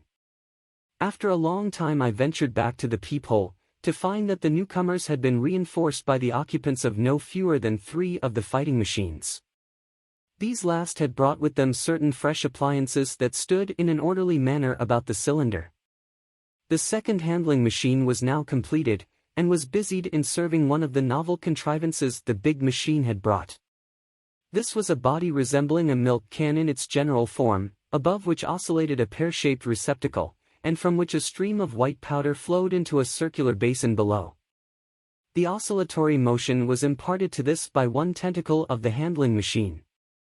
With two spatulate hands the handling machine was digging out and flinging masses of clay into the pear-shaped receptacle above, while with another arm it periodically opened a door and removed rusty and blackened clinkers from the middle part of the machine. Another steely tentacle directed the powder from the basin along a ribbed channel toward some receiver that was hidden from me by the mound of bluish dust. From this unseen receiver a little thread of green smoke rose vertically into the quiet air. As I looked, the handling machine, with a faint and musical clinking, extended, telescopic fashion, a tentacle that had been a moment before a mere blunt projection, until its end was hidden behind the mound of clay.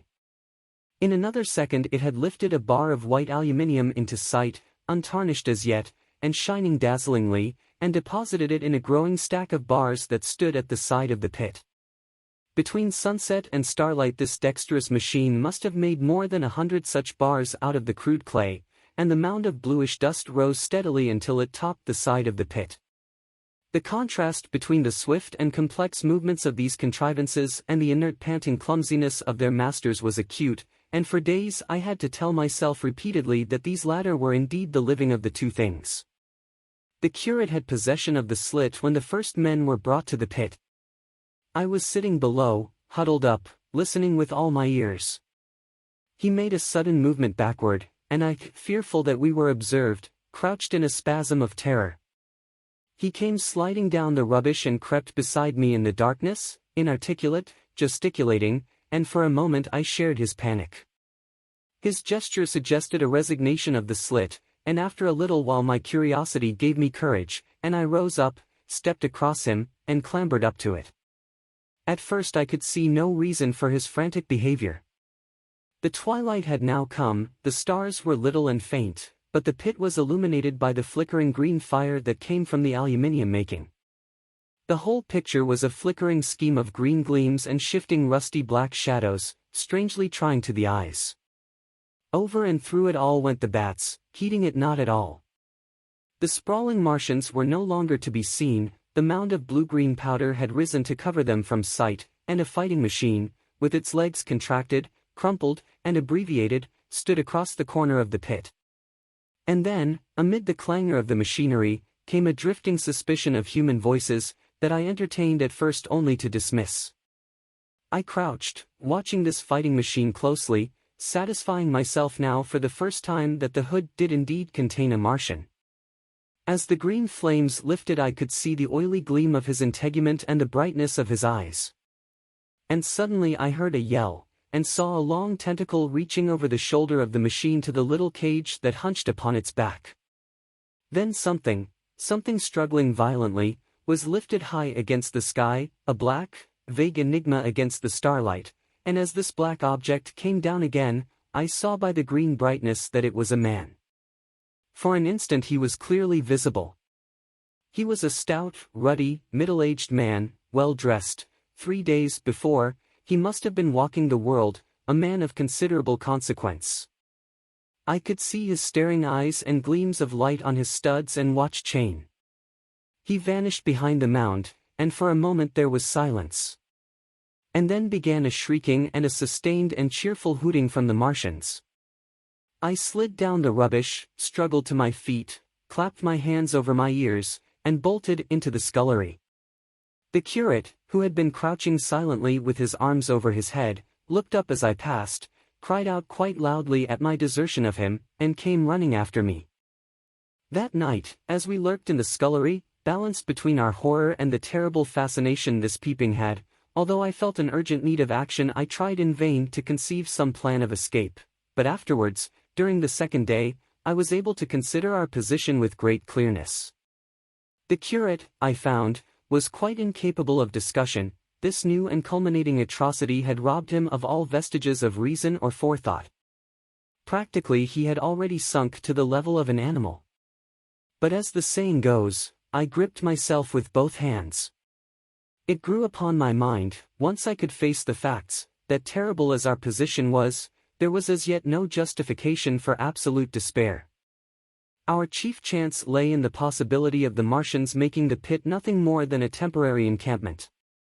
Or even if they kept it permanently, they might not consider it necessary to guard it, and a chance of escape might be afforded us. I also weighed very carefully the possibility of our digging a way out in a direction away from the pit, but the chances of our emerging within sight of some sentinel fighting machine seemed at first too great. And I should have had to do all the digging myself. The curate would certainly have failed me. It was on the third day, if my memory serves me right, that I saw the lad killed. It was the only occasion on which I actually saw the Martians feed. After that experience I avoided the hole in the wall for the better part of a day. I went into the scullery, removed the door, and spent some hours digging with my hatchet as silently as possible, but when I had made a hole about a couple of feet deep the loose earth collapsed noisily, and I did not dare continue. I lost heart, and lay down on the scullery floor for a long time, having no spirit even to move. And after that I abandoned altogether the idea of escaping by excavation. It says much for the impression the Martians had made upon me that at first I entertained little or no hope of our escape being brought about by their overthrow through any human effort. But on the fourth or fifth night I heard a sound like heavy guns. It was very late in the night, and the moon was shining brightly. The Martians had taken away the excavating machine, and, save for a fighting machine that stood in the remoter bank of the pit and a handling machine that was buried out of my sight in a corner of the pit immediately beneath my peephole, the place was deserted by them. Except for the pale glow from the handling machine and the bars and patches of white moonlight, the pit was in darkness, and, except for the clinking of the handling machine, quite still. That night was a beautiful serenity, save for one planet. The moon seemed to have the sky to herself. I heard a dog howling, and that familiar sound it was that made me listen. Then I heard quite distinctly a booming exactly like the sound of great guns. 6 distinct reports I counted, and after a long interval 6 again. And that was all. Chapter 4. The Death of the Curate. It was on the 6th day of our imprisonment that I peeped for the last time, and presently found myself alone. Instead of keeping close to me and trying to oust me from the slit, the curate had gone back into the scullery. I was struck by a sudden thought. I went back quickly and quietly into the scullery.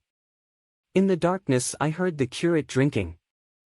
I snatched in the darkness, and my fingers caught a bottle of Burgundy. For a few minutes there was a tussle. The bottle struck the floor and broke, and I desisted and rose. We stood panting and threatening each other. In the end I planted myself between him and the food, and told him of my determination to begin a discipline. I divided the food in the pantry, into rations to last us 10 days. I would not let him eat any more that day. In the afternoon he made a feeble effort to get at the food. I had been dozing, but in an instant I was awake. All day and all night we sat face to face, I weary but resolute, and he weeping and complaining of his immediate hunger.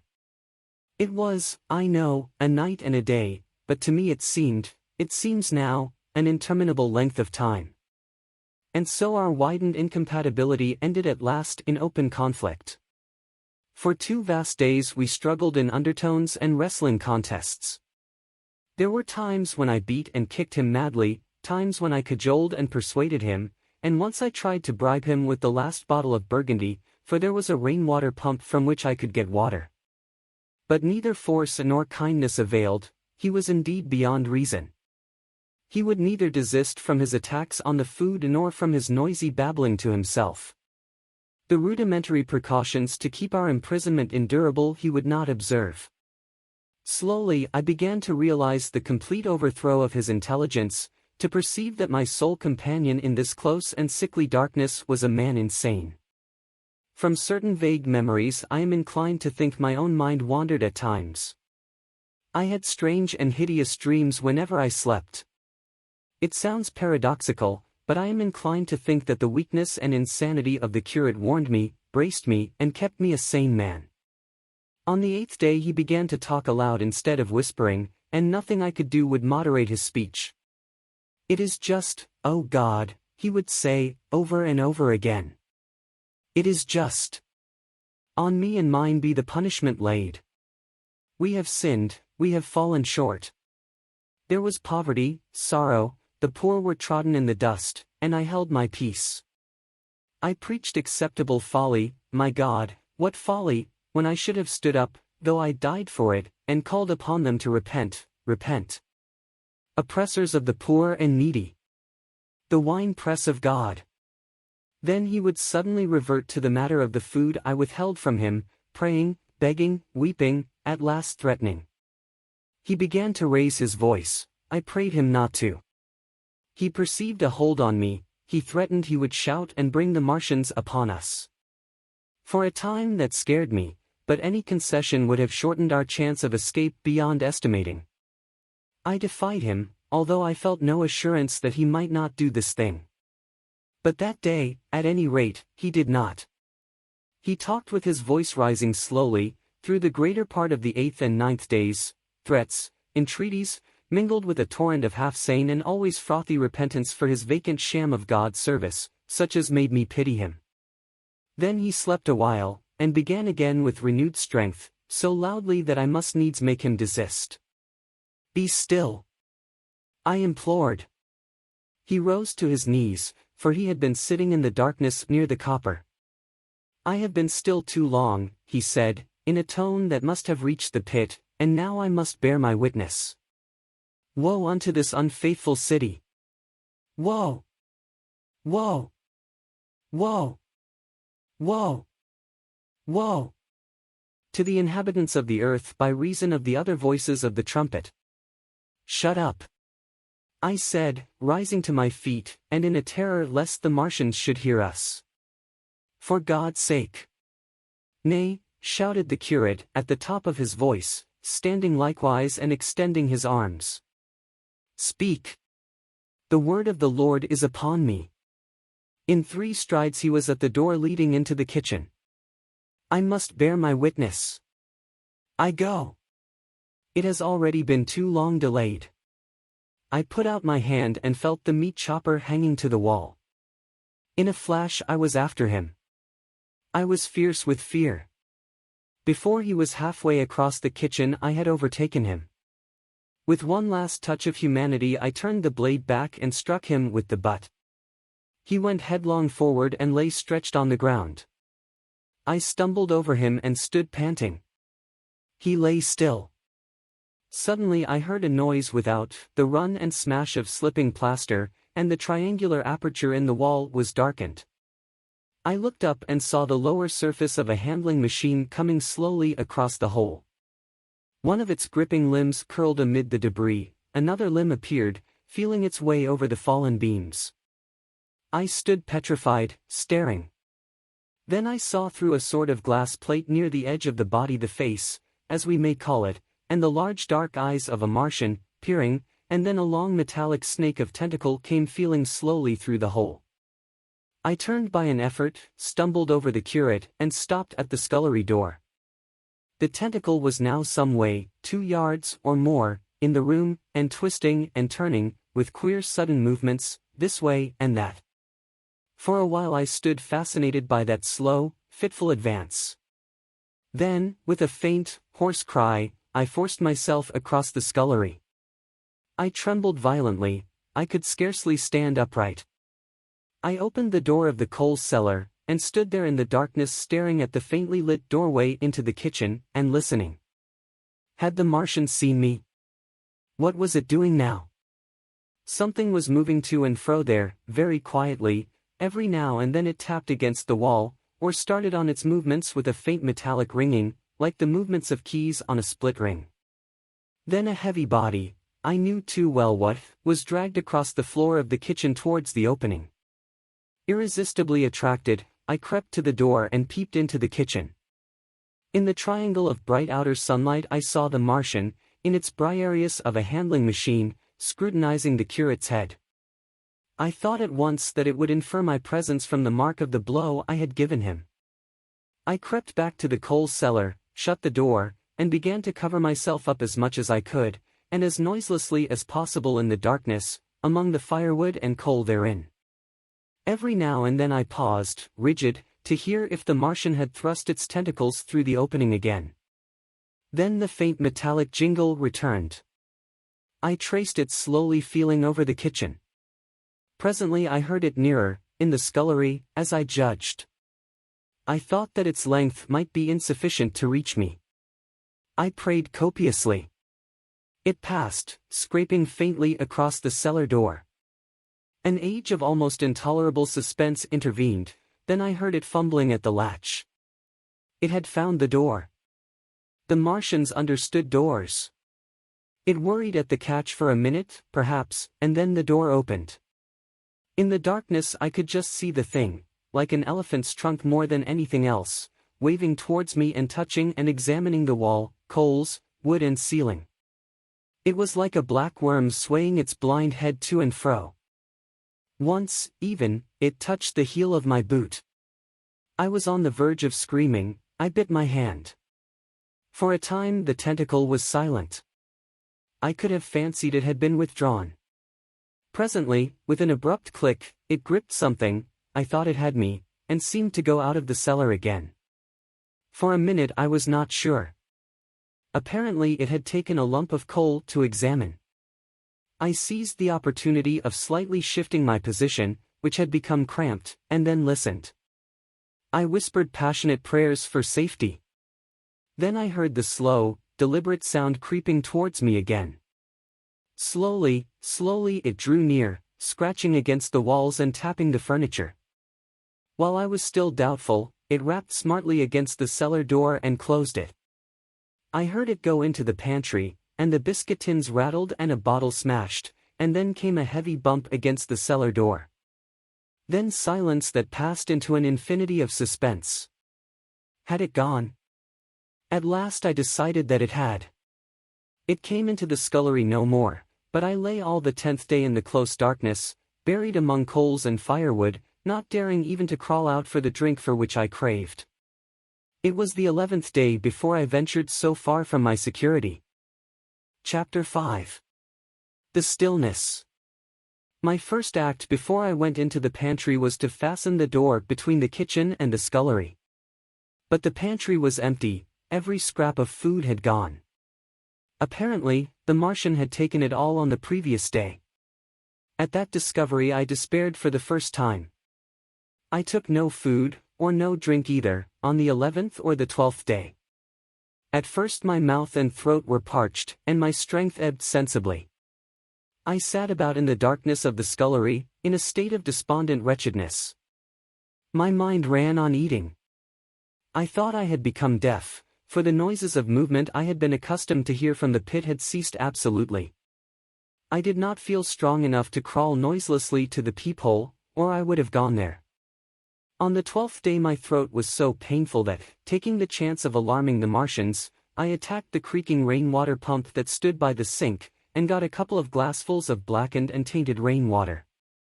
I was greatly refreshed by this, and emboldened by the fact that no inquiring tentacle followed the noise of my pumping. During these days, in a rambling, inconclusive way, I thought much of the curate and of the manner of his death. On the 13th day I drank some more water, and dozed and thought disjointedly of eating and of vague impossible plans of escape. Whenever I dozed I dreamt of horrible phantasms, of the death of the curate, or of sumptuous dinners, but, asleep or awake, I felt a keen pain that urged me to drink again and again. The light that came into the scullery was no longer grey, but red.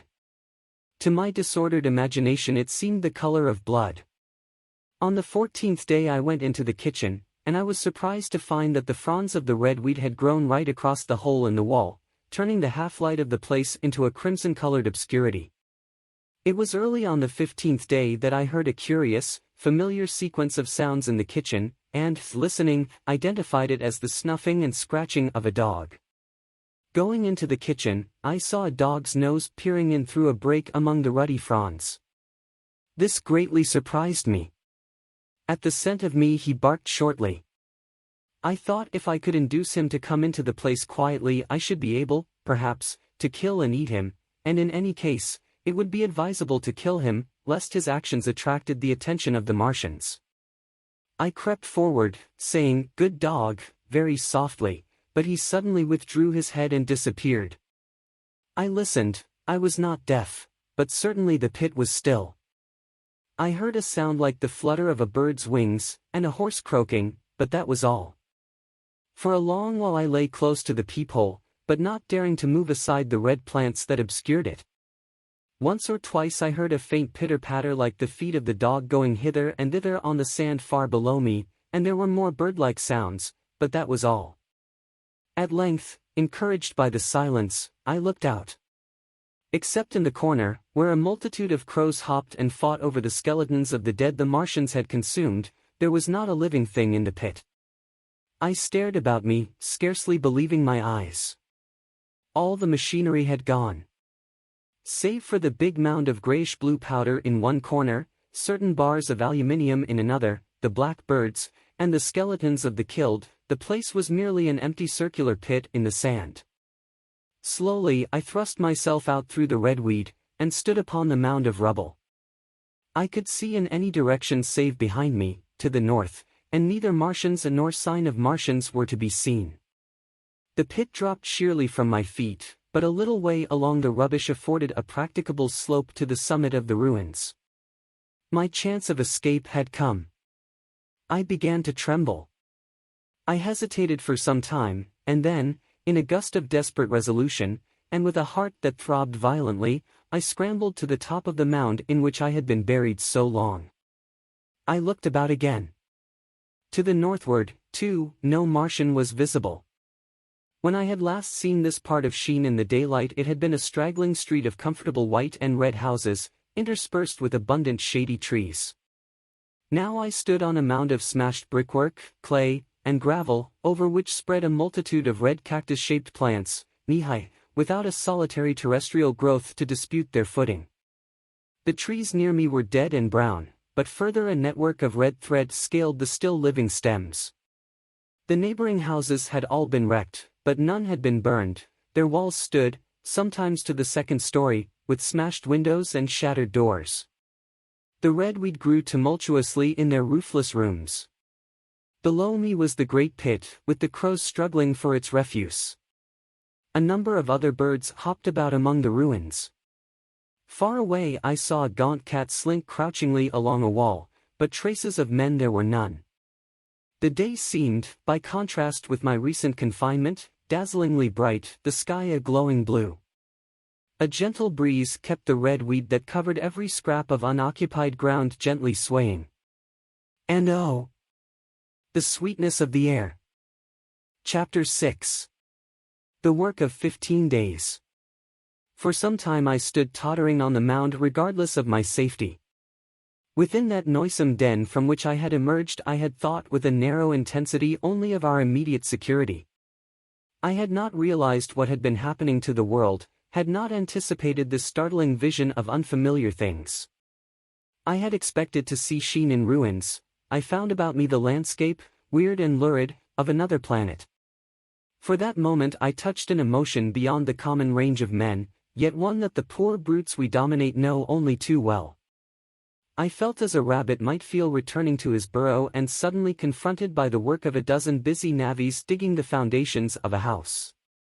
I felt the first inkling of a thing that presently grew quite clear in my mind, that oppressed me for many days, a sense of dethronement, a persuasion that I was no longer a master, but an animal among the animals, under the Martian heel. With us it would be as with them, to lurk and watch, to run and hide. The fear and empire of man had passed away.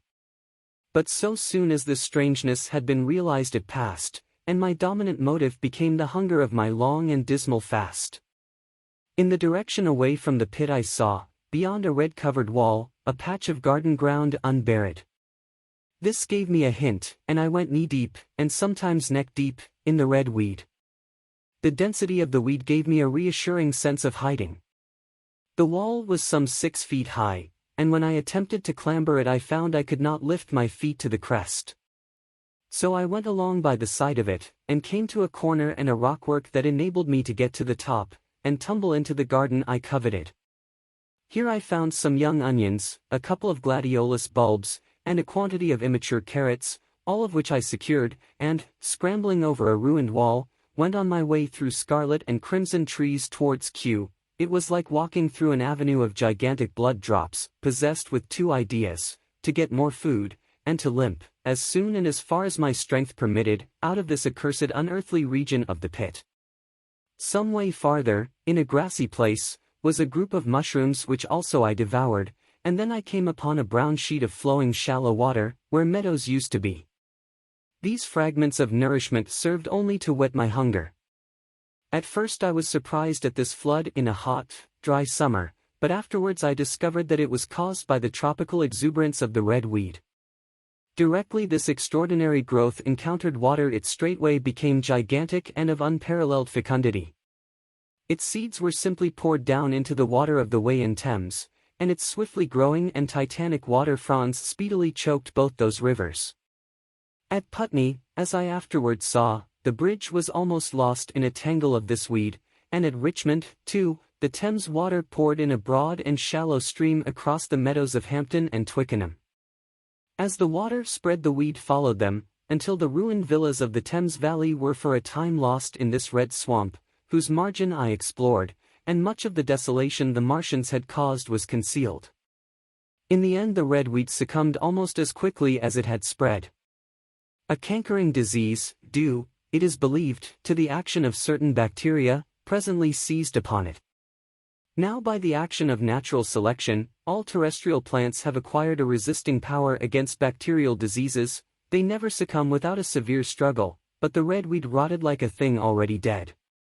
The fronds became bleached, and then shriveled and brittle. They broke off at the least touch, and the waters that had stimulated their early growth carried their last vestiges out to sea. My first act on coming to this water was, of course, to slake my thirst. I drank a great deal of it and, moved by an impulse, gnawed some fronds of red weed, but they were watery, and had a sickly, metallic taste. I found the water was sufficiently shallow for me to wade securely, although the red weed impeded my feet a little, but the flood evidently got deeper towards the river, and I turned back to Mortlake. I managed to make out the road by means of occasional ruins of its villas and fences and lamps, and so presently I got out of this spate and made my way to the hill going up towards Roehampton and came out on Putney Common. Here the scenery changed from the strange and unfamiliar to the wreckage of the familiar. Patches of ground exhibited the devastation of a cyclone, and in a few score yards I would come upon perfectly undisturbed spaces, houses with their blinds trimly drawn and doors closed, as if they had been left for a day by the owners, or as if their inhabitants slept within. The red weed was less abundant, the tall trees along the lane were free from the red creeper. I hunted for food among the trees, finding nothing, and I also raided a couple of silent houses, but they had already been broken into and ransacked. I rested for the remainder of the daylight in a shrubbery, being, in my enfeebled condition, too fatigued to push on. All this time I saw no human beings, and no signs of the Martians. I encountered a couple of hungry-looking dogs, but both hurried circuitously away from the advances I made them. Near Roehampton I had seen 2 human skeletons, not bodies, but skeletons, picked clean, and in the wood by me I found the crushed and scattered bones of several cats and rabbits and the skull of a sheep. But though I gnawed parts of these in my mouth, there was nothing to be got from them. After sunset I struggled on along the road towards Putney, where I think the heat ray must have been used for some reason. And in the garden beyond Roehampton I got a quantity of immature potatoes, sufficient to stay my hunger. From this garden one looked down upon Putney and the river.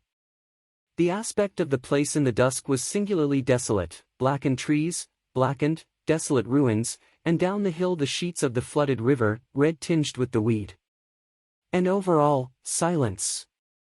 It filled me with indescribable terror to think how swiftly that desolating change had come.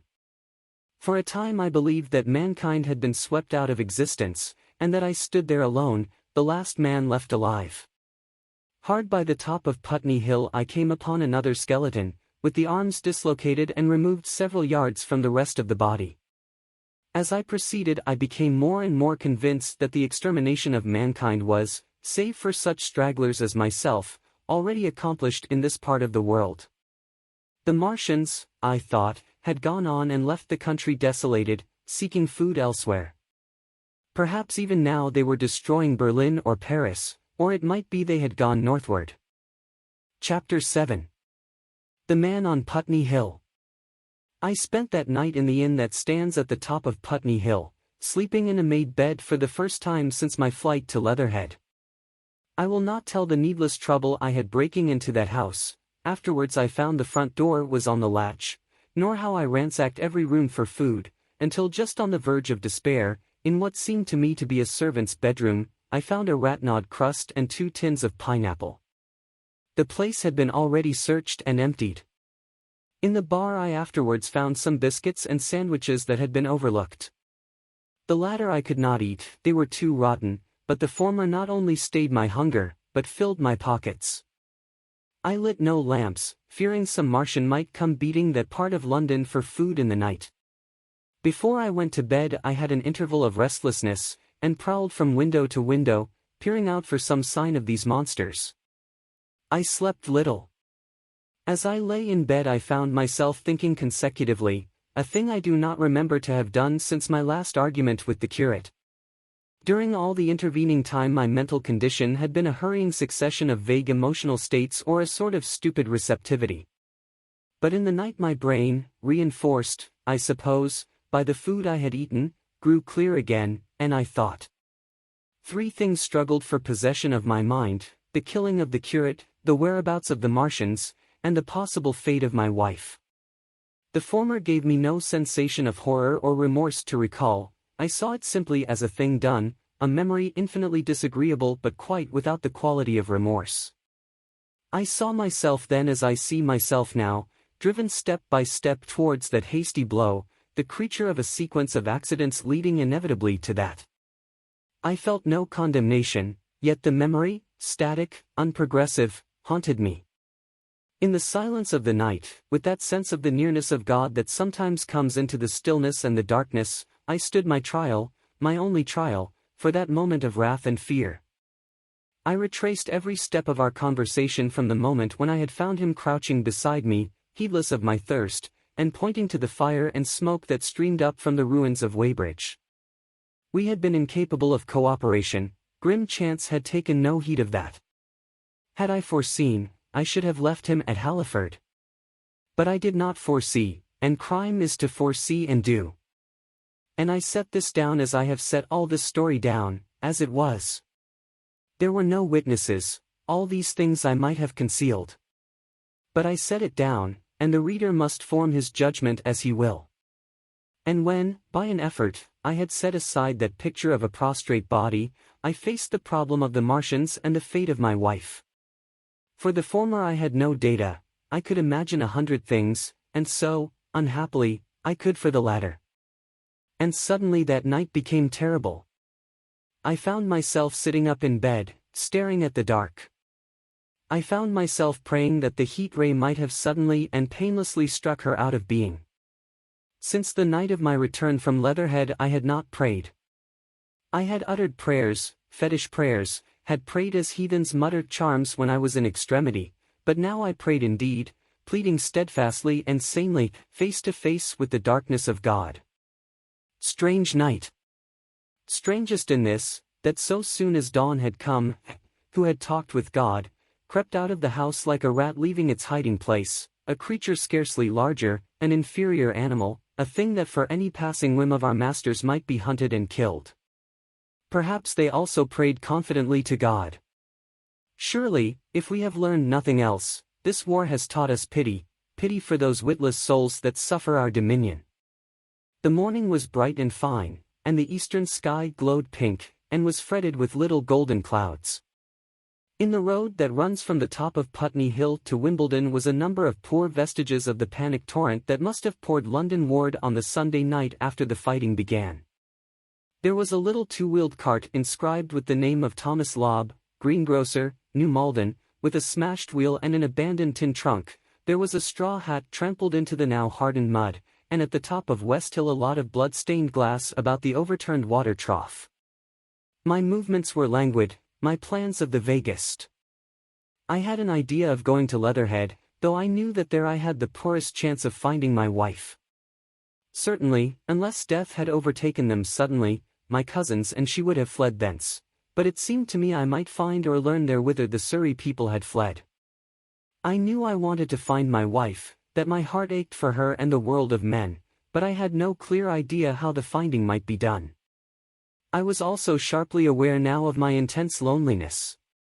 From the corner I went, under cover of a thicket of trees and bushes, to the edge of Wimbledon Common, stretching wide and far. That dark expanse was lit in patches by yellow gorse and broom, there was no red wheat to be seen, and as I prowled, hesitating, on the verge of the open, the sun rose, flooding it all with light and vitality. I came upon a busy swarm of little frogs in a swampy place among the trees. I stopped to look at them, drawing a lesson from their stout resolve to live. And presently, turning suddenly, with an odd feeling of being watched, I beheld something crouching amid a clump of bushes. I stood regarding this. I made a step towards it, and it rose up and became a man armed with a cutlass. I approached him slowly. He stood silent and motionless, regarding me. As I drew nearer I perceived he was dressed in clothes as dusty and filthy as my own. He looked, indeed, as though he had been dragged through a culvert. Nearer, I distinguished the green slime of ditches mixing with the pale drab of dried clay and shiny, coaly patches. His black hair fell over his eyes, and his face was dark and dirty and sunken, so that at first I did not recognize him. There was a red cut across the lower part of his face. "Stop," he cried, when I was within 10 yards of him, and I stopped. His voice was hoarse. "Where do you come from?" he said. I thought, surveying him. "I come from Mortlake," I said. "I was buried near the pit the Martians made about their cylinder. I have worked my way out and escaped." "There is no food about here," he said. "This is my country. All this hill down to the river, and back to Clapham, and up to the edge of the common. There is only food for one. Which way are you going?" I answered slowly. "I don't know," I said. "I have been buried in the ruins of a house 13 or 14 days. I don't know what has happened." He looked at me doubtfully, then started, and looked with a changed expression.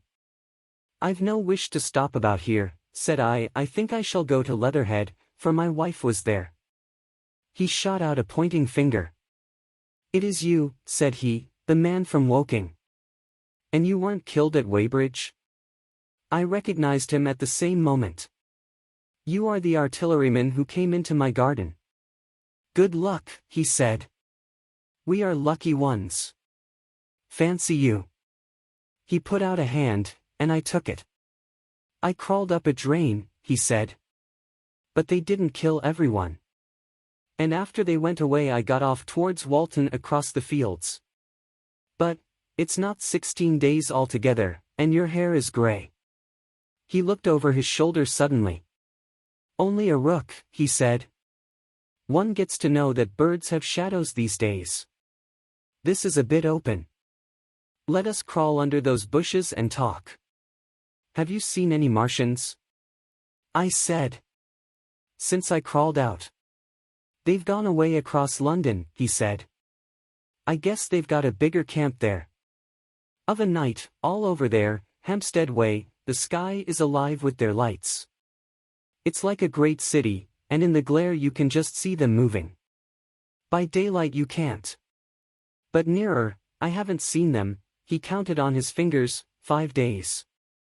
"Then I saw a couple across Hammersmith way carrying something big. And the night before last," he stopped and spoke impressively, "it was just a matter of lights, but it was something up in the air. I believe they've built a flying machine, and are learning to fly." I stopped, on hands and knees, for we had come to the bushes. "Fly?" "Yes," he said, "fly." I went on into a little bower, and sat down. "It is all over with humanity," I said. "If they can do that they will simply go round the world." He nodded. "They will. But it will relieve things over here a bit. And besides," he looked at me, Aren't you satisfied it is up with humanity? I am. We're down, we're beat. I stared. Strange as it may seem, I had not arrived at this fact, a fact perfectly obvious so soon as he spoke. I had still held a vague hope, rather, I had kept a lifelong habit of mind. He repeated his words, "We're beat." They carried absolute conviction. "It's all over," he said. "They've lost one, just one. And they've made their footing good and crippled the greatest power in the world. They've walked over us. The death of that one at Weybridge was an accident. And these are only pioneers. They kept on coming. These green stars, I've seen none these 5 or 6 days, but I've no doubt they're falling somewhere every night. Nothing's to be done. We're under. We're beat." I made him no answer. I sat staring before me, trying in vain to devise some countervailing thought. "This isn't a war," said the artilleryman. "It never was a war, any more than there's war between man and ants." Suddenly I recalled the night in the observatory. After the 10th shot they fired no more, at least, until the first cylinder came. "How do you know?" said the artilleryman. I explained. He thought. "Something wrong with the gun," he said. "But what if there is? They'll get it right again. And even if there's a delay, how can it alter the end? It's just men and ants. There's the ants builds their cities, live their lives, have wars, revolutions, until the men want them out of the way, and then they go out of the way. That's what we are now, just ants. Only." "Yes," I said. "We're eatable ants." We sat looking at each other. "And what will they do with us?" I said. "That's what I've been thinking," he said, "that's what I've been thinking. After Weybridge I went south, thinking. I saw what was up. Most of the people were hard at it squealing and exciting themselves. But I'm not so fond of squealing. I've been in sight of death once or twice, I'm not an ornamental soldier, and at the best and worst, death, it's just death. And it's the man that keeps on thinking comes through. I saw everyone tracking away south. Says I, food won't last this way, and I turned right back. I went for the Martians like a sparrow goes for man. All round, he waved a hand to the horizon, they're starving in heaps, bolting, treading on each other. He saw my face, and halted awkwardly. No doubt lots who had money have gone away to France, he said. He seemed to hesitate whether to apologize, met my eyes, and went on, there's food all about here. Canned things in shops, wines, spirits, mineral waters, and the water mains and drains are empty. Well, I was telling you what I was thinking. Here's intelligent things, I said, and it seems they want us for food. First, they'll smash us up, ships, machines, guns, cities, all the order and organization. All that will go. If we were the size of ants we might pull through. But we're not. It's all too bulky to stop. That's the first certainty. I assented. It is, I've thought it out. Very well, then, next, at present we're caught as we're wanted. A Martian has only to go a few miles to get a crowd on the run. And I saw one day, out by Wandsworth, picking houses to pieces and routing among the wreckage. But they won't keep on doing that. So soon as they've settled all our guns and ships, and smashed our railways, and done all the things they are doing over there, they will begin catching us systematic, picking the best and storing us in cages and things. That's what they will start doing in a bit. Lord! They haven't begun on us yet. Don't you see that? Not begun. I exclaimed. Not begun. All that's happened so far is through our not having the sense to keep quiet, worrying them with guns and such foolery. And losing our heads, and rushing off in crowds to where there wasn't any more safety than where we were. They don't want to bother us yet. They're making their things, making all the things they couldn't bring with them, getting things ready for the rest of their people. Very likely that's why the cylinders have stopped for a bit, for fear of hitting those who are here. And instead of our rushing about blind, on the howl, or getting dynamite on the chance of busting them up, we've got to fix ourselves up according to the new state of affairs. That's how I figure it out. It isn't quite according to what a man wants for his species, but it's about what the facts point to. And that's the principle I acted upon. Cities, nations, civilization, progress, it's all over. That game's up. We're beat. But if that is so, what is there to live for? The artilleryman looked at me for a moment. There won't be any more blessed concerts for 1,000,000 years or so, there won't be any Royal Academy of Arts, and no nice little feeds at restaurants. If it's amusement you're after, I reckon the game is up. If you've got any drawing room manners or a dislike to eating peas with a knife or dropping H's, you'd better chuck 'em away. They ain't no further use. You mean? I mean that men like me are going on living, for the sake of the breed. I tell you, I'm grim set on living. And if I'm not mistaken, you'll show what insides you've got, too, before long. We aren't going to be exterminated. And I don't mean to be caught either, and tamed and fattened and bred like a thundering ox. Ugh! Fancy those brown creepers. You don't mean to say. I do. I'm going on, under their feet. I've got it planned, I've thought it out. We men are beat. We don't know enough. We've got to learn before we've got a chance. And we've got to live and keep independent while we learn. See? That's what has to be done. I stared, astonished, and stirred profoundly by the man's resolution. Great God, cried I, but you are a man indeed. And suddenly I gripped his hand. Ah, he said, with his eyes shining. I've thought it out, eh? Go on, I said. Well, those who mean to escape their catching must get ready. I'm getting ready. Mind you, it isn't all of us that are made for wild beasts, and that's what it's got to be. That's why I watched you. I had my doubts. You're slender. I didn't know that it was you, you see, or just how you'd been buried. All these, the sort of people that lived in these houses, and all those damn little clerks that used to live down that way, they'd be no good. They haven't any spirit in them, no proud dreams and no proud lusts, and a man who hasn't one or the other, Lord. What is he but funk and precautions? They just used to skedaddle off to work. I've seen hundreds of 'em, bit of breakfast in hand, running wild and shining to catch their little season ticket train, for fear they'd get dismissed if they didn't, working at businesses they were afraid to take the trouble to understand, skedaddling back for fear they wouldn't be in time for dinner, keeping indoors after dinner for fear of the back streets, and sleeping with the wives they married, not because they wanted them, but because they had a bit of money that would make for safety in their one little miserable skedaddle through the world. Lives insured and a bit invested for fear of accidents. And on Sundays, fear of the hereafter. As if hell was built for rabbits. Well, the Martians will just be a godsend to these. Nice roomy cages, fattening food, careful breeding, no worry.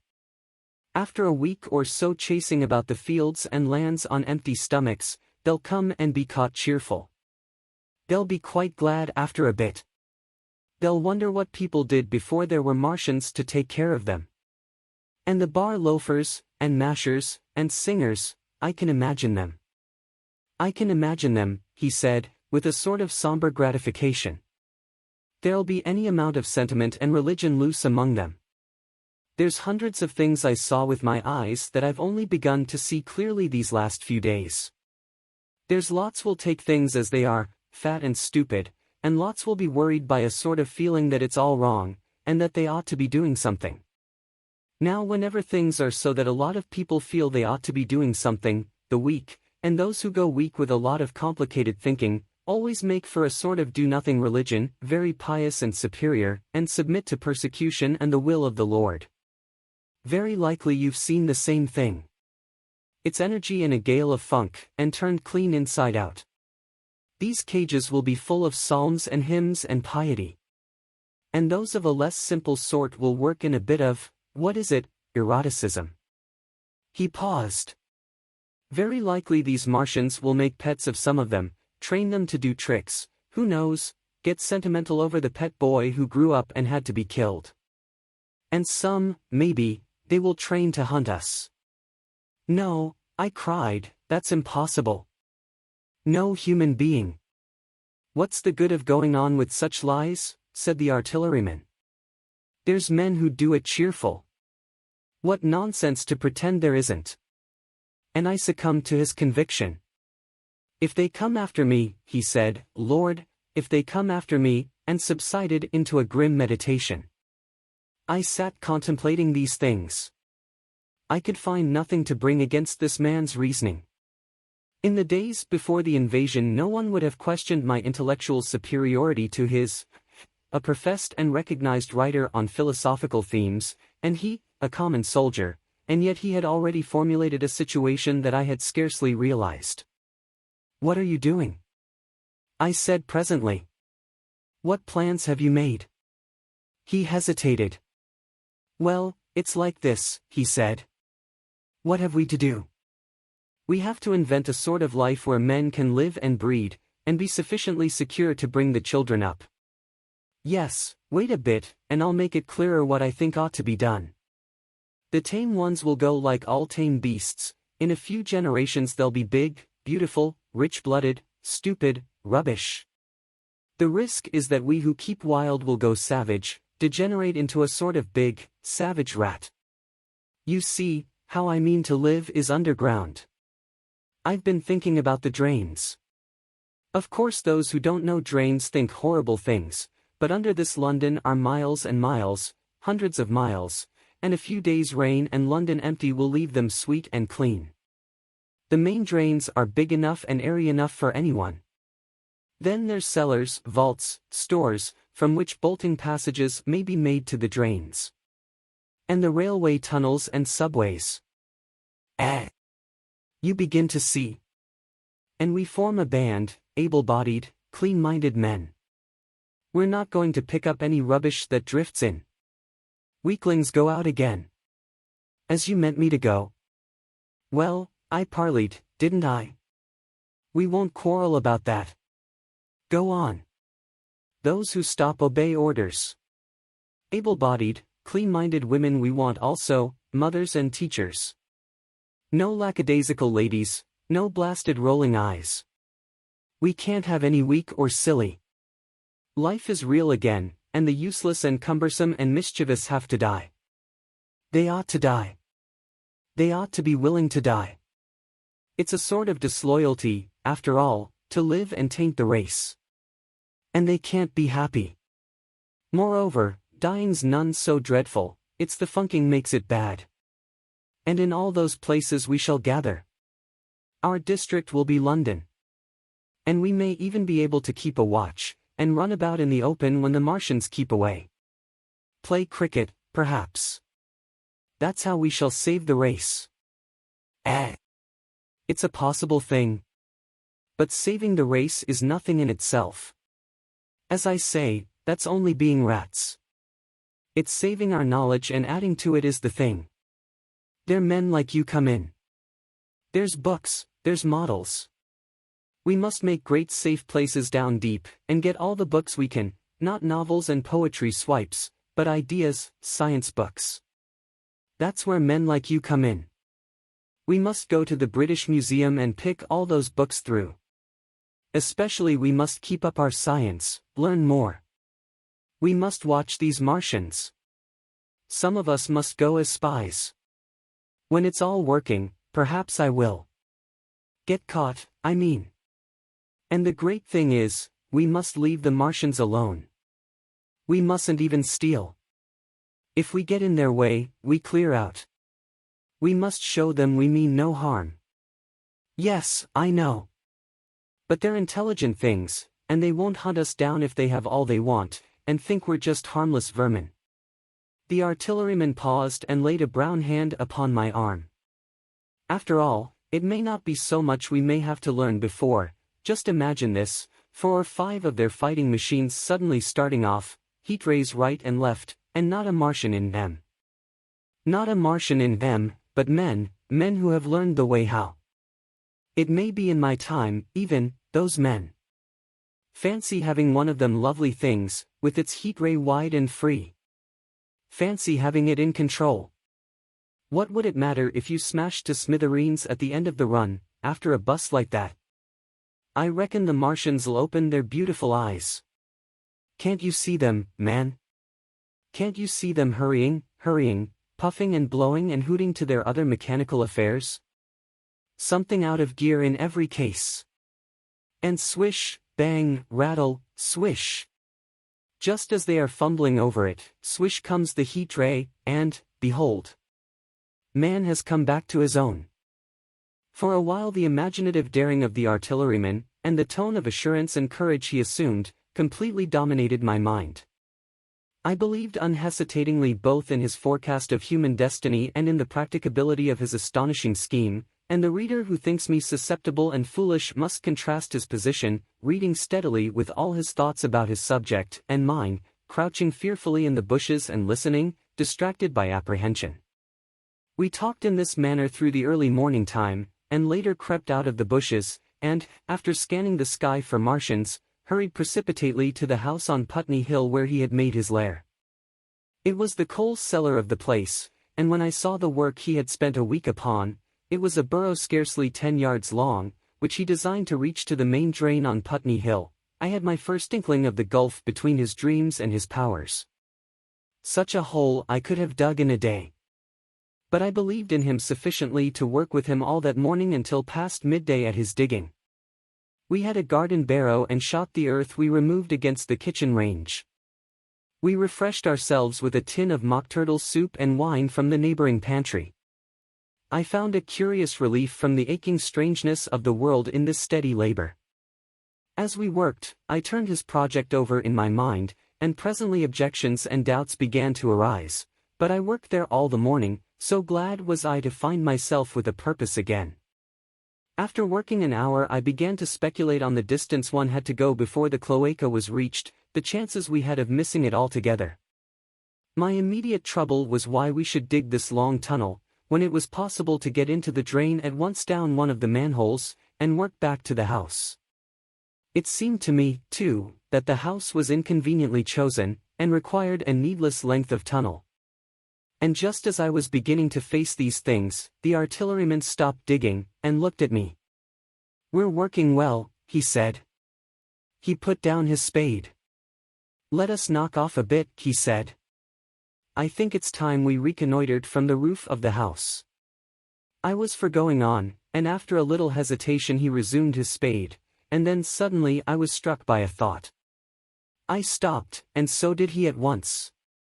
"Why were you walking about the common," I said, "instead of being here?" "Taking the air," he said. "I was coming back. It's safer by night." "But the work?" "Oh, one can't always work," he said, and in a flash I saw the man plain. He hesitated, holding his spade. "We ought to reconnoiter now," he said, "because if any come near they may hear the spades and drop upon us unawares." I was no longer disposed to object. We went together to the roof and stood on a ladder peeping out of the roof door. No Martians were to be seen, and we ventured out on the tiles, and slipped down under shelter of the parapet. From this position a shrubbery hid the greater portion of Putney, but we could see the river below, a bubbly mass of redweed, and the low parts of Lambeth flooded and red. The red creeper swarmed up the trees about the old palace, and their branches stretched gaunt and dead, and set with shriveled leaves, from amid its clusters. It was strange how entirely dependent both these things were upon flowing water for their propagation.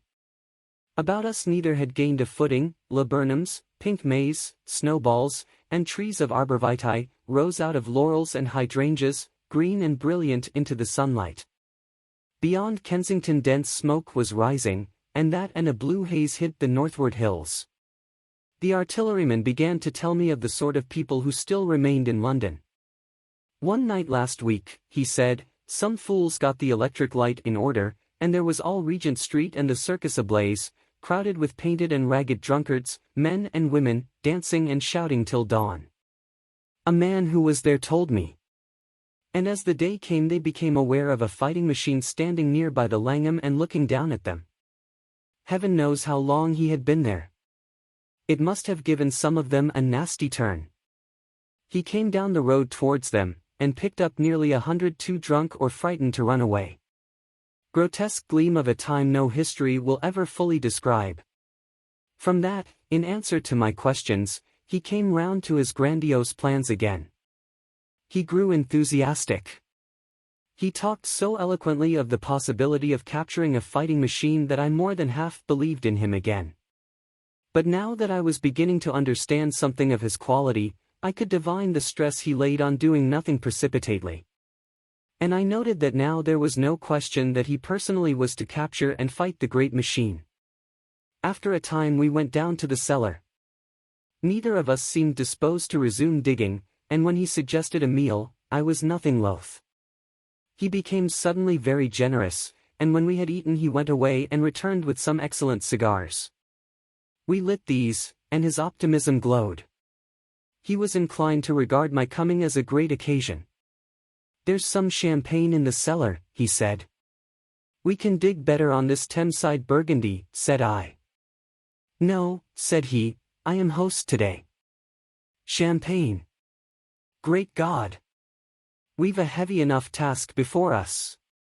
Let us take a rest and gather strength while we may.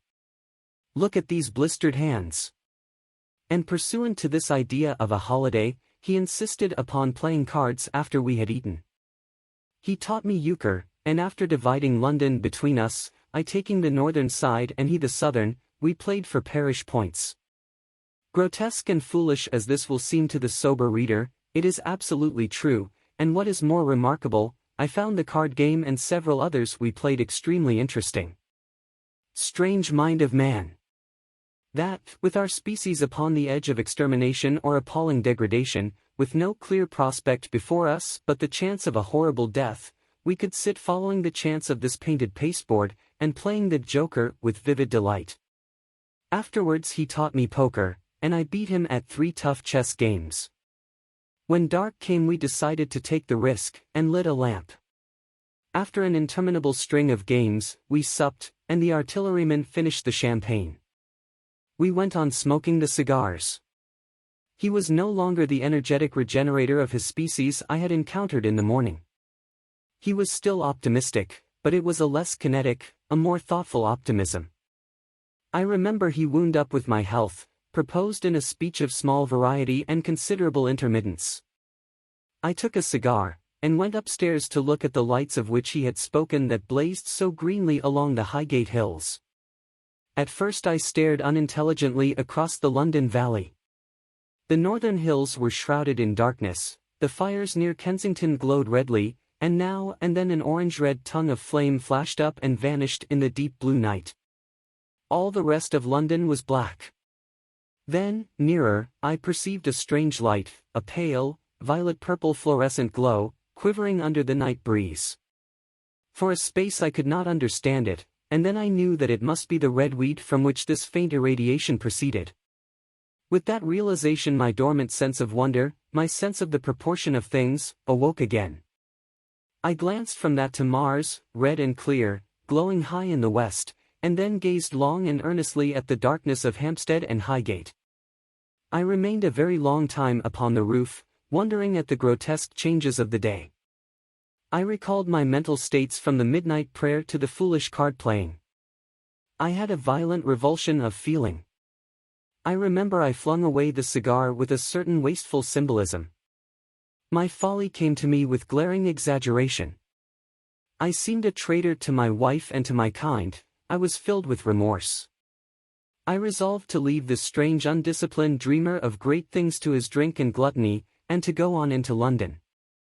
There, it seemed to me, I had the best chance of learning what the Martians and my fellow men were doing.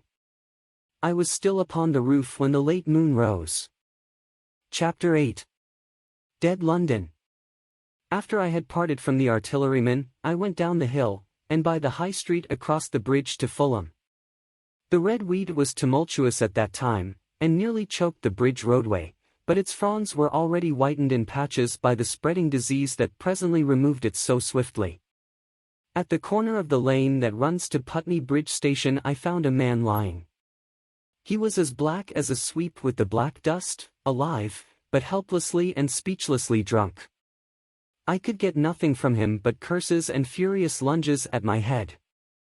I think I should have stayed by him but for the brutal expression of his face.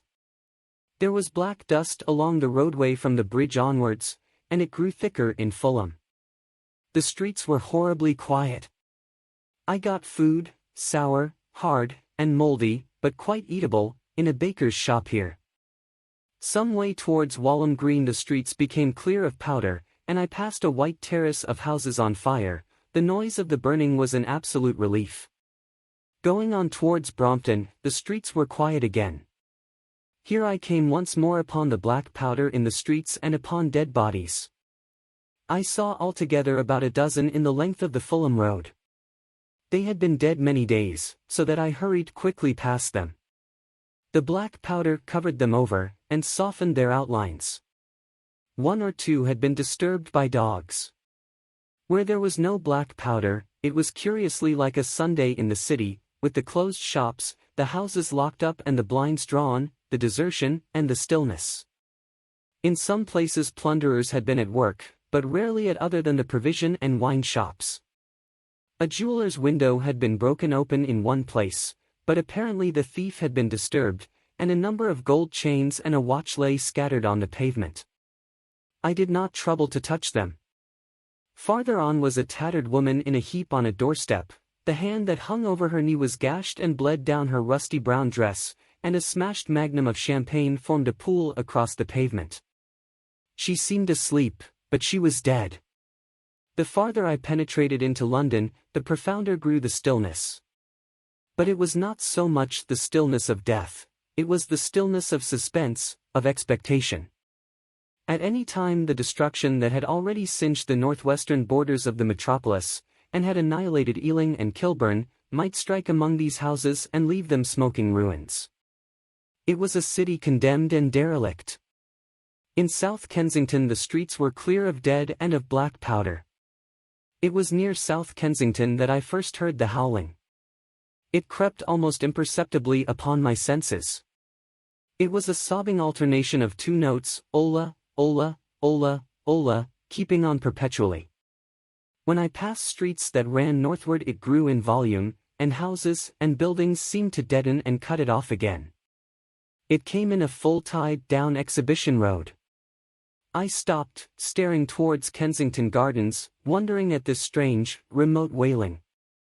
It was as if that mighty desert of houses had found a voice for its fear and solitude.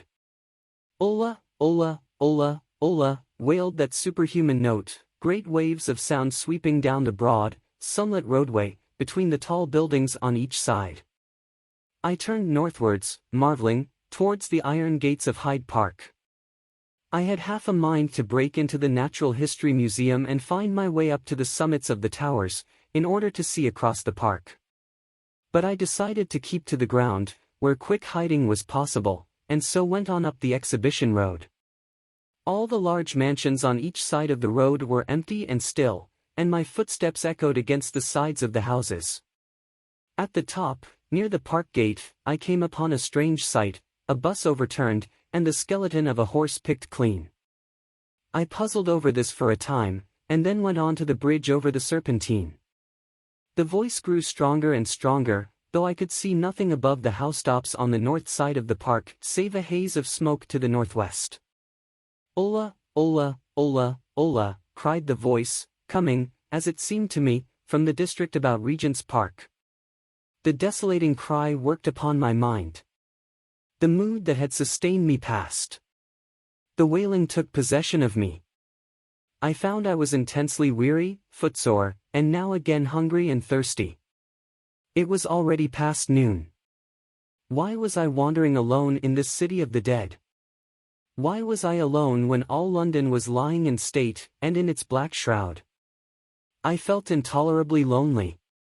My mind ran on old friends that I had forgotten for years. I thought of the poisons in the chemists' shops, of the liquors the wine merchants stored. I recalled the two sodden creatures of despair, who so far as I knew, shared the city with myself.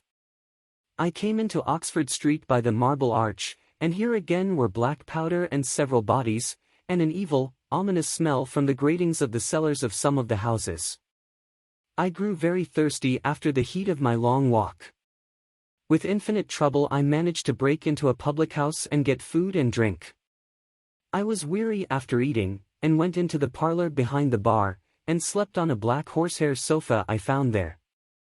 I awoke to find that dismal howling still in my ears, Ola, Ola, Ola, Ola. It was now dusk, and after I had routed out some biscuits and a cheese in the bar, there was a meat safe, but it contained nothing but maggots. I wandered on through the silent residential squares to Baker Street. Portman Square is the only one I can name, and so came out at last upon Regent's Park. And as I emerged from the top of Baker Street, I saw far away over the trees in the clearness of the sunset the hood of the Martian giant from which this howling proceeded. I was not terrified. I came upon him as if it were a matter of course. I watched him for some time, but he did not move. He appeared to be standing and yelling, for no reason that I could discover. I tried to formulate a plan of action. That perpetual sound of Ola, Ola, Ola, Ola, confused my mind. Perhaps I was too tired to be very fearful. Certainly I was more curious to know the reason of this monotonous crying than afraid. I turned back away from the park and struck into Park Road, intending to skirt the park, went along under the shelter of the terraces, and got a view of this stationary, howling Martian from the direction of St. John's Wood. A couple of 100 yards out of Baker Street I heard a yelping chorus, and saw, first a dog with a piece of putrescent red meat in his jaws coming headlong towards me, and then a pack of starving mongrels in pursuit of him. He made a wide curve to avoid me, as though he feared I might prove a fresh competitor. As the yelping died away down the silent road, the wailing sound of Ola, Ola, Ola, Ola, reasserted itself. I came upon the wrecked handling machine halfway to St. John's Wood Station. At first I thought a house had fallen across the road. It was only as I clambered among the ruins that I saw, with a start, this mechanical Samson lying, with its tentacles bent and smashed and twisted, among the ruins it had made. The forepart was shattered. It seemed as if it had driven blindly straight at the house, and had been overwhelmed in its overthrow. It seemed to me then that this might have happened by a handling machine escaping from the guidance of its Martian. I could not clamber among the ruins to see it, and the twilight was now so far advanced that the blood with which its seat was smeared, and the gnawed gristle of the Martian that the dogs had left, were invisible to me. Wondering still more at all that I had seen, I pushed on towards Primrose Hill. Far away, through a gap in the trees, I saw a second Martian, as motionless as the first, standing in the park towards the zoological gardens, and silent. A little beyond the ruins about the smashed handling machine I came upon the red weed again, and found the Regent's Canal, a spongy mass of dark red vegetation. As I crossed the bridge, the sound of Ola, Ola, Ola, Ola, ceased. It was, as it were, cut off. The silence came like a thunderclap. The dusky houses about me stood faint and tall and dim, the trees towards the park were growing black. All about me the red wheat clambered among the ruins, writhing to get above me in the dimness. Night, the mother of fear and mystery, was coming upon me. But while that voice sounded the solitude, the desolation, had been endurable, by virtue of it London had still seemed alive, and the sense of life about me had upheld me. Then suddenly a change, the passing of something, I knew not what, and then a stillness that could be felt. Nothing but this gaunt quiet. London about me gazed at me spectrally. The windows in the white houses were like the eye sockets of skulls. About me my imagination found 1,000 noiseless enemies moving. Terror seized me, a horror of my temerity. In front of me the road became pitchy black as though it was tarred, and I saw a contorted shape lying across the pathway. I could not bring myself to go on. I turned down St. John's Wood Road, and ran headlong from this unendurable stillness towards Kilburn. I hid from the night and the silence, until long after midnight, in a cabman's shelter in Harrow Road. But before the dawn my courage returned, and while the stars were still in the sky I turned once more towards Regent's Park. I missed my way among the streets, and presently saw down a long avenue, in the half-light of the early dawn, the curve of Primrose Hill. On the summit, towering up to the fading stars, was a third Martian, erect and motionless like the others. An insane resolve possessed me. I would die and end it. And I would save myself even the trouble of killing myself.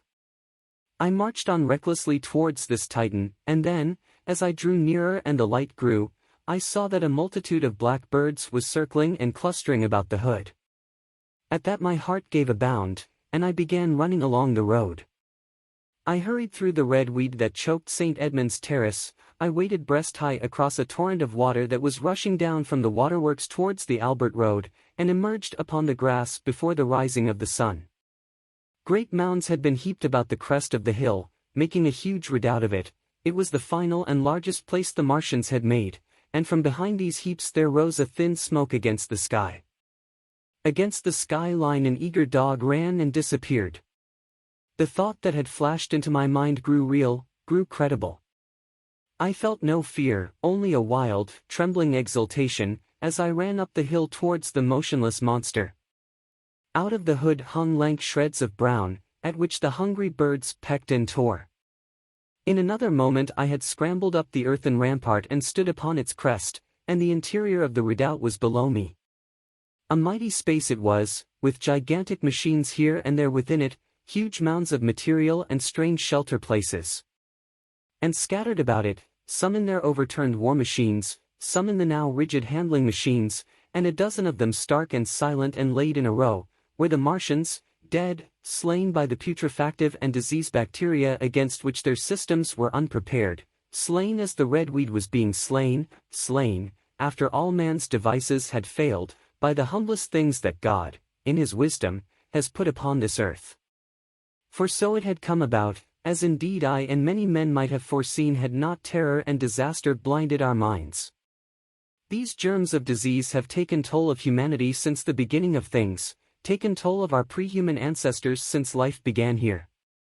But by virtue of this natural selection of our kind we have developed resisting power. To no germs do we succumb without a struggle, and to many, those that cause putrefaction in dead matter, for instance, our living frames are altogether immune. But there are no bacteria in Mars, and directly these invaders arrived, directly they drank and fed, our microscopic allies began to work their overthrow. Already when I watched them they were irrevocably doomed, dying and rotting even as they went to and fro. It was inevitable. By the toll of 1 billion deaths man has bought his birthright of the earth, and it is his against all comers. It would still be his were the Martians 10 times as mighty as they are. For neither do men live nor die in vain. Here and there they were scattered, nearly 50 altogether, in that great gulf they had made, overtaken by a death that must have seemed to them as incomprehensible as any death could be. To me also at that time this death was incomprehensible. All I knew was that these things that had been alive and so terrible to men were dead. For a moment I believed that the destruction of Sennacherib had been repeated, that God had repented, that the angel of death had slain them in the night. I stood staring into the pit, and my heart lightened gloriously, even as the rising sun struck the world to fire about me with his rays. The pit was still in darkness. The mighty engines, so great and wonderful in their power and complexity, so unearthly in their tortuous forms, rose weird and vague and strange out of the shadows towards the light. A multitude of dogs, I could hear, fought over the bodies that lay darkly in the depth of the pit, far below me. Across the pit on its farther lip, flat and vast and strange, lay the great flying machine with which they had been experimenting upon our denser atmosphere when decay and death arrested them. Death had come not a day too soon. At the sound of a cawing overhead I looked up at the huge fighting machine that would fight no more forever, at the tattered red shreds of flesh that dripped down upon the overturned seats on the summit of Primrose Hill. I turned and looked down the slope of the hill to where, enhaloed now in birds, stood those other 2 Martians that I had seen overnight, just as death had overtaken them. The one had died, even as it had been crying to its companions. Perhaps it was the last to die, and its voice had gone on perpetually until the force of its machinery was exhausted. They glittered now, harmless tripod towers of shining metal, in the brightness of the rising sun. All about the pit, and saved as by a miracle from everlasting destruction, stretched the great mother of cities. Those who have only seen London veiled in her somber robes of smoke can scarcely imagine the naked clearness and beauty of the silent wilderness of houses.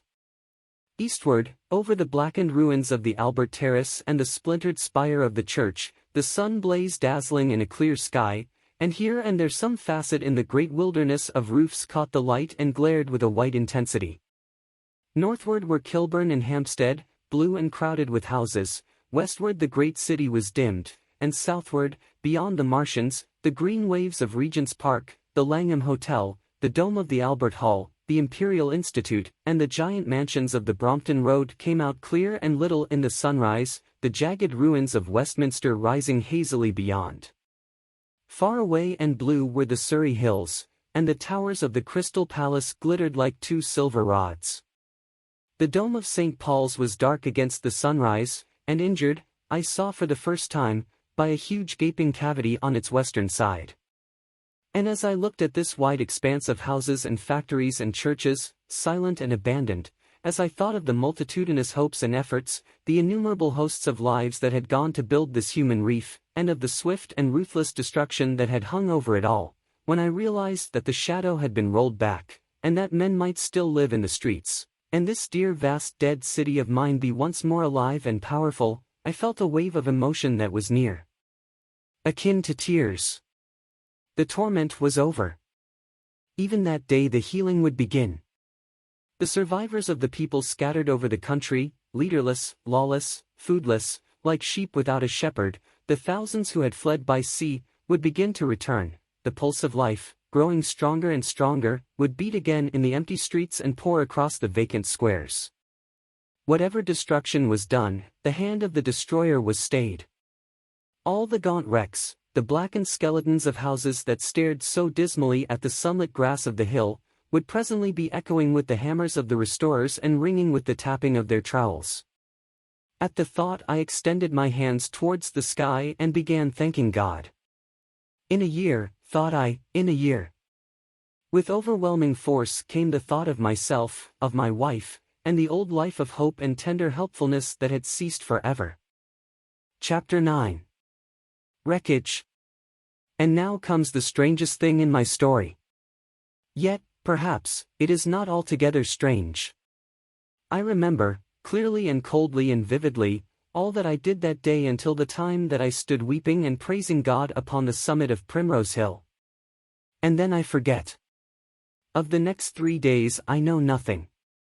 I have learned since that, so far from my being the first discoverer of the Martian overthrow, several such wanderers as myself had already discovered this on the previous night. One man, the first, had gone to St. Martin's le Grand, and, while I sheltered in the cabman's hut, had contrived to telegraph to Paris. Thence the joyful news had flashed all over the world. 1,000 cities, chilled by ghastly apprehensions, suddenly flashed into frantic illuminations. They knew of it in Dublin, Edinburgh, Manchester, Birmingham, at the time when I stood upon the verge of the pit. Already men, weeping with joy, as I have heard, shouting and staying their work to shake hands and shout, were making up trains, even as near as Crewe, to descend upon London. The church bells that had ceased a fortnight since suddenly caught the news, until all England was bell-ringing. Men on cycles, lean-faced, unkempt, scorched along every country lane shouting of unhoped deliverance, shouting to gaunt, staring figures of despair. And for the food. Across the Channel, across the Irish Sea, across the Atlantic, corn, bread, and meat were tearing to our relief. All the shipping in the world seemed going Londonward in those days. But of all this I have no memory. I drifted, a demented man.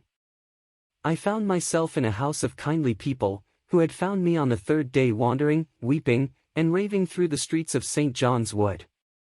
They have told me since that I was singing some insane doggerel about the last man left alive. Hurrah!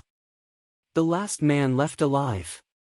Troubled as they were with their own affairs, these people, whose name, much as I would like to express my gratitude to them, I may not even give here, nevertheless cumbered themselves with me, sheltered me, and protected me from myself.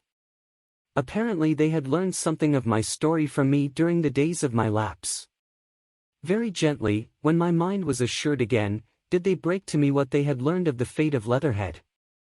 2 days after I was imprisoned it had been destroyed, with every soul in it, by a Martian. He had swept it out of existence, as it seemed, without any provocation, as a boy might crush an ant-hill, in the mere wantonness of power. I was a lonely man, and they were very kind to me. I was a lonely man and a sad one, and they bore with me. I remained with them 4 days after my recovery. All that time I felt a vague, a growing craving to look once more on whatever remained of the little life that seemed so happy and bright in my past. It was a mere hopeless desire to feast upon my misery. They dissuaded me. They did all they could to divert me from this morbidity. But at last I could resist the impulse no longer, and, promising faithfully to return to them, and parting, as I will confess, from these 4-day friends with tears, I went out again into the streets that had lately been so dark and strange and empty. Already they were busy with returning people, in places even there were shops open, and I saw a drinking fountain running water. I remember how mockingly bright the day seemed as I went back on my melancholy pilgrimage to the little house at Woking, how busy the streets and vivid the moving life about me. So many people were abroad everywhere, busied in 1,000 activities, that it seemed incredible that any great proportion of the population could have been slain. But then I noticed how yellow were the skins of the people I met, how shaggy the hair of the men, how large and bright their eyes, and that every other man still wore his dirty rags. Their faces seemed all with one of 2 expressions, a leaping exultation and energy or a grim resolution. Save for the expression of the faces, London seemed a city of tramps. The vestries were indiscriminately distributing bread sent us by the French government. The ribs of the few horses showed dismally. Haggard special constables with white badges stood at the corners of every street. I saw little of the mischief wrought by the Martians until I reached Wellington Street, and there I saw the red wheat clambering over the buttresses of Waterloo Bridge. At the corner of the bridge, too, I saw one of the common contrasts of that grotesque time, a sheet of paper flaunting against a thicket of the red wheat, transfixed by a stick that kept it in place. It was the placard of the first newspaper to resume publication, the Daily Mail. I bought a copy for a blackened shilling I found in my pocket. Most of it was in blank, but the solitary compositor who did the thing had amused himself by making a grotesque scheme of advertisement stereo on the back page. The matter he printed was emotional. The news organization had not as yet found its way back. I learned nothing fresh except that already in 1 week the examination of the Martian mechanisms had yielded astonishing results. Among other things, the article assured me what I did not believe at the time, that the secret of flying was discovered. At Waterloo I found the free trains that were taking people to their homes. The first rush was already over. There were few people in the train, and I was in no mood for casual conversation. I got a compartment to myself, and sat with folded arms, looking greyly at the sunlit devastation that flowed past the windows. And just outside the terminus the train jolted over temporary rails, and on either side of the railway the houses were blackened ruins. To Clapham Junction the face of London was grimy with powder of the black smoke, in spite of 2 days of thunderstorms and rain, and at Clapham Junction the line had been wrecked again. There were hundreds of out-of-work clerks and shopmen working side by side with the customary navvies, and we were jolted over a hasty relaying. All down the line from there the aspect of the country was gaunt and unfamiliar. Wimbledon particularly had suffered. Walton, by virtue of its unburned pine woods, seemed the least heard of any place along the line. The Wandle, the Mole, every little stream, was a heaped mass of red weed, in appearance between butcher's meat and pickled cabbage. The Surrey pine woods were too dry, however, for the festoons of the red climber. Beyond Wimbledon, within sight of the line, in certain nursery grounds, were the heaped masses of earth about the 6th cylinder. A number of people were standing about it, and some sappers were busy in the midst of it. Over it flaunted a Union Jack, flapping cheerfully in the morning breeze. The nursery grounds were everywhere crimson with the weed, a wide expanse of livid color cut with purple shadows, and very painful to the eye. One's gaze went with infinite relief from the scorched grays and sullen reds of the foreground to the blue-green softness of the eastward hills. The line on the London side of Woking Station was still undergoing repair, so I descended at Byfleet Station and took the road to Maybury, past the place where I and the artilleryman had talked to the hussars, and on by the spot where the Martian had appeared to me in the thunderstorm. Here, moved by curiosity, I turned aside to find, among a tangle of red fronds, the warped and broken dog cart with the whitened bones of the horse scattered and gnawed. For a time I stood regarding these vestiges. Then I returned through the pine wood, neck-high with red weed here and there, to find the landlord of the spotted dog had already found burial, and so came home past the College Arms. A man standing at an open cottage door greeted me by name as I passed. I looked at my house with a quick flash of hope that faded immediately. The door had been forced, it was unfast and was opening slowly as I approached. It slammed again. The curtains of my study fluttered out of the open window from which I and the artilleryman had watched the dawn. No one had closed it since. The smashed bushes were just as I had left them nearly 4 weeks ago. I stumbled into the hall, and the house felt empty. The stair carpet was ruffled and discolored where I had crouched, soaked to the skin from the thunderstorm the night of the catastrophe. Our muddy footsteps I saw still went up the stairs. I followed them to my study, and found lying on my writing table still, with the selenite paper weighed upon it, the sheet of work I had left on the afternoon of the opening of the cylinder. For a space I stood reading over my abandoned arguments. It was a paper on the probable development of moral ideas with the development of the civilizing process, and the last sentence was the opening of a prophecy. In about 200 years, I had written, we may expect. The sentence ended abruptly. I remembered my inability to fix my mind that morning, scarcely a month gone by, and how I had broken off to get my daily chronicle from the newsboy. I remembered how I went down to the garden gate as he came along, and how I had listened to his odd story of men from Mars. I came down and went into the dining room. There were the mutton and the bread, both far gone now in decay, and a beer bottle overturned, just as I and the artilleryman had left them. My home was desolate. I perceived the folly of the faint hope I had cherished so long. And then a strange thing occurred. "It is no use," said a voice. "The house is deserted. No one has been here these 10 days. Do not stay here to torment yourself. No one escaped but you." I was startled. Had I spoken my thought aloud? I turned, and the French window was open behind me. I made a step to it and stood looking out. And there, amazed and afraid, even as I stood amazed and afraid, were my cousin and my wife white and tearless. She gave a faint cry. "I came," she said. "I knew." She put her hand to her throat, swayed. I made a step forward, and caught her in my arms. Chapter 10. The Epilogue. I cannot but regret, now that I am concluding my story, how little I am able to contribute to the discussion of the many debatable questions which are still unsettled. In one respect I shall certainly provoke criticism. My particular province is speculative philosophy. My knowledge of comparative physiology is confined to a book or two, but it seems to me that Carver's suggestions as to the reason of the rapid death of the Martians is so probable as to be regarded almost as a proven conclusion. I have assumed that in the body of my narrative. At any rate, in all the bodies of the Martians that were examined after the war, no bacteria except those already known as terrestrial species were found. That they did not bury any of their dead, and the reckless slaughter they perpetrated, point also to an entire ignorance of the putrefactive process. But probable as this seems, it is by no means a proven conclusion. Neither is the composition of the black smoke known, which the Martians used with such deadly effect, and the generator of the heat rays remains a puzzle. The terrible disasters at the Ealing and South Kensington laboratories have disinclined analysts for further investigations upon the latter.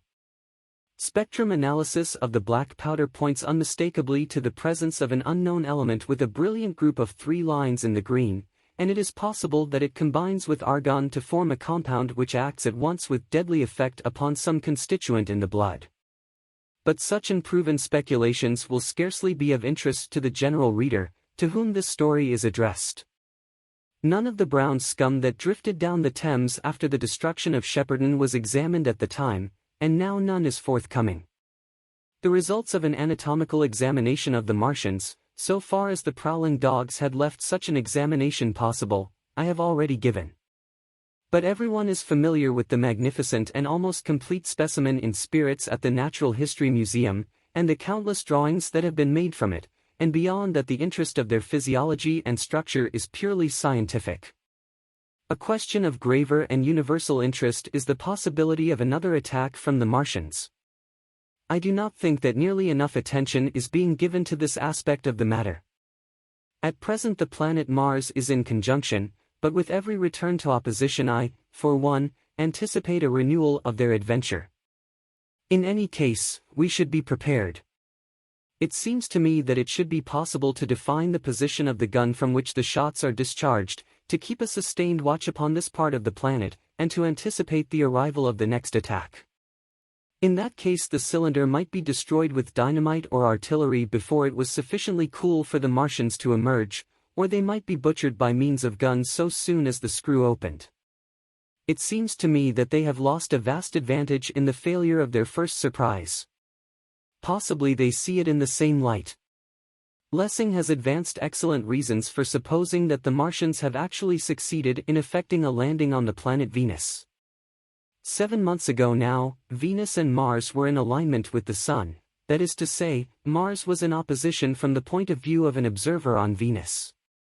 Subsequently a peculiar luminous and sinuous marking appeared on the unillumined half of the inner planet, and almost simultaneously a faint dark mark of a similar sinuous character was detected upon a photograph of the Martian disk. One needs to see the drawings of these appearances in order to appreciate fully their remarkable resemblance in character. At any rate, whether we expect another invasion or not, our views of the human future must be greatly modified by these events. We have learned now that we cannot regard this planet as being fenced in and a secure abiding place for man. We can never anticipate the unseen good or evil that may come upon us suddenly out of space. It may be that in the larger design of the universe this invasion from Mars is not without its ultimate benefit for men. It has robbed us of that serene confidence in the future which is the most fruitful source of decadence. The gifts to human science it has brought are enormous, and it has done much to promote the conception of the commonweal of mankind. It may be that across the immensity of space the Martians have watched the fate of these pioneers of theirs and learned their lesson, and that on the planet Venus they have found a securer settlement.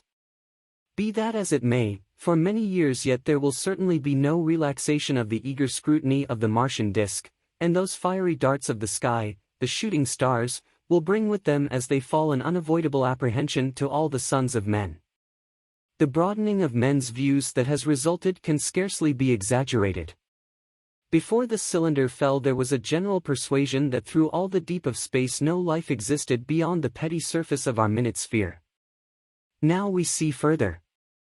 If the Martians can reach Venus, there is no reason to suppose that the thing is impossible for men, and when the slow cooling of the sun makes this earth uninhabitable, as at last it must do, it may be that the thread of life that has begun here will have streamed out and caught our sister planet within its toils.